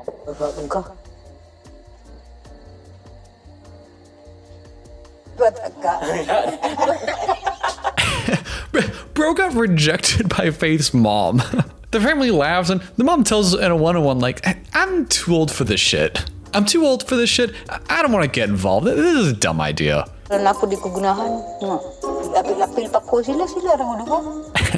Getting rejected by your girlfriend's mom. I mean, this is gold television here. Faith translates to Loren that the mom said no and that this is a stupid ass plan. Loren laughs as he's laughed this entire time. I think he just really wanted, I don't know, this like some kind of power thing. It seemed like he just really wanted to tell the mom that he would marry her for some reason. But awkwardness aside, this whole situation is still very uncomfortable because as Faith tells us, they only just became back to boyfriend and girlfriend earlier that day. And Loren is already pressuring Faith into talking about marriage, talking about the future, and forcing Faith to bring it up with her family. I feel pressured and that Lawrence is pushing me to tell my family about our plans. It's weird for him to push the idea for him to marry my mom. And while Faith is worried about the judgment of her family and the overall speed of this whole situation, Loren feels the exact opposite and doesn't understand why Faith isn't as excited as he is. So I pitched the idea to Faith's family, and they pretty much laughed in my face about it. But Faith seems hesitant about discussing marriage plans. Yeah, maybe that's because you're the only one that wants to get married right now. Yeah, I can't understand why Faith is only seeing this as a relationship and thinks things are going too fast. Doesn't she understand that my goal is to get to the Philippines no matter what? Hello, Faith, I want to go to the Philippines. I'm trying to live my life. Why are you getting in the way? Like, shouldn't we be married tomorrow so I can be here now? Of course I want to be with Faith forever. But my dream is also to live in the Philippines. And if we don't come up with a plan, then I don't know if that's possible. I don't know how Loren can say this with a straight face and not understand that he's using her. He's saying as directly as he's capable of being that his plan is to move to the Philippines. That's his ultimate goal, and this whole Faith relationship might just be a convenient way to get there. Yes, Loren, in case you happen to be watching it, it's okay to have two goals simultaneously. You can both want to be with Faith because you love her and want to marry her, and also have this dream of living in the Philippines. Not saying they have to be exclusive. But if you're really interested in being an honest person, then you need to get your internal hierarchy of what is the more important value to you. Because the way it's presented to us on screen, he seems to be telling Faith that the ultimate priority, and maybe even the only priority, is just her in the relationship. Yes, he just so happens to have done some research on the economy and how to get a job, but that's all because he just wants to marry her and be together with her. That's the story he keeps telling Faith. But in nearly every other one-on-one where he's talking to us, the audience, he tells us a different story. He tells us that his ultimate plan is to move to the Philippines, and his decision-making process revolves around that as his #1 goal. Which means that not only is he lying by omission and kind of directly to Faith about his intentions, but if his ultimate goal is to move to the Philippines, then that means that the relationship could be used or manipulated to get his ultimate goal at the cost of Faith's feelings. And it seems like Faith was starting to pick up on that. It makes me feel like he cares more to stay in the Philippines instead of marry me. Even if Loren legitimately likes Faith and wants to be with her, the way it's presented to us, in my opinion, Loren seems to be using Faith and their relationship to further his own agenda without Faith knowing. That's incredibly scummy, arrogant, abusive behavior. And then when you consider the whole trans part of it and the possible fetishization and using her in that way, that's just, one of them is already bad enough. Either way that he might be using Faith for his own gains, already disgusting, but both together, absolutely abhorrent, disgusting behavior from the character we see on screen. And this was all just my opinion. If there is one thing I've learned from watching reality TV, it's that some people just can't help but cheat. And it seems like 90 Day Fiancé's Loren just might be that person. Because just days after finally convincing his partner Faith to get back together with him after his previous cheating, Loren gets caught red-handed with another woman. Man, this guy can just not keep his hands to himself. We got a real fun one today, so without further ado, let's get into it. The episode starts off with Faith and Loren having just arrived back in Manila after their trip to meet Faith's family. And after the trip, spirits are pretty high. Faith enjoyed seeing her family again and had a good time. And not only did Loren also have a good time, he thinks the whole trip may just have changed Faith's mind about him. I feel like going to Leyte and meeting your family really made Faith change her opinion of all the things that I've said and done in a positive direction. Yep, that sounds like Loren. Oh, Loren, my sweet baby, did you enjoy your trip? Yeah, I think I may even be off the hook for all the lying and cheating I've been doing. Yeah, the trip was great.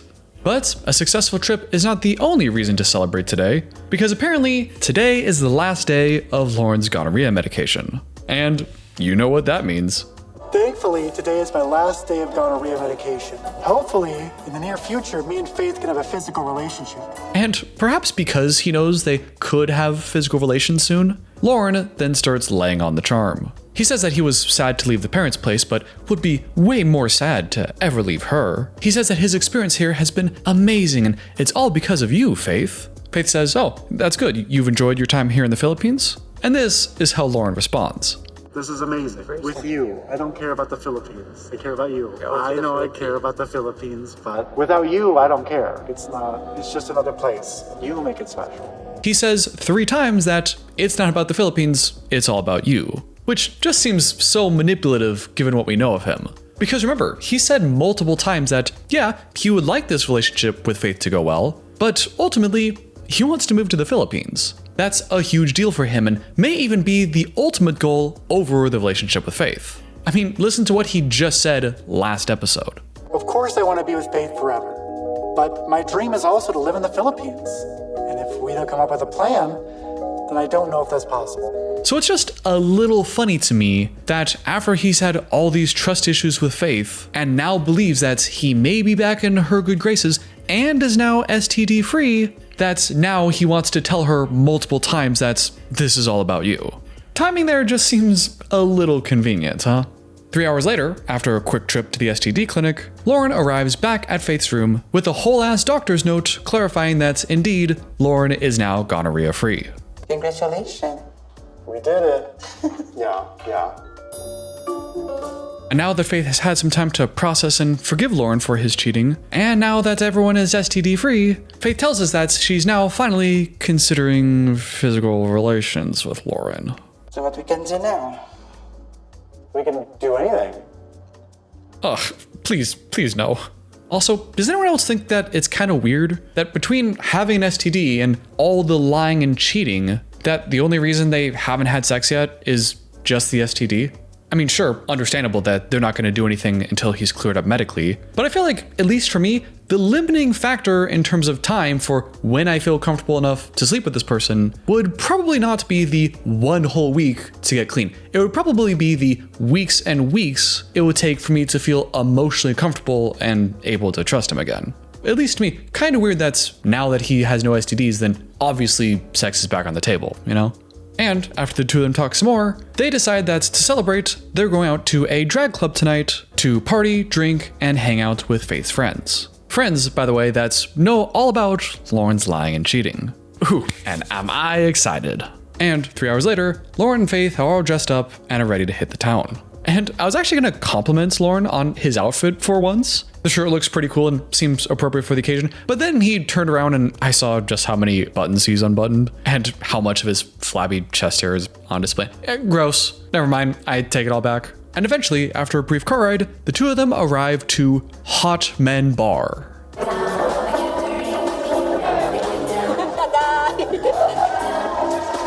The two of them walk in, they meet Faith's 3 friends, and immediately the vibe is kind of weird. All 3 friends seem pretty nice and open-minded towards Loren, but it's pretty clear that they're all also a little skeptical of the guy. Because on the one hand, they see how happy Faith is with Loren. Her eyes light up, she's smiling all the time, they say her face is blooming, but on the other hand, he's a known cheater, and understandably are not very trustful of Loren. But that's not stopping anybody from having a good time. And as the drag queens finish their performance, Loren and the friends start chanting and cheering for Faith to go up there and show everyone her moves.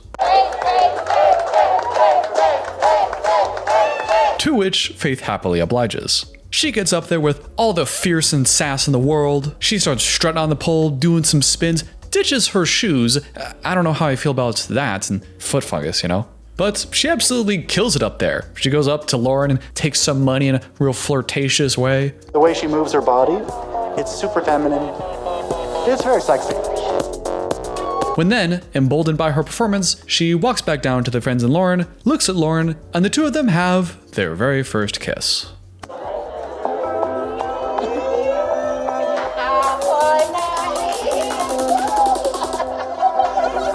And while the first time I watched the scene, I was kind of just distracted by the empowerment of Faith and I was rooting for her, so I didn't really think twice about it. Watching it again the second time though, I'm realizing that I've now seen Loren kiss someone. And I have to take a screenshot of it for the B-roll in this video, which means I now have a picture of Loren's kissy face on my computer. I hate this. But regardless of how grossed out I am, Loren says the kiss went great. Kind of. My first kiss with Faith feels like magic. Wish it was more intimate, you know, but I'll take it. Because now we finally got some action. Oh my god, how is he so good at making himself such a piece of shit? You can't just take your first kiss and say it was good and move on with your life? Why does he have to immediately follow that up with a criticism that's it wasn't more? And then to say he'll take whatever he can get because at least he got some action? Hello, you know you're talking about the person you've been talking about marrying, right? Your supposed lifelong partner, that everything in the Philippines is for her. And after revealing to her how much you've been cheating and lying, getting diseased behind her back 1 whole week ago, you've had to wait 1 whopping week. You then have a kiss that you immediately complain about and then say, well, at least I got any action. It's just the priorities of this guy. But while the ultra horny and inappropriate Loren is only thinking about what kind of action he's gonna get tonight, Faith tells us that she's actually quite happy that her and her partner, whom she has emotional feelings for, has finally shared their first kiss. And she tells us just why she's in her happy place. I'm in my happy place because Loren is my first boyfriend in my life. And so I feel that I'm a Disney princess. Man, we need to protect Faith at all costs. She's so adorable and sweet. Which makes me feel extra bad that she's over here feeling like a Disney princess because her romantic feelings of finally having her first boyfriend and getting some kind of intimacy just feels really warm and fuzzy inside, which, at least to me, I feel like is the appropriate response. While we contrast that with Loren, who says, the kiss was good, wish it was more intimate, but at least I got some action and maybe we'll get it on tonight. Because now we finally got some action. Tonight might be the night that me and Faith are physical. The two could just not be more different in how they see this, and I feel so bad for Faith. But after the kiss, they get back on with their night. Loren tells the friends that he works at a drag club and it's his job to get everyone ready with their makeup and clothes and stuff. The friends ask Loren if he likes his job at the drag club, to which Loren literally waves his hand and says, no, I'm gonna get a better paying job. And his explanation is if he and Faith were to get married, then he would have to move to the Philippines and give up all those jobs. If we get married, I'm not going back to Vegas.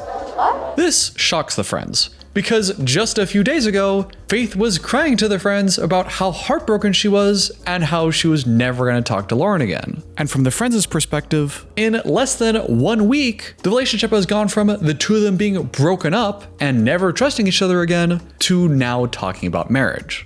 If we get married, I'm not going back to Vegas. What? Married? I mean... And while Faith and Loren joke about it, Loren then turns to Faith and says, but it's up to her. If she really loves me, if she really thinks I can be loyal. Right now, I'm doing good, right? And there's just so much wrong with that. He says, regarding marriage, it's all up to her, which casually implies that he's already a yes for marriage. He hasn't proposed or sat her down directly and said that he just loves her so much and he thinks they really have this wonderful relationship and that he's ready to commit and he's really ready to get married. He hasn't said any of that directly. Actually proposing and having that conversation is a serious thing that requires some real commitment. But by instead only passively insinuating that he's a yes for marriage, then he can present himself as a loving and committed guy to woo Faith without having to actually mean it. Because again, he just wants to get to the Philippines. He wants to be approved as a citizen and just get this whole process done and finished so that he can just move here and start his whole life over. Whether that's with Faith or not, or technically married or not, I don't know if he really cares. If she really loves me, if she really thinks I can be loyal. He then subtly links the concept of the two of them getting married with if Faith really loves me, which is clearly a manipulative statement. If you really loved me, then you would do this. I'm doing good, right? And to then end with a plea, saying, oh, I've done so well, see, haven't I been doing well? You're essentially begging her to acquiesce and accept that, all right, I guess he has done well enough, I guess we can get married. Oh my God, like she still just can't get over it. Like, see, haven't I been doing well? Like, oh my God, don't you love me enough? But after all that, the friends aren't having it. And asks Faith, hey, you know Loren knows about all the cheating, right? You told him that we know that he's a lying cheater? And then we get the excuses. Yeah, but I thought she knew the whole time that I sleep with other women. Nope. For one, even if you thought she knew, that's really something that you should ultra clarify and make sure everyone is on the same page about. That shouldn't be something you just passively think, yeah, I think she's gotten the message, yeah. Yeah, I texted her a picture of this person that I said was my friend. I think she just figured that we were sleeping together, even though I never said that. But this also seems like a lie because we've seen from the first episode, while he was talking to his drag friends, we heard him admit that he had not talked to Faith about being non-monogamous and was purposefully waiting until he got to the Philippines to tell her the truth. Don't you think she's thinking it's a monogamous relationship? Well, I mean, like, you know, that's a conversation I definitely want to have in person. So not only would that have been a dumbass excuse, it's also just a lie. The friend then asks, well, weren't you guys in a relationship? So why would you go out and cheat on her? When Loren interrupts and says, relationship with her. Online, it's different. Because I never meet Faith, it's like, hopefully, relationship. And now that I meet Faith, perfection. Amazing. I get what he's trying to say here, but I feel like he's being very inconsistent here. I understand if Loren wants to say that an online relationship just isn't as serious, it doesn't have the same rules or emotional implications, and he has to test in person. Okay, I can roll with that, but that's not what he's saying here. He's saying that the whole 6 months online, there was so much potential, and he was hopeful it could work out, but he just wasn't sure. Maybe he loves the idea of a person, but he still has some questions that need to get an answer in person. Okay, I think that's fair. But if he's considering this 6 months as a valuable experience and helping him shape the idea of who this Faith person is and wants to eventually marry, then it sounds like it's important enough to not cheat on her. He seems to say that the online stuff didn't matter when it's convenient for him to use as an excuse for his cheating, but then say the online stuff does matter because, oh my God, she's amazing, and I always knew she could be amazing, but now it's real, and look at her, she's perfect, let me distract you with all my love bombing. And if you want my opinion, I think Loren just didn't really give a shit about Faith and wasn't committed at all in the States. But once he started seeing her as a way to get to the Philippines and get on the show, then he tries to flip the script and pretend he was super committed all along, essentially trying to have his cake and eat it too. Anyway, the friend then asks Loren, during this online cheating time, just how many girls did you sleep with? Loren thinks about it, and thinks about it, and thinks about it some more, jokes about how he needs more time to remember everyone. I have to think. Yeah, it's so funny, Loren, that you have so many people you could have been cheating on her with that you need to take all this time just to remember. Yeah, it's really funny for everyone. And eventually says 5. 5? Is that real for 5? No. 7. 5. Yeah. No, 7. 8. 12. 15. But then one of the friends points out that Loren actually looks kind of proud of this. Parang ganun, parang proud pa siya. Actually, nagagalit ako eh.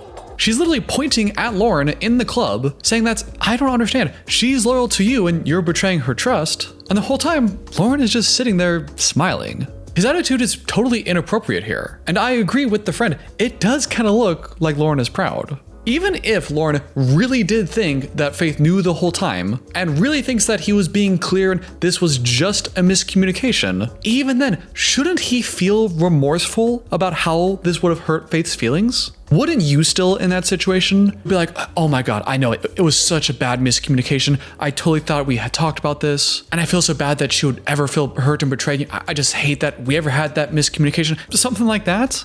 But instead of anything like that, we see Loren play the fucking pity card. I'm the bad guy. It's okay. Yeah, you are. I know. I'm the bad guy. Well, I know. I'm the bad guy. Like, I know. I'm the bad guy while smiling through his teeth, which is just so wildly immature and dismissive. I don't know exactly how he means it here, but he's either making fun of the whole thing and sarcastically saying, I know, I'm the bad guy, and not taking it seriously at all, or he's being serious and really does think that he's the bad guy, but doesn't feel any remorse or any desire to take it seriously. It'd be one thing if he said, yeah, I know, I am the bad guy here, like, I really messed up. But you can't do that while also smiling like, yep, I'm the bad guy, I know. Well, clearly you don't know. Clearly you don't know the impact of your actions. The friend then asks for some reassurance from Loren, something to help her believe that he won't cheat on Faith again. And this is how Loren tries to convince everyone that he'll never cheat again.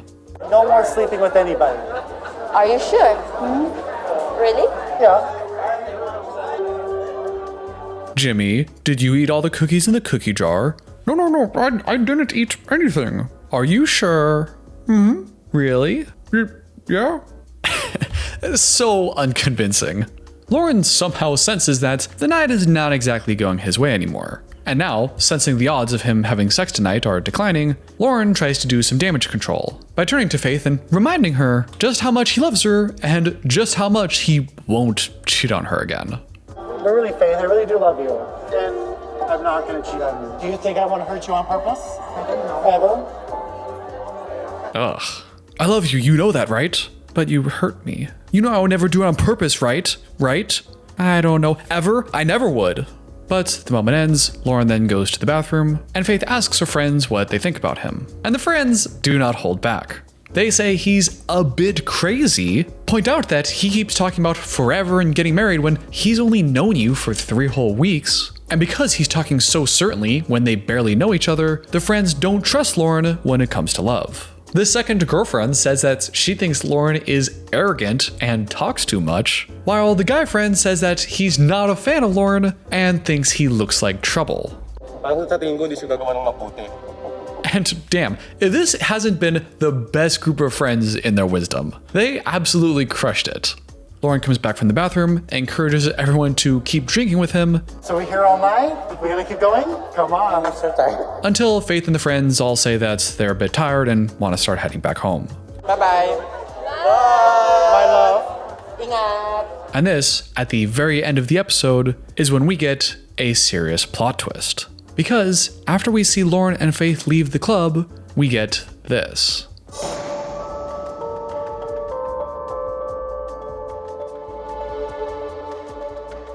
After Loren and Faith left the club, and the scene ended and the camera stopped rolling, Faith's friends saw something and went to go tell Faith about it. And that's when we see the friends tell Faith that they caught Loren flirting, and then go on to recreate the kind of flirting, kissy motion that Loren was doing. The friend then explains to the camera what happened, and it's a little confusing, but the gist is Faith and Loren left the club first by themselves. Then, while the two of them were waiting for a car, that's when the friends left the club themselves. So they're in two separate groups, and the friends see while Loren and Faith are waiting for the car, Faith seems to walk away or do something else for a little while, which leaves Loren by himself. And that's when the friends from afar saw Loren flirting and kissing up on this other girl. This news shocks Faith, who, despite the surprise, does believe her friend's story, and can't believe that Loren would be so bold as to flirt with another girl while Faith is around. The two of them get in a car together to go back to their hotel, and once the two of them finally get in the car together, Faith tells Loren that, "My friend saw you flirting with that girl." And Loren hears that, takes a minute, and then says this. That you're flirting somebody else? I don't think so. Who? Loren was clearly caught with his hand in the cookie jar, totally red-handed, and when confronted, he just says, "No? What do you mean? I didn't talk to anyone." Faith says, "I don't know who. Maybe you were flirting with one of the drag queens?" And Loren says, No. I give them attention because that's their job. "Oh my god, we're gonna get the racist accent again? What the hell was that? I give them attention." No, I give them attention. What the hell is that? Who talks like that? What are you doing? Everyone's supposed to do it. No, I just act the way I'm supposed to act with a drag queen. So already Loren has changed his excuse. He went from denying anything happened, what are you talking about? I didn't do anything, to now saying that, well, yeah, I was flirting, but that's just, it's just a courtesy. It's not actually flirting. But we then see Loren go back to his first excuse and try to sow doubt into the friends. My best friend told me I in know, that but way. how does she I know? trust her. She never Stop been it. to one I before. got to talk to you. He got interrupted at the end there, but it sounded like what he was saying was, how would the friend know what she saw because she hasn't been to maybe an American strip club? I know, In that but way. how does she I know? trust her. She never Stop been it. to one I before. got to talk to you. So maybe he's making the arguments that, yeah, I did interact with a girl, but it wasn't inappropriate where I'm from, and this is the expectation in America. It's not all about, yes, I'm from USA, I'm white, I'm a foreigner, I'm bringing my attitude here. And maybe the friend interpreted it as flirting, but how would she know what's normal in America? It sounds like that's what he's trying to say. And he then tells us in a one-on-one that he thinks Faith is being ridiculous. I don't know why Faith is getting so bent out of shape about me flirting with the drag queens at a drag show, because that's what you're supposed to do. I'm just being supportive and showing them that they're doing a good job. I'm just showing them that they're doing a good job. That's pretty condescending. I don't think they're doing their job for your approval, Loren. He complains that he's tried so hard this whole trip to do everything he can and to make Faith happy, and now he's getting in all this trouble when he doesn't even understand what he did. I don't even understand what I did. And the episode ends as Loren tries to plead his case in the car, begging Faith to talk to him about this tomorrow, as he recognizes that this could be the final nail in the coffin for him and Faith. If she's not willing to hear me out, I'm afraid that any future with me and Faith, it could be over. And while ultimately we weren't there and it wasn't caught on camera, so who really knows? I do think we still know enough to conclude that Loren is still being an asshole. For one, when Faith brought this up, Loren tried to deny it. Flirting somebody else? I don't think so. Who?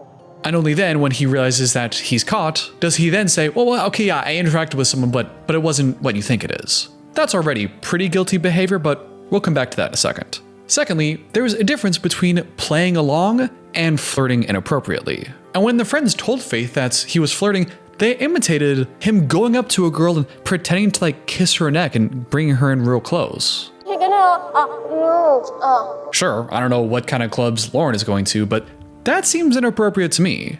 But okay, even if we're being real charitable and genuinely assuming that that kind of behavior is normal from wherever Loren is from, and Loren really doesn't think he's doing anything wrong, why wait until Faith leaves? It seems like everyone's been playing along all night. When you're with the friends and Faith and inside, people are interacting with the drag queens and throwing money. Seems like everyone is playing along. But you wait until everyone else leaves and the cameras are off, and then you engage in that kind of behavior? It's not looking good, Loren. And before I give my hypothesis, one other thing to remember is I think Loren is at least kind of drunk right now. If you recall, at the end of the club scene, he was asking if everybody wanted to keep drinking with him. But he also said earlier when they were talking about the marriage thing, he had joked that he's already had one too many and joked about the drink. I have one too many this one. So remembering that, my personal theory of what happened is that he just had a good trip with the parents, he just got back to being boyfriend-girlfriend with Faith, his STD just cleared up, and he's already thinking about what kind of action, are they gonna start having sex now? They go out to the club, they start drinking, having a good time, they have their first kiss, where Loren is thinking about what other kind of action he's gonna get tonight. I'm thinking Loren is probably super horny and drunk right now, and is surrounded by a bunch of drag queens. His favorite, and indeed the only kind of person he's attracted to. So I could totally imagine Loren here, all liquored up, feeling frisky. Faith disappears for minutes, the cameras are off, no one's around, and now he can get his flirt on. He gets caught up in the moment's flirting and also caught red-handed by the friends. He then tries to deny it. And then, when he realizes he's caught, he then gives his knee-jerk excuse to deflect any responsibility and says that it was fine, it was normal. It wasn't flirting, it wasn't anything weird. I do this all the time. Like, no, you guys are the weird ones. You wouldn't know what's normal in America. I wasn't flirting at all. This is just what you do. I don't even know what I did wrong. Pretending everything is fine when it's really not. Again, that's just my opinion, but that's what makes most sense to me. After admitting to cheating on his partner so much that he got gonorrhea, last episode, Loren got caught flirting at a drag club behind his partner's back. And in this episode, not only does Loren try defending himself by saying that he wasn't flirting with any drag queens, he was just putting his hands on a minor. I was drinking and I walked over to her and did one of these. I actually did. Loren also decided that now is the time to propose. Faith, will you marry me? Because when I think of romance, I think of convincing your partner you aren't cheating on them.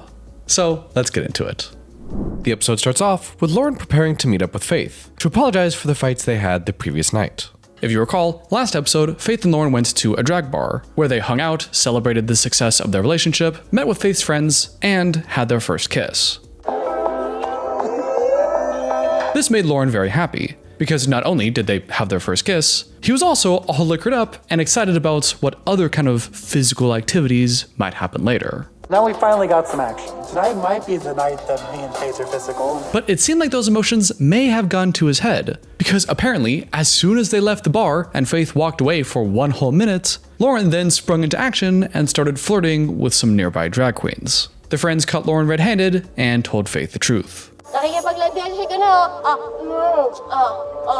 And although Loren would claim that he wasn't flirting and it wasn't weird at all, that's what you're supposed to do. I'm just being supportive and showing them that they're doing a good job. Faith wasn't buying it, and after all the previous cheating and lying he's done, she couldn't trust him anymore, and the two of them went their separate ways. So that's the context we're dealing with here. Faith is mad at Loren again for being dishonest again, and Loren is back on the back foot and is trying yet again to get back in Faith's good graces.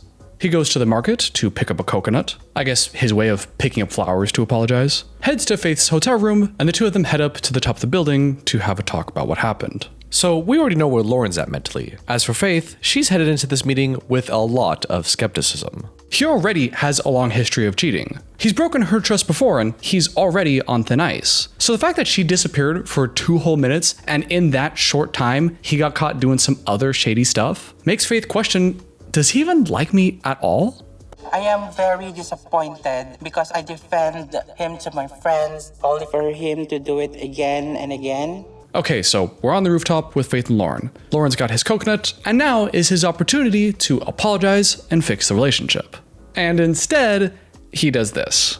Last night, I don't know. I don't think I was flirting with anybody. He's had all this time to think of a response, and this is what he came up with. Again, just denying that anything happened.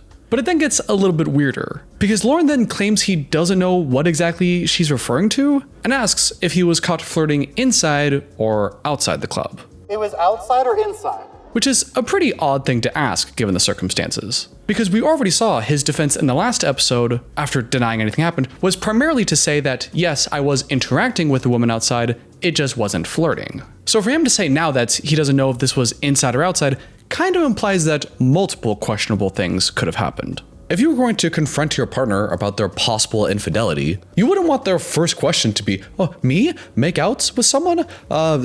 Who did you see me with? What do you mean? Are there multiple people you're cheating on me with? Regardless, Faith answers the question, says that you were caught talking with somebody outside the club. And then, you're not gonna believe this response, Loren then goes, oh, outside the club? No, I didn't talk to any drag queens outside the club. I just talked to a bunch of minors. But I didn't talk to the drag queens outside. I talked to those kids. What do you mean? Yes, Loren, what do you mean? Because the friends caught you getting real close and kissing up to someone outside. And now you just clarified that you only talk to minors outside. So, yeah, I'm gonna need some answers here, Loren. Editor James here with a small correction. Throughout the rest of the video, I refer to these kids as minors and being underage, but nowhere in the show does anyone actually clarify that they're underage. Loren refers to them as kids and they do look young, but it's not clear if Loren was just using that term colloquially and not referencing that they're actually underage. And then Loren tells his story. He says he was outside the club, hanging out, minding his own business, when suddenly some younger guy came up with some of his friends who were also minors, who told Loren that, hey, my female friend over here, this underage girl, thinks you're very cute. So already, I have a hard time believing the story, thinking some random girl would walk up and say he's cute. But because Loren is a grown man, he said he politely turned down the request and the night ended. Nah, I'm just kidding, that's not what he says. I walked over to her and did one of these. I actually did. And I said, sure, you're too young for me, and I'm here to be with my beautiful girlfriend. As a side note, I know this wasn't the bigger point, but I 100% do not believe anybody when they tell a story and they claim they told a girl, I would never be with you because I have an amazing, beautiful wife, girlfriend back. Like, no, you didn't say that. That's just not what happened. But the bigger point is that he's admitting to going up to somebody under the age of 18, some kids, and his way of rejecting their advance is to go up to them and hold their head and look into the eyes. Like, that's such a weird way. I would not touch a kid like that. He's trying to say that this was his way of politely rejecting it, but to get that close, to then hold the head of the girl, like you're holding their cheek when you're doing that. That's something that I wouldn't even do with a friend. That's kind of a intimate, like, which is, keep your hands to yourself. Can you not just have some girl say, I think you're cute. Why do you have to touch them? Let's make this real simple. Why do you have to touch them? Why? That's weird. That's weird. Okay, weird any way you look at it. Loren does admit later that that was too far, that was inappropriate, and he blames the alcohol for getting him to do that. I was drinking and I shouldn't have got that close to her. Which I guess I'm glad that he knows and acknowledges that that is inappropriate. But you really can't rest that easy knowing that a little bit of alcohol means that Loren could go flirt and put his hands on a minor. I don't even like saying that, man. And another thing I have to say is something that we've seen a lot from Loren is that he looks incredibly proud and kind of smug in his expression the way he's telling Faith this. You're too young for me, and I'm here to be with my beautiful girlfriend. So I did not flirt with a drag queen. I denied the flirting of a random girl. Ha! You see how innocent I am? I did not flirt with a drag queen. Instead, I rejected a random girl. You know what I mean? He's very smug about it, as if he's trying to say that's checkmate. You tried to accuse me. Look, see, I was actually an even better person because I rejected a girl's advances. There's a lot of pride at the way he says it, as if he thought about this whole plan. Oh, I can't wait tomorrow. I'm gonna pull this card out, and she's gonna feel so bad for ever accusing me. See, I was actually a great boyfriend. I don't know. Am I making that up? Are you getting that kind of vibe as well? You might also wonder, hearing this explanation, how is it, Loren, that you have this whole alibi story about what actually happened last night, and yet, when you were confronted about this last night, you conveniently had no recollection of this happening? You would think if you just had an interaction with a bunch of kids and you got up and close, as you admitted, you would probably remember that. And in that moment go, oh, you thought I was flirting. No, it was actually this thing with this kids. You would have that answer. So how is it that he didn't remember that story last night, but just so happens to remember it today? Well, Loren actually has an answer for that. I've been racking my brain to figure out what this whole thing is about. Faith said it was a drag queen. That's why I didn't get it. If I was flirting with a drag queen, I would have known. Wow. Really, Loren? Drag queen? No drag queen. I have no idea what you're talking about. Oh, the kids. Oh yeah, well, yeah, I totally talked to the... Why would anyone believe that? How would that not be the very first thing you remember? What, he's out there in the club for 5 minutes interacting with 100 different strangers and just happened to forget the one they were talking about? Like, no, this was the only interaction he would have had. He was out there for 5 minutes. What else could have happened that made him entirely forget about this? No, this doesn't make any sense. Regardless, that is Loren's defense. And Faith hears all that and she's having a hard time believing it too. Not only is it somewhat fishy to begin with, Faith points out rightly that he's already been caught cheating in the past. He already has this history of lying and being deceitful towards her. So now, when it's a kind of up in the air situation, and it's sort of a he said, she said, he's already proven himself to be a liar. For me, it's very, a mind-boggling situation. And Loren defends himself further, saying that he knows that the two of them were already on thin ice. He's out in public with Faith and Faith's friends. Why would he do something so risky after all this effort he's put in? And you're already upset with me all the time, this whole trip. If I'm willing to just risk a relationship, just la-di-da. And I gotta say, I might actually kind of believe Loren here, for two main reasons. The first is, given the timing and the context of everything, that would be the stupidest possible opportunity to take to try to cheat on Faith. You're out in public with Faith and her friends around in the 2 minutes that she's not here. That would be incredibly stupid to try something like that. Unfortunately, I think Loren is pretty stupid, so I wouldn't really put that past him. But the second reason I might believe Loren is, Loren, although he's lied many times before directly to Faith, both lies of commission and omission, but at least he has some patterns. He's at least somewhat consistent with his piece of shit energy when we've seen him lying in the past. And at least this time, I'm not getting quite that same energy. And because of that, and how stupid this would have been, I might actually kind of believe Loren here. Also, let's keep in mind, by believing him, all I'm really saying is that maybe he didn't actually go out and flirt with a drag queen. Instead, I just believe that he may have just had an inappropriate and creepy interaction with a minor. So, not really like that's any better. Anyway, that's just my opinion. I'll let you come to your own conclusions about that. But the only person's opinion that really matters is Faith. And she, although incredibly skeptical and very unsure of herself, does side with Loren. Knowing that he doesn't want me to give up on him makes me feel like he really cares about me. She's still highly distrustful of Loren and doesn't know where the relationship is going to go, but at least for this one single instance, she's okay with letting this one slide. Which now brings us to the next episode, where Loren gambles everything, all the goodwill he's built in the entire relationship, on a single question. There's a ring. Here's Faith. Will you marry me? Let's see what happens. Episode 16 starts off how a lot of episodes seem to start off with Loren, with him shirtless.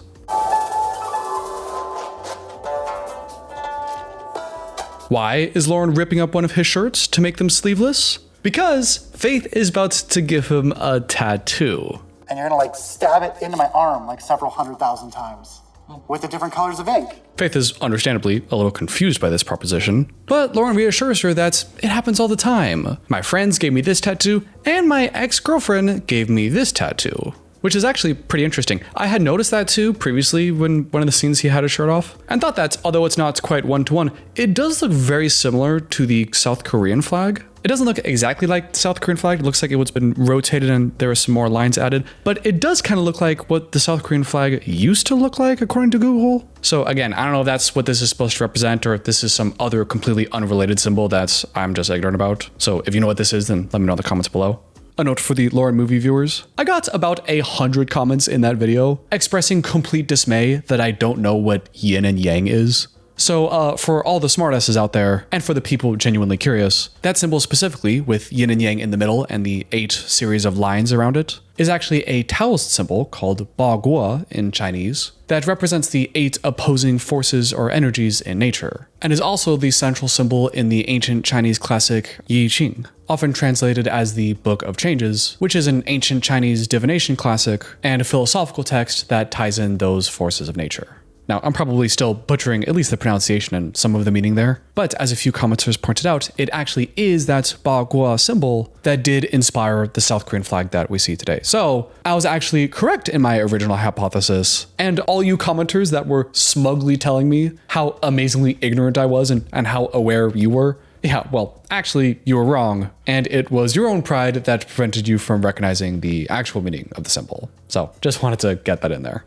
But I point that out because I think it's very interesting that on one shoulder, Loren has a tattoo of what I think is a South Korean flag from his ex-girlfriend, and on his other shoulder, he wants to have his now Filipino girlfriend draw a Filipino flag. We're gonna do the Philippines flag with your F on it. For Faith. I'll send you the picture. Because he pitches this tattoo session with Faith as a way to bond and celebrate their relationship. But if you already have a tattoo of the exact same theme and style from an ex-girlfriend, that's like having your girlfriend tattoo their name on one shoulder when you haven't removed your ex-girlfriend's name from your other shoulder. You know, like, doesn't that just take out all the intimacy? But Loren does specify that this is for the relationship. We're boyfriend-girlfriend. We're having a good time. Next level. It's not a wedding ring, but it's something. Although he's presenting this idea as being very innocent, it could also be a subtle form of manipulation. Some pickup artists encourage men to break the touch barrier on a date by laugh patting you on the back or the jeering flick of the elbow in order to increase a sense of trust and closeness. So given that, and what we know of Loren, it does just kind of feel like he could be ambushing Faith with this thing that, well, I just want a tattoo. It's not a big deal. This is just something that I want that you can help with, when really it's a forced way to increase their intimacy. Because now Faith knows, well, I gave him a tattoo even, and it's of the Filipino flag. You know, you feel closer because of that. It's a form of bonding, which may be a good thing, but may also be kinda underhanded. But after some preparation and some pep talk, Faith agrees, and she begins giving Loren a stick and poke tattoo. Is that duct tape he's heating up? Okay, so he's using 2 chopsticks of some kind, duct taped them together. I see some colors and some rubber gloves around. I haven't seen any of those antiseptic wipes around. I hope they were safe about this. Well, I guess we know Loren doesn't particularly care about safe, sterile penetration, does he?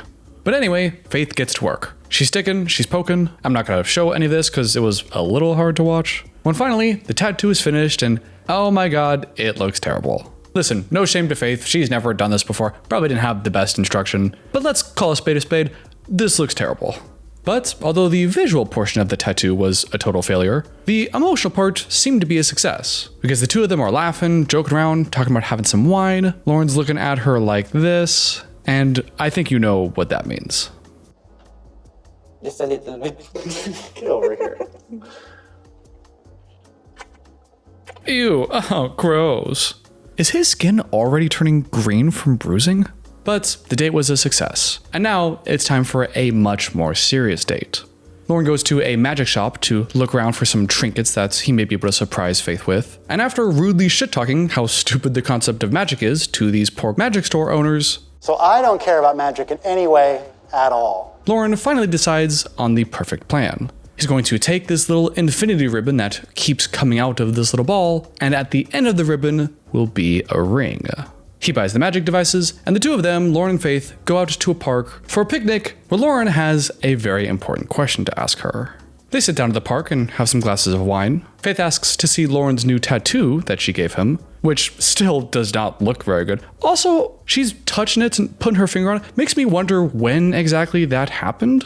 I've gotten a few tattoos of my own, not stick and poke tattoos, so I'm no expert, but I'd be surprised if he was able to get any kind of tattoo and it'd be fine to touch and interact with without bandages and stuff later that day. So I don't know if maybe that scene was filmed a few days ago or what the timeline here is. Anyway, the two of them continue to drink and talk and flirt, but in a way that's even more uncomfortable than usual. He just keeps staring at her awkwardly for long periods of time, laughing at everything, just being uncomfortable. Faith is also pretty uncomfortable because on the one hand, she loves Loren. Yes, as crazy as that sounds, that's what she says. And they only have a few more days here in the Philippines before he has to go, and it's gonna be real sad for everyone. So she feels a sense of connection with him, but on the other hand, still doesn't know how much she can actually trust him.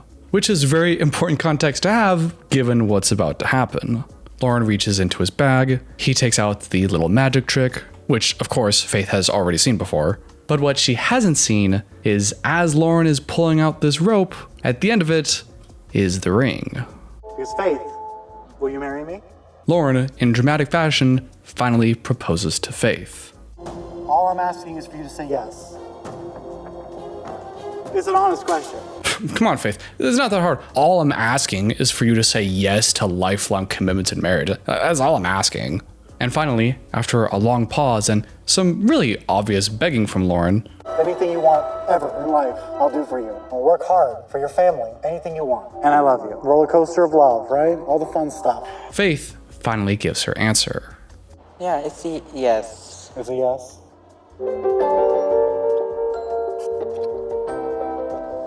More wine, please. And honestly, maybe this makes me kind of a dummy, but I was genuinely surprised to hear that. Faith explains that although she has all these trust issues with Loren and that doesn't go away, she ultimately believes that Loren does care about her, she does feel special about him, she does love him too, and also mentions that as a trans woman, she never expected anybody to love her enough to offer marriage. And so she had to say yes, which is pretty sad, and I hope that's not a very large part of the reason she said yes. The scene then drags out several more minutes where the two of them exclusively talk about sex and how they're both bottoms and how that's gonna work and how they both wanna see each other's stuff. They go on about it for an awkwardly long time. I know the show likes to talk about this stuff, especially with characters that they don't think we like, because they want us to cringe and the shock value and oh my god, like that's so weird, like, you know, they love that for some reason, torturing us. But they just go on and on about it for like 3.5 whole minutes after the marriage. You'd think that would be kind of the culmination and at the end of everything, but instead, they keep talking about the sex stuff, and then I understood why. And that's because what happens next episode. The episode starts off right after the events of the previous episode, where Loren and Faith officially got engaged. The two of them are pretty happy about the engagement and they're feeling good about themselves. But the day is not all sunshine and rainbows, because this is Loren's second to last day here in the Philippines. And if we know anything about Loren at this point, that's not going to work with him. He would like to stay in the Philippines indefinitely, and now that the two of them are officially engaged, he suggests that the two of them go meet with an immigration lawyer to discuss their options. Find out the best way for me to stay in the Philippines with Faith forever. The two of them arrive at the office and meet with some immigration lawyers. They discuss the primary issue, which is, yes, you're engaged, but the Philippines doesn't officially recognize same-sex marriages. And obviously, Faith being trans, their marriage would not be officially recognized. But if you remember from previous episodes, Loren already knew that and had his own plans. The first being to marry Faith's mom instead, her being a totally eligible bachelorette herself. And the second plan is the two of them would go get married in Thailand, where same-sex marriage is recognized, and then come back to the Philippines with an official marriage certificate that would be recognized by the Philippines. Loren unfortunately proposes the second idea to the lawyers first. I would have loved it if he just went right off the bat with, what if I marry her mom? But he doesn't do that. He suggests the Thailand option. And then come back to the Philippines and I'd get my visa, and then we could do whatever. And immediately, the lawyers point out just one small problem with that. Now, here's the problem. There is currently no law in Thailand that allows same-sex marriage. Yeah, Thailand doesn't accept same-sex marriage either. Loren's had all this time to come up with these plans and consistently brags about how much time he spent thinking about it. And nowhere in this process did he actually Google if Thailand accepts same-sex marriage. By the way, if you're curious, I just Googled it myself, something that Loren seems incapable of doing, and it turns out Thailand actually did recently legalize same-sex marriage and will go into effect in early 2025. So maybe not that helpful to Loren right now, whenever this episode was filmed, but just wanted to share that good news for everyone else. But back to the point, why did Loren think that it was legalized if he didn't even Google it? Well, Loren has an answer for that. But I have friends that are married that are gay from Thailand. I don't know how they did it then. Loren just knows a guy who says he's gay and says he got married in Thailand. That's Loren's proof of this whole thing. If he really had this grand master plan, you'd think he would have done a little bit more research into this. But I guess that's expecting a little too much from Loren at this point. But all hope is not lost, because the lawyers suggest that actually Taiwan does accept same-sex marriage. Which then, of course, makes me wonder if Loren knows the difference between Taiwan and Thailand. Regardless, the Taiwan option is a good option, because if they get married there, the US will also recognize their marriage and would allow Faith to come over to America, which all sounds great. However, the Philippines would not accept their marriage, and therefore would not allow Loren to stay in the Philippines. And that makes this whole situation very interesting, because now we get to really see what his true intentions are. Does Loren really love Faith and thinks that she's this most beautiful and perfect person ever, like he keeps saying? Or is that just a bunch of talk and he really only wants to get to the Philippines? As far as Faith is concerned, she's aware that this isn't the ideal outcome for Loren and is sympathetic to that, but also she's always dreamed of going to America, where she could have more opportunity and send more money back home to support her family. Which is, by the way, another thing Loren kept promising her all season, that if they were to get together, he would always prioritize and support her family. And I want to be a part of that. Help your mom, help your family, get your brothers through school, and I'll do that with you. That's fine. Like I've been calling out all season, making all these promises and communicating to Faith that his biggest priority is her and her family, not the Philippines. That's why I think it's the perfect way to call his bluff. Because if he's happy about this option and goes with it, maybe what he said about Faith and the family is true. But if he doesn't like this option and gets all pissy about it, maybe his real intentions were a lot more selfish all along. However, unfortunately, it is a little more complicated than that, because they continue this visa discussion and Loren brings up the point that he would kind of need money to sponsor Faith to get her to America, and money is not exactly something he has. So I make like no money at all. Like I can't afford rent. So even if they were to go with this American immigration route, he's not sure that it would even be financially feasible. So unfortunately, it's not quite as simple as either Loren actually does care about the relationship or is just using her. But in case there was any ambiguity about his real intentions, Loren tells us directly why this is such bad news for him. This is what I didn't want to hear, because the whole point was to never leave here. I don't want to go back to Vegas. I don't want to go back to my life. I thought the whole point was to get married and be with the love of your life, Loren. That's what you kept telling Faith this whole time, at least. With you. I don't care about the Philippines. I care about you. I know I care about the Philippines, but without you, I don't care. You make it special. The whole point was to never leave here. I don't want to go back to Vegas. I don't want to go back to my life. And the two of them leave the immigration office with even more uncertainty around their future than they came in with. And while this news would be tough for pretty much any relationship to handle, this seemed to be the straw that broke the camel's back for Loren, because as we'll see in the next scene, this revelation actually turned Loren into a complete psycho. We catch up with Faith and Loren later that same night, the final night the two of them have together before Loren leaves. And to celebrate their final night together, Loren decided to rent a room in the area's most romantic hotel. Faith is very impressed and thinks it's very romantic. To me, kind of feels more like Loren is just trying to maximize the odds that they do something together, you know? They get up to their fancy room. This is the nicest room Faith has ever been in, and I think we all know what this is leading to. Sexy time. But stay with me here. It doesn't actually go in that direction and actually takes a far darker turn. Because from the very beginning of the evening, it becomes pretty clear that something is seriously up with Loren. Cheese. How do you say cheese? I have to say cheese? Yeah. Cheese. He's just being a super Debbie Downer and seems really distracted and out of it. He tells us in a one-on-one that he's been struggling with the revelation of lawyers and their future together, and that he's having a real hard time with that. He says in the one-on-one that he's trying to put on a brave face and trying to make the most of the night. But although he says that, that's not what happens. Instead, we get scenes like this.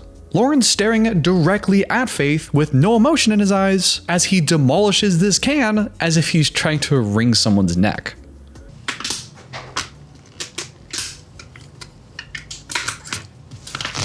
Yeah, that's kind of creepy. I think it's the blankness in his eyes as he stares at her. That's really not something you want to do while maintaining eye contact, you know? Looks too much like there's some kind of hidden message or intention behind it. Now, in an attempt to be fair, I can understand Loren's side here. If he just got a bunch of bad news about the future of the relationship, I'd understand if he was going into this meeting not necessarily feeling the best and being in kind of a funk. That's understandable, but the way Loren deals with this sadness is not just to be kind of distracted or emotionally distant, it's to be completely insane. Because, as if crushing a can with his hands wasn't weird enough, Loren decides to, in total silence, completely unprovoked, do this. Nope, almost. Jesus, man. That's such a violent motion, and the sound even kind of sounds like a gunshot. And after he smashes on his head, you can see those liquid that flies out and splatters on the blinds behind them. It almost looks like blood splatter. I already think the whole smashing beer cans on one's head is stupid to do. It just feels like a very caveman dumb guy thing to do to express how tough and macho they are at the cost of losing a few more brain cells. I think this sort of thing is dumb even in the drunk frat boy context that it's usually in. But in this context, I mean, this is the kind of behavior where you're wondering, do I have to call the cops? Is this guy losing it? First, he wrings the neck of the beer can while acting all distant and like something is up with him. Then he's smashing crap over his head. And if I'm Faith in this scenario, I'm wondering if this guy's lost it. And I think Faith is starting to feel the same way. She sort of plays along with the beer can stuff and half jokingly asks if he's happy now that he's smashed a can over his head. But then Loren's behavior gets even more disturbing as he starts playing around with a knife in his hands, fake stabbing himself while maintaining that eye contact with Faith. Can you stop that one? What? And this is where Faith's had enough. She takes the knife away from Loren and asks him what the hell he's doing, and Loren just responds with confusion. Why not? It's not sharp. Is this a normal way to do? Sure. Is it normal to do in front of your girlfriend like this? Yes. I think it's not. And Loren, without a care in the world, just goes, okay, fine. I won't crush any more cans in front of you then. This seriously rattles Faith and tells Loren straight up that she's uncomfortable and that his actions are scaring her. It's an disrespect for me. You know, I'm scared what you do. But instead of taking it seriously when his fiancée tells him that she is scared of him, he just brushes that off too. You know, I'm scared what you do. You're scared of what I do. Yeah, actually. He shrugs. He smashes cans, stabs knife, and then when he's told that he's scaring someone, he shrugs as if it doesn't matter. Faith, like me, can't even believe that this is happening right now and asks him again, do you think it's normal to be stabbing this motion in front of your girlfriend who's never even had a relationship before? Do you think that that's a good thing to do? And Loren just says yes. First boyfriend talking with me like this. Is it normal for you? Yes. And this is finally the last straw for Faith. She gets up out of her chair, she takes off her wedding ring, she tells production that she can't do this anymore, she's done. She gives the ring back to Loren, storms out of the hotel room in fear as Loren casually drinks his alcohol.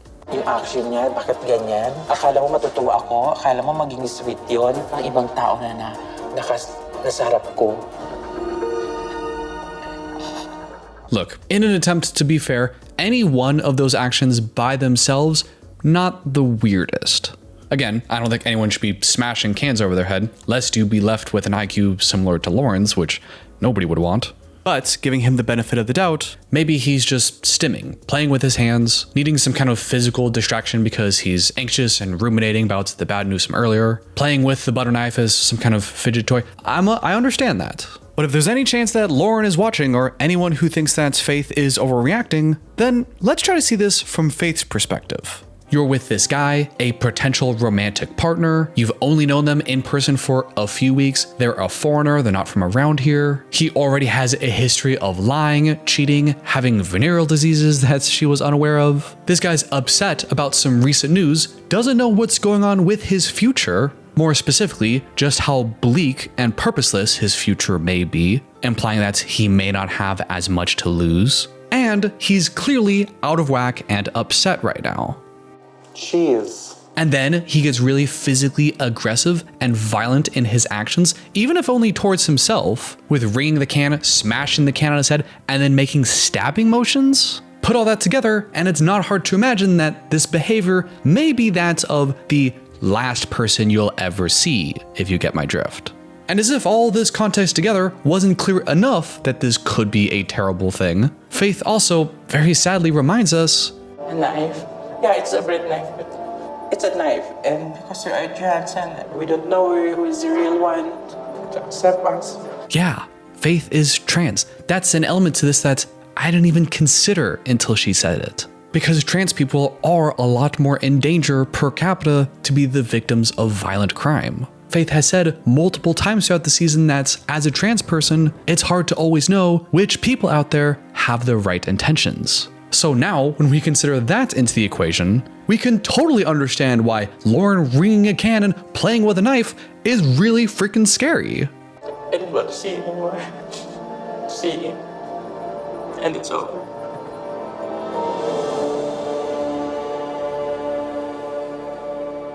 And while episode 18 ends there, episode 19 picks off right where we left off.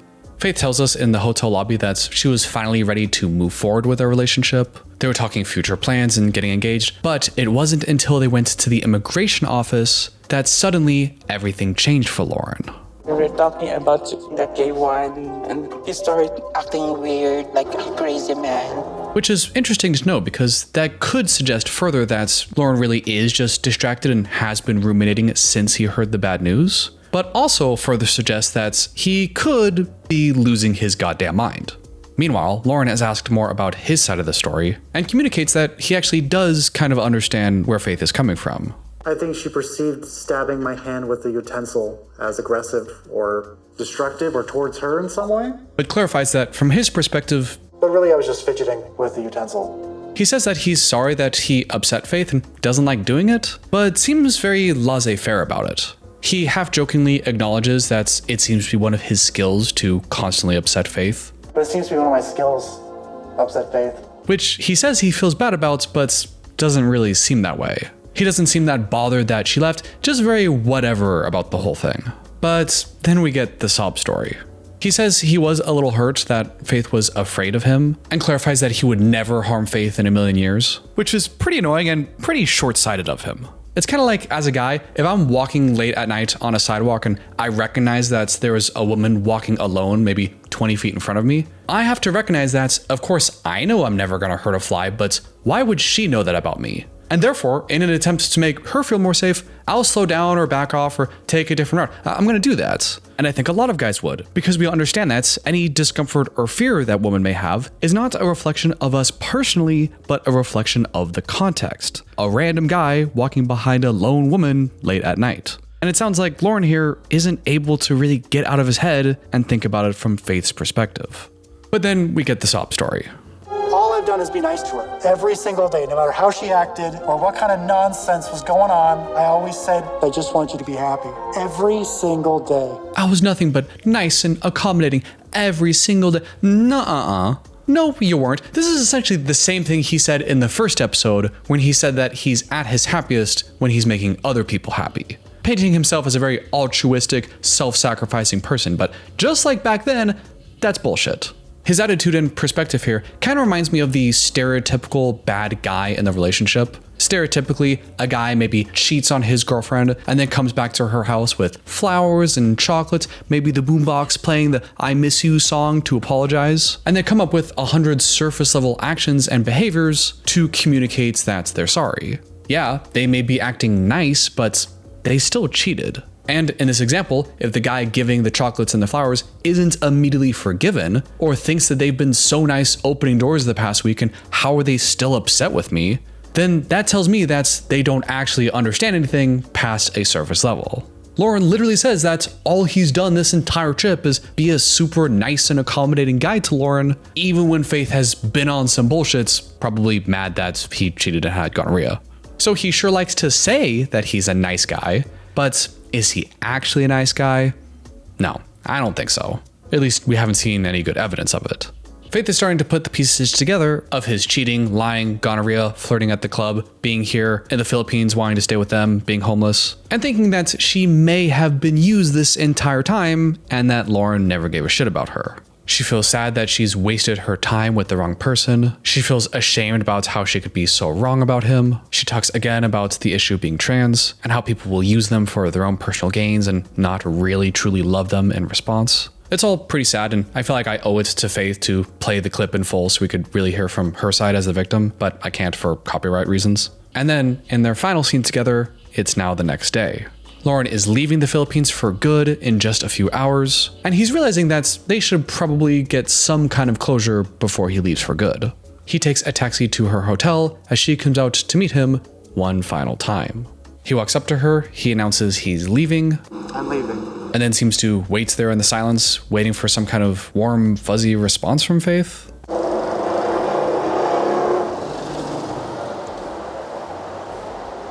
Loren then says he's sorry, although Faith then smartly asks, what exactly are you sorry about? And then we get a pretty piss poor apology.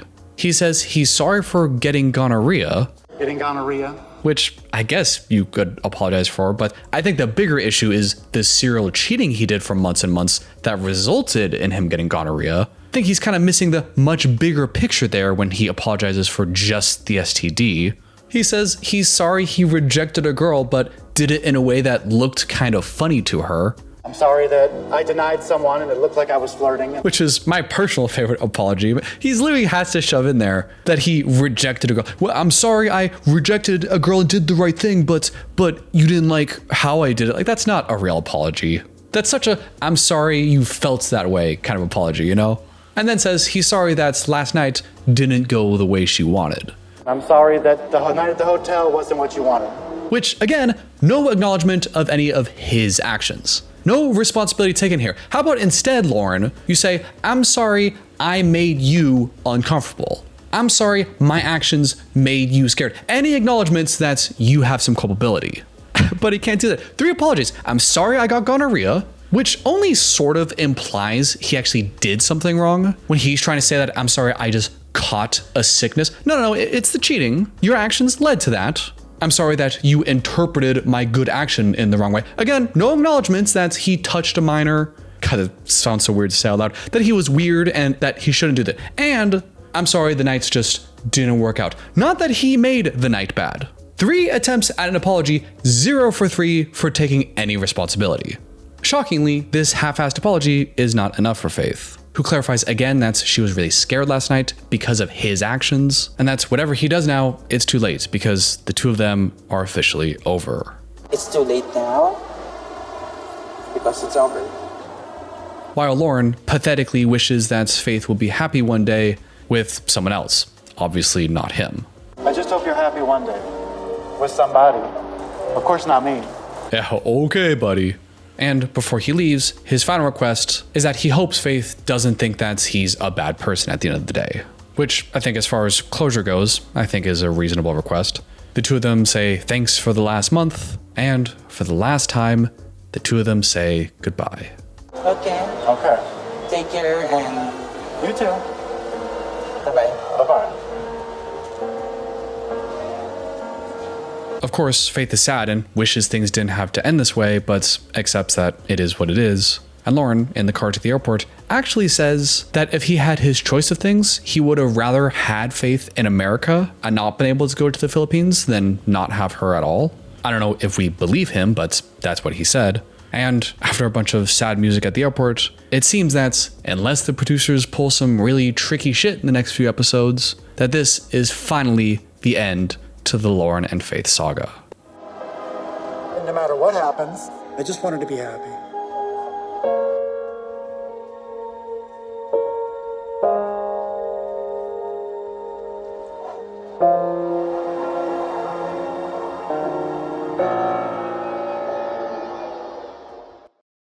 We're only halfway through this season's tell-all and already it's a bit of a doozy. The cast is calling out Loren for his bad behavior, his lies are getting exposed, and I haven't seen any other scenes with Loren in the previews, which means this may be the final time we talk about him. So possibly, hopefully, for the last time, let's get into it. Before the tell-all officially begins, we have this little scene with Loren outside the studio where he walks up to a bunch of birds and tells them that he's just misunderstood. I feel like I'm misunderstood. I mean, I might have unconventional views compared to some of the other people that are here today, but I mean, like, it's not their relationship, why do they care? Which may not seem like much at first, but keep in mind, his defense of his behavior so far is that he's purposely playing a villain character. So keep this in mind for later, because that isn't a very villain thing to say. After the bird scene, the tell-all officially begins, and we get a massive update with Loren and Faith's relationship. You might recall that at the end of the season, Loren and Faith officially broke up, with Loren scaring the crap out of Faith, who then gave the ring back, and Loren went home back to America the very next day as a single man. But that whole thing was 10 plus months ago. What exactly has been going up with the 2 of them since then? They're still broken up, right? Right? Have you 2 spoken since then? Every single day. Since you've been back in the United States, Well, it was like a 1 month day. period. We didn't, and then it was back to normal. Yes, unfortunately, Loren and Faith are back together. In fact, the 2 of them are not just back together, but according to Loren, they're back to being engaged. You're engaged now. Correct. Faith clarifies that she doesn't actually have the ring yet, because Loren was supposed to ship it out in a care package to her. However, The one with the rings was picked through by drug addicts and stole the rings out of the box before I shipped it to her. Wait a minute. Okay, hold on. yeah, pretty wild story, but considering it's Loren, I do tend to believe it. But interestingly, although that's the reason Faith doesn't have the ring, Faith was then asked if she considered the two of them engaged, and she said this. So, Faith, do you consider yourself engaged again to Loren? No. Faith is asked about the nature of their relationship. Why are the two of them together but not engaged? To which Faith starts crying. She says this is very hard for her because this is her first real relationship and she genuinely has feelings for Loren. To which Vanya pipes up and asks Faith if they're really together out of genuine love or if it's just because it is the first relationship and it's hard to let go of that sometimes. Do you feel like that's really true love? To which Faith responds by saying that she's drawn to the relationship because she just wants to feel loved and that it's very hard to find someone who will accept her for the way she is. Because, I'm a lady boy, no one's loved me. Which is, of course, very sad. It really does seem like she's just settling for Loren because he's someone that will love her, or at least will say that he loves her, and that she doesn't think she has any better options. But another thought I had about this is Loren has to hear his partner admits to the world that she's not really in the relationship for him and just wants to be loved. That's never really brought up in any other way, and I'm really curious what Loren may think about that. But no one asks Loren that, and instead, Niles goes on the attack and tells Faith that Loren has shown you what kind of person he is with his cheating and lying and gonorrhea and all that. Believe him. Believe what you have seen from him already. Loren tries defending himself when Vanya interrupts and points out a problem I've been talking about all along, Loren's stupid smiling problem.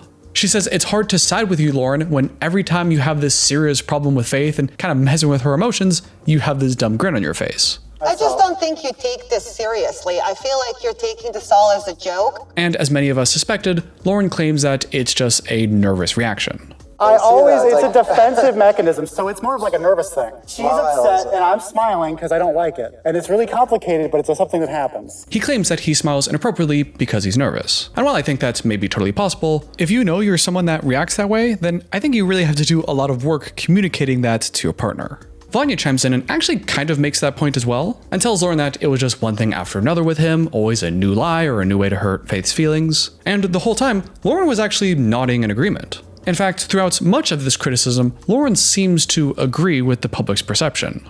They then move on to the last night the two of them worked together on the show, where Loren was making those uncomfortable stabbing motions, and Loren again defends himself by saying that it was just a nervous tick. And we were sitting there for a good half an hour and I was just tapping away. I just got nervous. However, Niles doesn't buy the excuse and accuses Loren of doing these threatening motions deliberately because he enjoys having some sort of power over Faith. I think you do just to make people mad, and that's a form of power. But Loren denies these claims too, and essentially says that he's a meek person and has no interest in having power. But why would I want to make people mad? I'm an assistant. That's what I want to know. If you're noticing a theme by now with his answers and his body language, is that it seems like Loren is taking the misunderstood approach. He wasn't dismissing Faith's feelings, he was just scared and smiling out of discomfort. He wasn't acting physically aggressive in the hotel room on purpose, he was just fidgeting. I'm not actually a bad person, it just kind of seemed that way. Which I actually have no problem with as an excuse, and I actually believe it. I'm sure he was misrepresented, and this is TV. Obviously, it doesn't excuse everything. I think we've seen enough of Loren to determine he's still problematic, to say the least. But this is where that bird scene we talked about in the beginning of the video comes back into play. Because that's the exact opposite of what he's been claiming all along. Which is, he went on the show to be dramatic and be a villain character to get everyone really angry at him to maximize his exposure. The two of them can't both be true. I don't know exactly what we do with that information, but I do share some more thoughts about it at the end of the video. After Loren defended himself from those accusations, the conversation then turns to whether or not Loren was lying about sleeping with other people before going to the Philippines. If you recall, Loren was very open to us, the audience, that he's been sleeping around with a ton of people before flying over to the Philippines, but while Loren told Faith that he was sleeping at other people's places, due to the language barrier and the lack of direct communication about it, Faith had believed that he was just sleeping at other people's places, and did not know that he was actually having sex with these people. I called out Loren many times in my coverage on him that he was being totally indirect, and it looked like this miscommunication was entirely his fault. But that may not actually have been true, because Loren claims here that he has text evidence where he told Faith explicitly he was sleeping with other people. I have a chat log, and it definitely says that I have physical sex with both my and my... What? Yeah, with his blank and his blank. I have no idea who he's referring to here. Maybe my roommates and my gonorrhea friend. I don't know. But Loren says he has proof that he was both direct and explicit with communicating this to Faith. Apparently at some point that got misconstrued, but she was aware that I was having sex. Now, if that's true, that would change a lot. Well, I guess not that much, but it would be interesting. The host then asks Faith if what Loren is saying is true, but Faith doesn't remember? I don't know if I can remember that one. Which is kind of weird because, as the host points out, that sounds like something that you would definitely remember your partner saying. But she doesn't remember, and she deleted all their messages after they broke up. The show then brings out Loren's friend Esther, whom we saw earlier in the season, who says a couple interesting things. She tells us that Loren's ultimate motivation is that he's looking for love, and that's why he has all these backup plans. He is trying to find love. All right, if it doesn't work with this one, he already kind of has a backup plan. So the reason he has all these backup options and has 5 different people he can marry at a moment's notice is because he's just really looking for love. Yeah, if that's true, someone's got to tell him that that's not the way you find it. If you're really looking for love, I don't think having a bunch of backup options and banging everyone you know all the time, I don't think that's really the strategy that's going to work out for you. The cast then asks Esther what she thinks about this whole cheating thing. Did Loren really tell Faith the truth, or was he really indirect about it? But the friend refutes Loren's point. He kind of just like, okay, I'm sleeping at this person's house. I should have butt in and been like, I don't think she understands that. Faith agrees and says, yeah, well, in the Philippines, if you say you're sleeping with a friend, we assume it's an innocent sleepover and not actually having sex. But apparently, when Esther asked, hey, do you think you maybe need to clarify that and be more direct with Faith? Really make sure she understands? He said, she speaks English, she understands. I was like, I don't know. He's a grown-ass man. Yeah, it's not looking very good for Loren. If you have to defend yourself by saying she speaks English, she understands, that doesn't sound like you were actually being direct and explicit. Saying she speaks English, I'm sure she understands, implies that you need a certain level of proficiency in English to not miscommunicate, which is kind of exactly the point everyone else has been making this whole time. The friend humorously admits that it can be kind of difficult to be Loren's friend sometimes, because as she puts it, Loren does give me a headache, okay? There's like a pyramid scheme. He's gonna fall for it and lose all his money. And whose fault is that? I'm sorry that he's not street smart. I understand that's not everyone who falls for pyramid schemes or MLMs are necessarily dumb. There's more going on there and pulling on your emotions and stuff like that. But at least the way I heard it from the friend, it does kind of sound like she's saying, okay guys, Loren's kind of dumb. What do you want me to do about it? Which I know we usually throw around as an insult, but I think she's got a legitimate point here. Because it's not like being dumb means you're inherently a bad person or anything, so it is kind of like, okay, so he's dumb, guys. What do you want to do about it? He's not very smart. It's like, so? Is that okay? But it turns out that's not the only time pyramid schemes are brought up this episode. Because Loren is then asked about the nature of his one-way ticket to the Philippines, asking if his original intention with that ticket was to see Faith. When Loren says, Did you buy the ticket specifically to see Faith? No, it was part of a pyramid scheme. What? What? Apparently, Loren was on some kind of online dating app, presumably for people in the Philippines, when he met this woman, a trans woman. Loren falls in love, this trans woman also claims that she's in love, asks him to buy a ticket to the Philippines, apparently also asks Loren to give her all of his money, to which Loren obliged, only to find out that this trans woman didn't love Loren at all and wasn't even trans. The whole thing was a ruse from the very beginning, designed to get all of Loren's money. And it worked. She lied and pretty much took all his money. I can't help it, he's gullible. So now, Loren has a one-way ticket to the Philippines with no one to see. So he heads back on his app, and what do you know, a few days later, he meets Faith. The show makes it seem like Faith already knew about this arrangement and knows about the money situation, although I'm not entirely certain how much Faith knew about the emotional aspect to it. But regardless, given the timing and the context, it's hard not to feel like Loren is just ticking boxes with Faith. Now done with the past, the host then asks Loren and Faith how the relationship has been since the filming of the season. She asks Loren when the last time he saw Faith was. He says 11 months since the filming of the show. The host asks Loren if he slept with anybody in that 11-month period, and Loren says, During the 1 week we were apart, I did have sex with the girl who gave me gonorrhea. He got back together with gonorrhea girl. Well, I think I safely speak for all of us when I say that I do not want to know what's resulted in that interaction. I don't think we need a part 2 to the gonorrhea story. But didn't he also say in the beginning of the episode that they were broken up with for a month? Since you've been back in the United States, Well, it was like a every 1 month day. period. We didn't, and then it was back to normal. Faith is asked about this. Did she know about Loren sleeping with this girl in a week? But just like many times before, Faith's answer here is pretty unsatisfying, saying that she doesn't want to think about it because she's trying to only think of the positive things, and that she sees the good things in him, but also a bunch of bad things. But it's hard to give up your first love. Which, again, I have to say, is pretty sad. Did you know Loren drinks pee?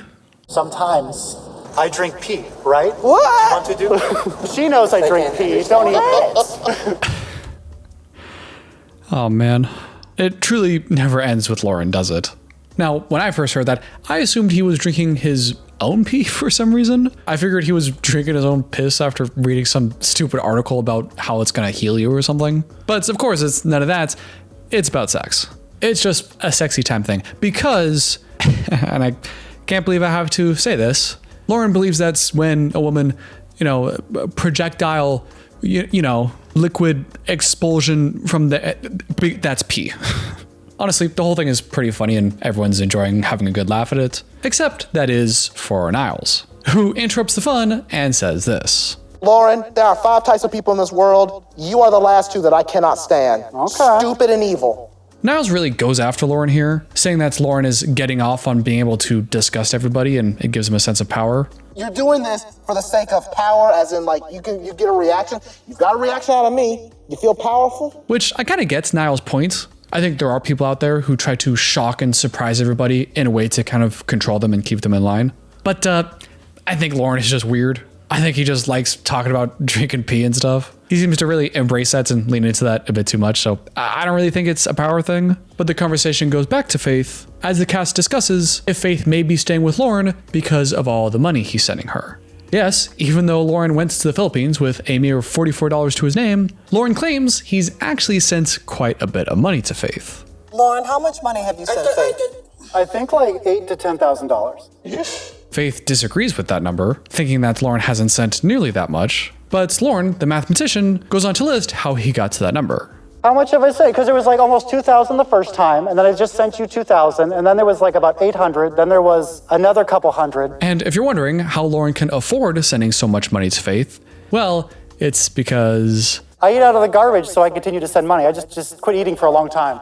Oh, Loren. This kind of sounds like Loren is just being dramatic for TV, but if you watch my last video where I covered the podcast he was on, he said that's the only reason he has money is to give to women and to go on dates. Even if that means he has to survive off of crackers and snacks at his jobs. So this eating out of the trash business would actually be consistent from what we've heard of him.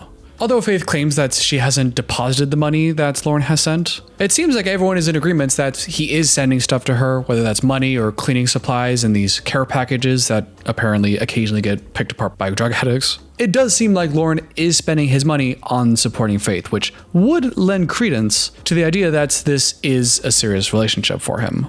He says that if Faith was ever uncomfortable with this and asks him to stop sending money, he absolutely would. But until then, it's important that he shows how much he cares by sending this money and the care packages and the eating out of the garbage. And after another argument about the origin of that mysterious liquid from earlier, it's a reaction from a sexual act. Oh my God. So that's essentially pee, and that's when you drink it. No, it's not. You asked for that. the show then moves on to other couples, and Loren and Faith's segment ends. Last year, a week before filming 90 Day Fiance, Loren went on a podcast where he revealed to the world his true intentions for going on the show. Or at least, that's what I thought. Today, I'll be covering everything we learned about Loren from this podcast and a few other pieces of information I found out about him online. And at the end of this video, to cap off this wonderful season of Leaky Loren, I'll be giving my final analysis of what the hell I think is up with this guy and who I think he really is. So, let's get into it. The podcast in question is episode 11 of the Kiki podcast, and as of the recording of this video, has just under 7,000 views posted over a year ago. So a pretty obscure channel, relatively speaking, and if you thought that that would mean that the quality of this podcast would not be good, then oh my god, you have no idea. So, who I have right here is Loren. It's a very simple podcast with our host Kiki here, who seems to be one of Loren's real life friends, and Loren himself. They start off talking about Loren's past relationships and what brought him to Vegas, and immediately things get quite interesting as Loren goes on to explain his complicated series of relationships. He first introduces ex number 1, who was a pretty serious partner of his that ended about 7 years ago. After that failed relationship, he then gets into relationship number 2, which he describes as absolutely awful, and after that failed relationship, the first ex encouraged him to move to Las Vegas. My other ex, the one that I'm with now, the one from before, was like, moved to Vegas. And I'm like, yeah, okay. Now that sounds like he got back together with his ex and they're in a relationship, but Loren clarifies that he's not dating this person, he just moved to Vegas to live with her again. Well, at least for now. The two of them then apparently lose the house due to bank foreclosure, it seems, which leaves Loren homeless and couch surfing until the filming of the show begins, hence Loren saying that he's homeless. The host asks Loren if he ever plans on moving back to Washington State, and Loren responds by saying he might go back depending on who he marries soon. Loren lays out a few possible scenarios. Option 1 is he goes to the Philippines for the filming of the show, he ends up marrying the person that he's going to see, presumably Faith, although we don't actually know for sure if it's Faith. And if that works out, the two of them would actually go back to Washington State and live near his family. That's option number 1, but if that relationship doesn't work out, he's hoping he can meet another girl there to marry and allow him to stay in the Philippines forever. Oh, and he hopes this would be a regular girl. If she's not what I'm looking for and I go to the Philippines and I meet someone else, I'm hoping I can marry just a regular girl and just have ladyboys on the side and live in the Philippines forever. Marry a regular girl and see ladyboys on the side. You remember earlier in the season when in a one-on-one he referred to Filipino transgender women as ladyboys? My perfect ladyboy, face to face for the first time. Did he just call her his perfect ladyboy? But then Loren went online and everywhere saying that the producers forced him to use the term ladyboy and he would never use that himself. Well, not only in this interview is he referring to these people as ladyboys, he's also referring to cisgendered women as regular girls. Just a side note, but wanted to point out that extra little bit of hypocrisy from Loren. So those are Loren's first and second options, but would you believe me that he has even more backup plans? But if I can't do that, I'll move back to Vegas and marry this girl named Wendy or this girl named Aliko. Loren doesn't just have one option, not 2 options, 4 options for people to marry. Number 1 being Faith, or who we presume to be Faith. I don't know why that plan in particular would involve him going to Washington State. Number 2 is some random girl in the Philippines that he doesn't even know yet and hopes to meet and marry within a month of him being there. And options 3 and 4 are tied with these girls, Wendy and Aliko, here in Las Vegas. What is Loren planning here? Why does he need to get married so badly that he has 4 different options of people to marry at any given time? Highly unusual behavior, but we'll get into that. Now, if you've watched my videos and you're just keeping up with the TV show, maybe some of this behind the scenes stuff is kind of interesting and might illuminate just how non-committal he was towards Faith this whole time. Not necessarily a big surprise, but what you may be more interested to find out is what he says next. Because it's now that Loren reveals what his real intentions are. He starts off by joking with the host about how ridiculous this whole situation is and how the producers are gonna love this for TV. For sure, the show loves it. They're like, oh, it's so much ridiculous drama. And because he says he'll be paid more the more ridiculous he is, this is the plan that he's concocted. Listen to this. The plan is, that I just be as dramatic as possible. And this girl in the Philippines is so jealous of everything that it's going to be super easy. I'm just going to like snap my fingers, I can walk out, make her pissed off. Like. This girl is so jealous, it's going to be so easy to manipulate her. I just need to snap my fingers and she'll be pissed off. You remember what he said last episode when he made Faith fear for her life? I'm sad that I upset Faith, I guess. Like, that's something I don't like doing. But it seems to be one of my skills, upset Faith. I think we can all understand just how sick and demented that is from Loren. Not just that he's willing to abuse someone else's feelings for his own gain, the fact that he's so excited that she has a vulnerability he can exploit. I mean, he's giddy with excitement at the possibility. That statement is already bad enough, but what I think makes it even worse is how he seems to justify that. Because I don't even necessarily disagree with the first half of what he was saying that the producers love drama and therefore he's going to be as dramatic and ridiculous as possible. That's not a revelation unique to Loren, and I think it's okay to stir up some drama and be a bit of a character for TV. However, the fact that he so casually moves from I'm gonna be dramatic for TV to I'm gonna use and abuse this person with vulnerabilities, and how lucky am I to have a partner that can be abused so easily for TV, that is not the same thing at all. He could have just as easily said, yeah, I'm gonna be so dramatic and ridiculous for TV, and I'm telling my partner, and she's gonna be super dramatic and ridiculous, and we're gonna play off with each other. There's no reason that he can't include Faith on this plan of his. But what Loren is saying here is that he wants to be as dramatic and ridiculous for TV, and he knows how he can do it by abusing Faith and her insecurities. That's not the two of them on the same team. That's Loren wants to be famous or have money or be on the show, whatever it is, and he sees a way he can do that by using Faith. And lastly, before we get on with the rest of the podcast, just keep in mind, his first option of all these people he could marry would be Faith. So he's not saying that this is some random person he doesn't care about, that he's only using for TV. This is someone he might marry. And it's that same person that he's joking about abusing for money. What the fuck is wrong with this guy?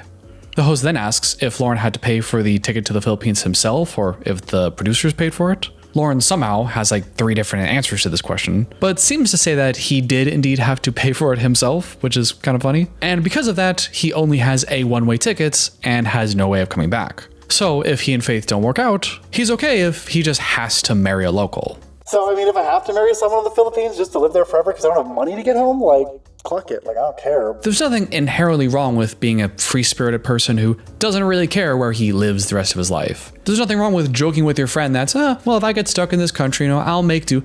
But packed in this little joke of his is that he would seek out someone to marry and use their relationship so he can start over and who cares, life goes on. It's not that he's carefree and dismissive about the concept of moving around the world. It's that it seems like he has that same dismissiveness towards a fellow human being and a whole ass marriage.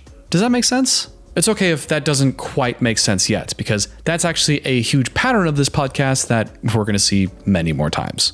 After the two of them finish their discussion on Loren's past relationships and his plans in the Philippines, the host then asks Loren about his attraction to trans women and how that started. What is it about trans girls that caught your attention? That's a big question from everyone, especially on the show. And Loren has a predictably confusing answer.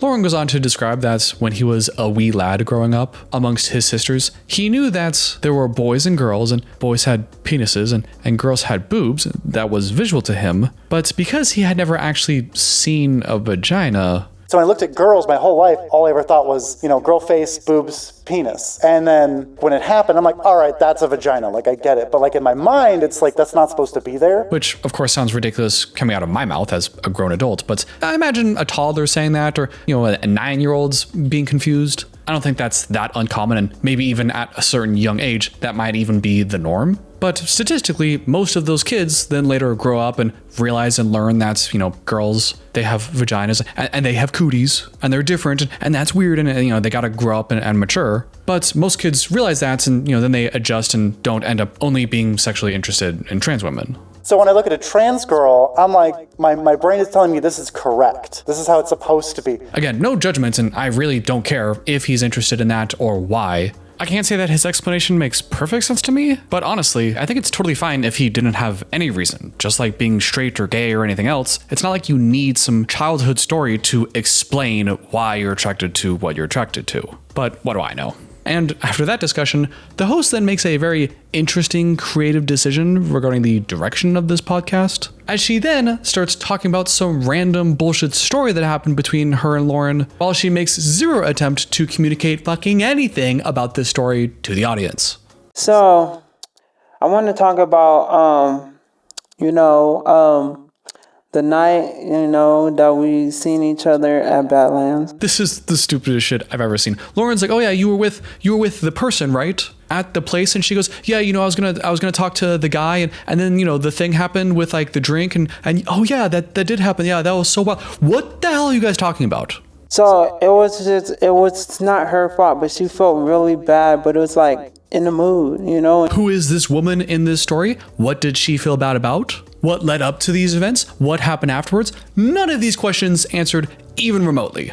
At this point, I should point out something that you may have already noticed by now. The host here, Kiki, is somehow even weirder and more mentally out of place than Loren is. This isn't just a little whoopsie, oh yeah, back to the podcast, I got distracted. This goes on for 11 goddamn minutes. In an hour and 10-minute podcast, we are 10 minutes in, and they spend the next over 10 minutes talking about some random story that we know nothing about, listening to the host try to tell a story the way a child would tell a story. I have, when Jeanette came by, she brought the yellow cup that she didn't want to kick the ball back, but I said, because Brian's cup is red, you go, that was a great fucking story, thank you. It's actually extremely annoying and makes even trying to listen to this podcast extremely difficult. And if you scroll down to the comments, it seems like everyone is in agreement. Interviewer is off shrooms or something. The interviewer makes him seem normal. What's going on here? This is painful to watch. Is the interviewer high? It may be inappropriate for me to speculate too much, but it feels like she may be on opioids. Seems like she's half asleep through most of this podcast and mumbling, kind of zombified. So it's kind of sad to watch if that is what's going on. It sure seems like that to me. Of course, no judgment. I'm not saying that disparagingly, but clearly everyone watching thinks something is up. Hey, did you know Loren drinks wine like this? So, this is episode 11 right here. I don't know if the chugging part is weirder or the way he's holding the glass. Loren reveals that he used to be 220-ish pounds while he is now 165, and tells us that his secret to weight loss was drinking a bunch of fiber powder. Big gut, got a double chin. What? How did you lose all of that? I drank fiber powder and protein powder. Yeah, don't do that. You don't lose weight from just shitting a bunch. That's not gonna do you any good, and will probably do you a lot of harm. Don't follow his advice here. But later on, he explains that it wasn't just the fiber powder, but that actually he just doesn't eat anything and survives off of crackers and little candies that are handed out for free at his jobs. Try not to eat at all. I have like crackers and cookies and chips and because they have them for free. And you're probably thinking like I am, well, he says he's homeless. Maybe he just doesn't have money and that's why he's not spending any money on food. But no, it's not because he doesn't have any money. It's because he'd rather spend all of his money dating girls than to feed himself. And so I just haven't been spending money on food because I was spending money on dates. And so I'm like, eating is not as important as another woman, right? So if I can do something for a girl, I'm not important, right? And so that's just how I feel. Eating's not as important as another girl, and if I can do something for a girl, then I'm not important. I don't even know how I'm supposed to react to that. Generally, if I heard anyone else say something like that, I would immediately assume that they have some serious self-esteem problems. And that must be a reflection that they have absolutely no self-value or self-worth. They don't deserve happiness, they don't deserve basic care, and that's their entire self-worth as a human being is tied to their ability to provide for someone else. Because their life is worth something and mine isn't. I've just been spending every penny I have on just whoever will meet up with me. So when you ask me for money for a drink, it's like, obviously I'm going to give it to you. Because the only reason I have money is to give to someone like you. And it's tempting to say that must not be true because Loren seems to be kind of a piece of shit and we don't like him. But just as a little spoiler for later, I do think that he can both be a manipulative asshole that doesn't really understand other people's feelings and emotions and uses other people for his own personal gain, and at the same time, deep down believe that he's utterly worthless and useless and doesn't deserve anything. I think both can be true at the same time. But we'll talk about that at the end.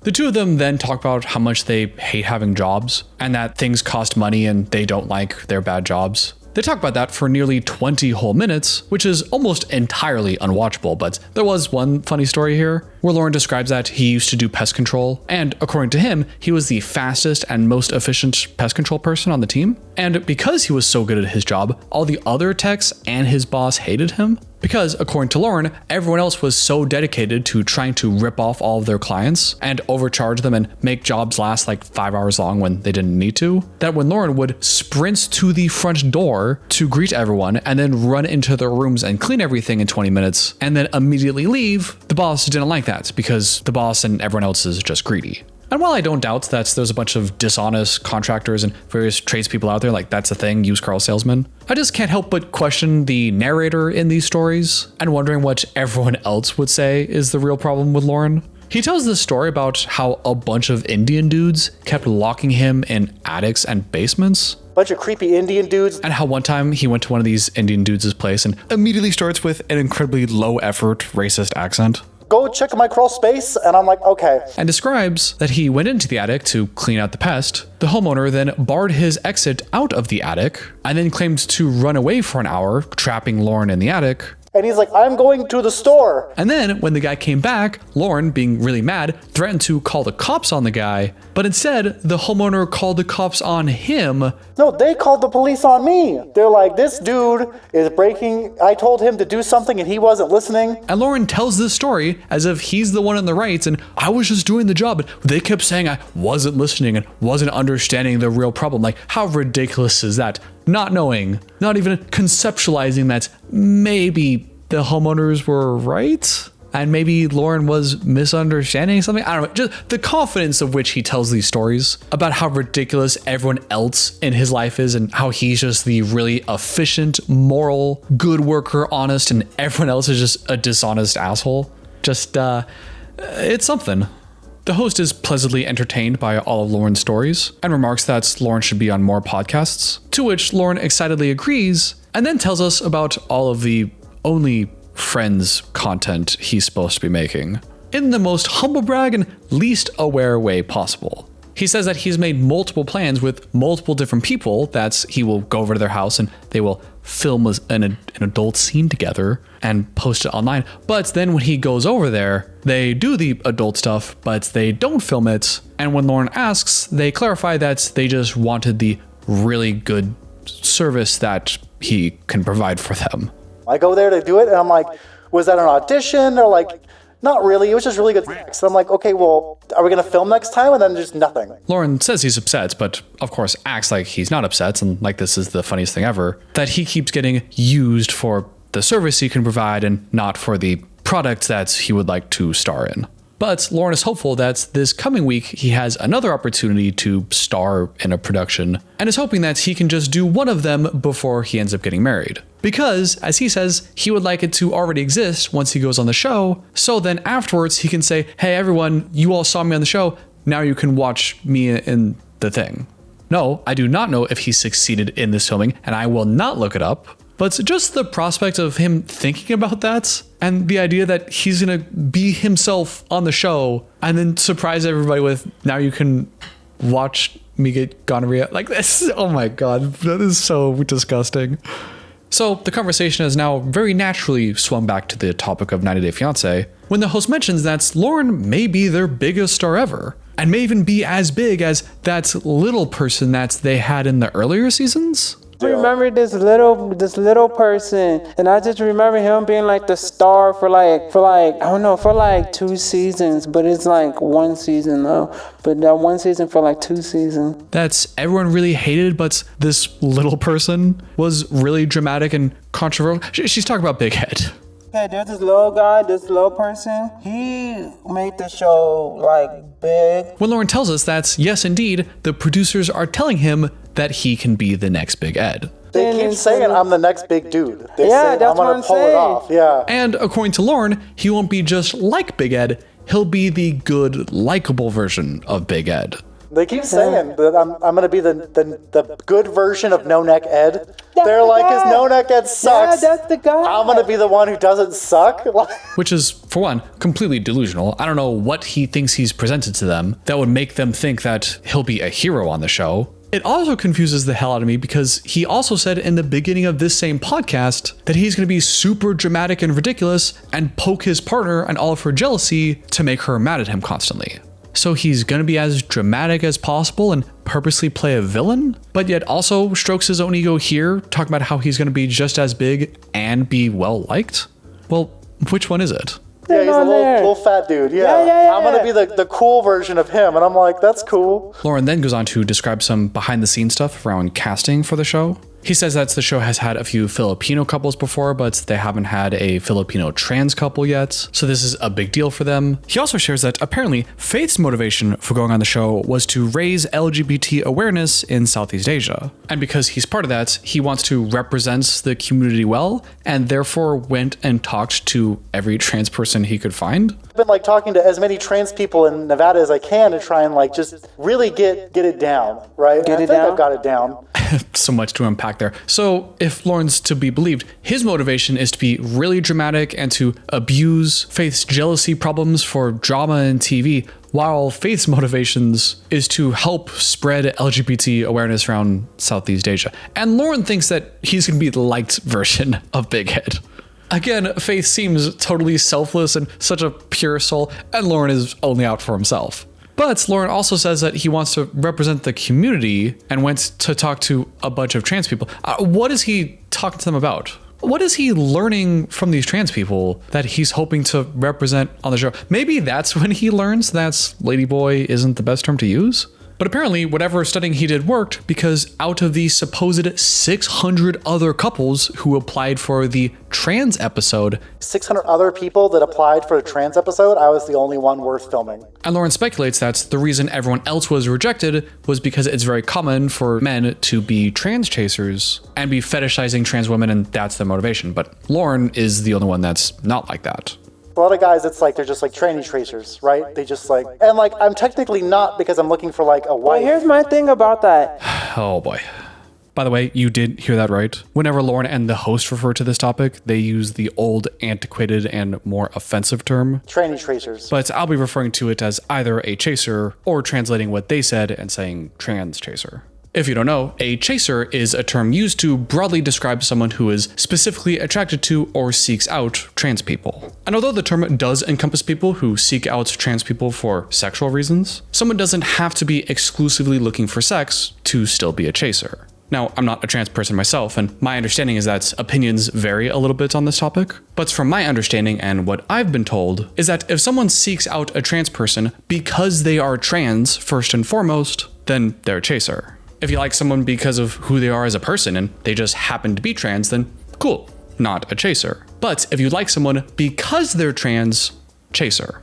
Loren has been called out many times on the internet this season for being a possible chaser, but Loren tries to explain that the reason he's not a trans chaser is because he's not interested in just sex. He's interested for a long-term relationship and marriage and something more. Which, if you'll notice, fails at the first hurdle, because as I pointed out earlier, you can still be a chaser even if you want something more than just sex. But okay, Loren's point here is that he's not just interested in sex and wants something more out of their relationships.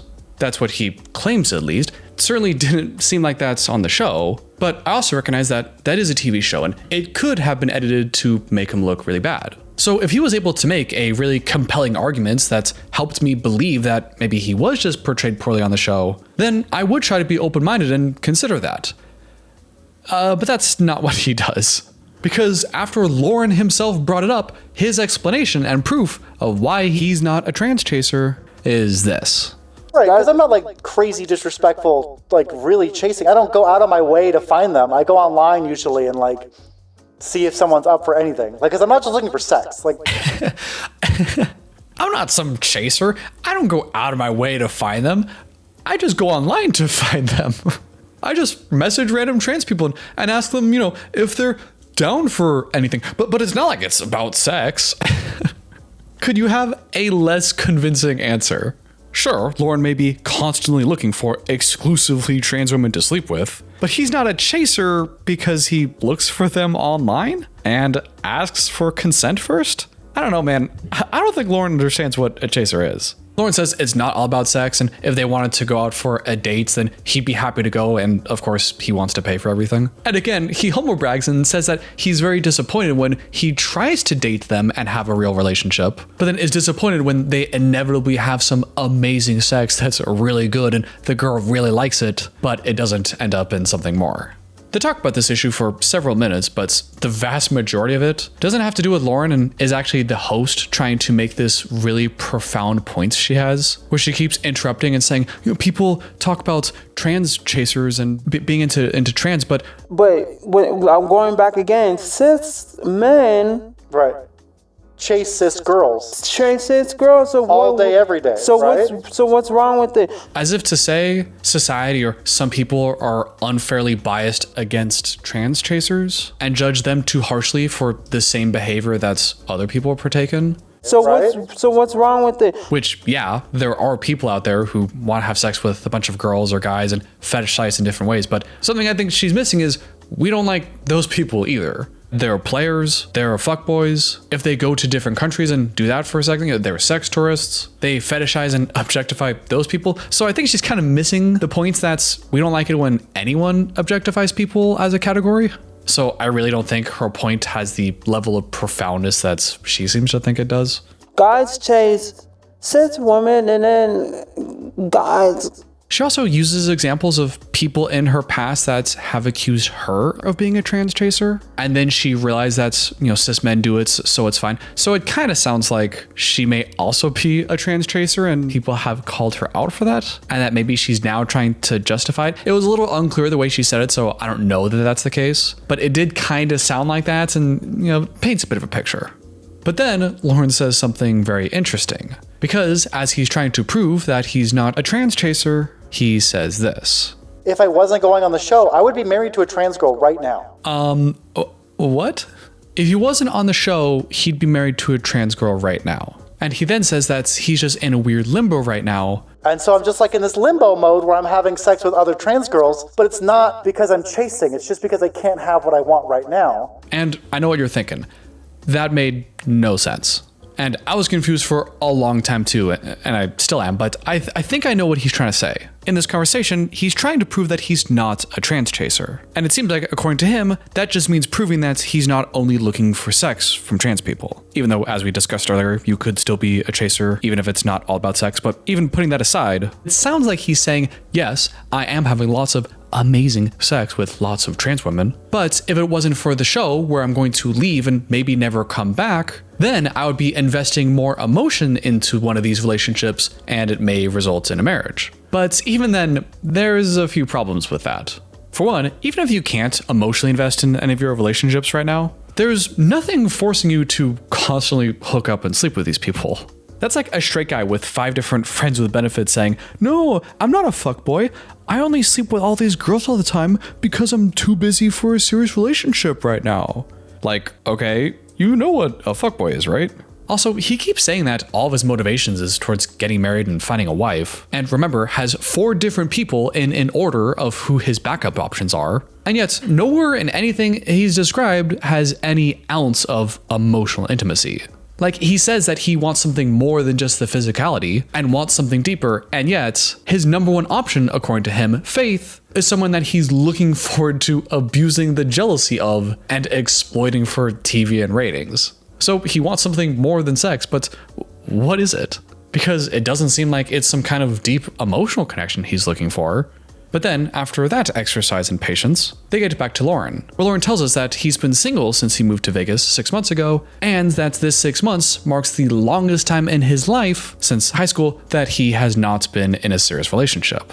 Even after his divorce, where he has children, which, by the way, he doesn't bring up a single time in this entire conversation other than once in the beginning, when he said that he would never have a car because he pays child support. Well, I can't afford a car ever because I pay child support and I have no credit. Even after he got divorced, he got in a serious 3 to 4 year long relationship 2 weeks after it finalized. He also kind of messes up here because he says, well, yeah, I guess it's been 6 months since I moved to Vegas. Well, I guess I am in a relationship with the girl in the Philippines. I've never been single for this long, right? So, like, I know I'm in a relationship in the Philippines. So you've been single for 6 months. And it's not good for me. I don't know if that was a total lie just then, because he remembered that he has to pretend that this is a real thing for TV. Or even worse, if that's an actual genuine reflection of just how non-committally he views his relationships. Which is why Loren has all of his backup options. That's why I have, like, all the girlfriends here, is I have, like, my backup options, right? Because, like, there's a good chance this Philippines girl isn't going to work out. Wow, backup options. He's admitting it. I want something more than just sex. I want a marriage and a wife. Well, I got all these backup options here. I got like 4 or 5 of them, and I'm just constantly sleeping with everybody. And I guess I'm in a relationship. I kind of forgot. Like, what do you really want, Loren? The host asks Loren how his trans women are doing here in Vegas, and Loren explains how he interacts with them. It's usually the same conversation. Hi, my name's Loren Allen. I'm 33. I'm male. I'm verse. And I'm going to leave for the Philippines to get maybe married soon, but I'm also looking for other people to meet. Hi, I'm Loren. This is my age. I'm into sex stuff. I'm leaving soon, so you want to meet up for no reason at all? The same guy who says that he's not interested in sex and is disappointed when people don't want more serious relationships with him. Yeah, okay, buddy. Loren mentions that he's learned a few words in Tagalog, but gets it confused because he's also learning Spanish right now for his girlfriend in Vegas. They're way harder. Like, I'm trying to learn Spanish for my girlfriend in Vegas. So he's single, except not actually because he has this whole marriage prospect in the Philippines. But he's also not single because he has girlfriends there. So he's using that term, implying some sort of commitments, but he's also complaining that people just use him for sex. No consistency here. Loren complains that he never gets to go out on dinner dates because everyone just, wants him for the amazing sex. He really mentions that a lot in this podcast. When the host kindly turns to him and says, "Oh, do you want to go on a dinner date?" Loren immediately hesitates and says that he barely has any money at all, but could go. You want to go on a dinner date? I barely have enough money, but sure. And as long as they keep it under $100, then he should be able to afford it. And then complains about how expensive it is to go out on all these dates. The girl last night was definitely pushing it. I'm like, damn, $80. Like, all I bought was drinks. Like, what the fuck? Can you imagine being the ex-wife? Or being, God forbid, one of his kids whom he complains about having to send child support to all the time? He only mentions their existence when it comes to bitching about child support and how he has no money and it's such a terrible system. Yet also says that he doesn't spend any money on living because he's couch surfing, has no interest in money and doesn't even buy food for himself because he's not interested in food, and instead spends all of his disposable income on going on dates with girls that almost exclusively end up in just sex. Can you imagine the wife hearing that that's how he's spending his money? And he has the gall to complain that he doesn't have as much money to spend on dates hooking up with girls to send to his kids for their education and future and housing and dumb stuff like that. That's this guy's priorities. I can't believe it. And finally, we've reached the end of this godforsaken podcast. The host somehow thinks this was an amazing episode and wants Loren to come back to do more. She asks him at the end to plug his socials, which is pretty standard practice, but Loren humorously doesn't start with his Twitter or his Facebook or his Instagram. No. Instead, he starts with his dating profiles. I am Loren Allen on every single dating site. I'm Loren Allen on Facebook and Instagram. Loren, why would you list your dating profiles first? For one, that's just incredibly tacky, but didn't you also just say earlier that if it wasn't for the show you're leaving for in a week, that you would be married to a trans person right now? Weren't you trying to say that you're not a chaser because you want a deeper relationship and you can't do that because you're leaving? So why are you listing your dating profiles if you're not just interested in hooking up, right? That would imply that you're only looking for more people to physically interact with, the very thing you say that you're not doing. He also gives out his personal phone number and email address, which is standard practice for Loren, which obviously I'm not going to include. And after a 5-minute long outro where the host just repeatedly recites her catchphrases. The Key podcast where you can get your raw, real, and realness tea. The episode finally ends and I can close this goddamn tab from my browser. This was the worst. I hated this. That was well and truly painful. And honestly, halfway through watching, I was kind of thinking to myself, man, I think we got trolled. I think we got trolled from all those people in the comments and on Reddit talking about how this was such a juicy podcast where he reveals all the behind the scenes stuff. Kind of felt to me like this was just a bunch of disorganized crap and we didn't really learn anything. But having watched it a second time now to make this video, because yes, I had to watch this whole thing twice, I realized that we actually learned a lot more about Loren than it may have first seemed. He has multiple current partners and thinks of them as girlfriends and as people that he might marry or even would marry if he had the chance, and yet also thinks that he's single. He complains about child support and how he'll never be able to afford a car because of the stupid system, but also says that he has absolutely no use for money, and the only thing he would ever spend money on is on going on dates and spending it on other people. Other people except his own kids.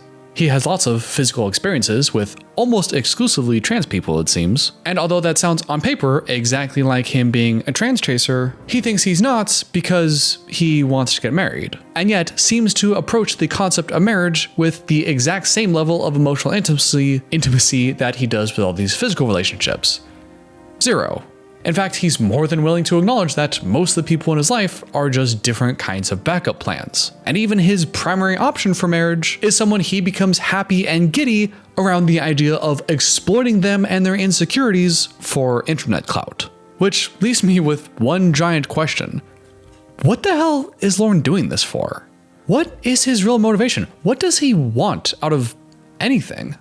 After watching this entire podcast twice, an entire season of Loren on the show, and doing a deep dive into his online presence and Reddit account, honestly, I have no idea.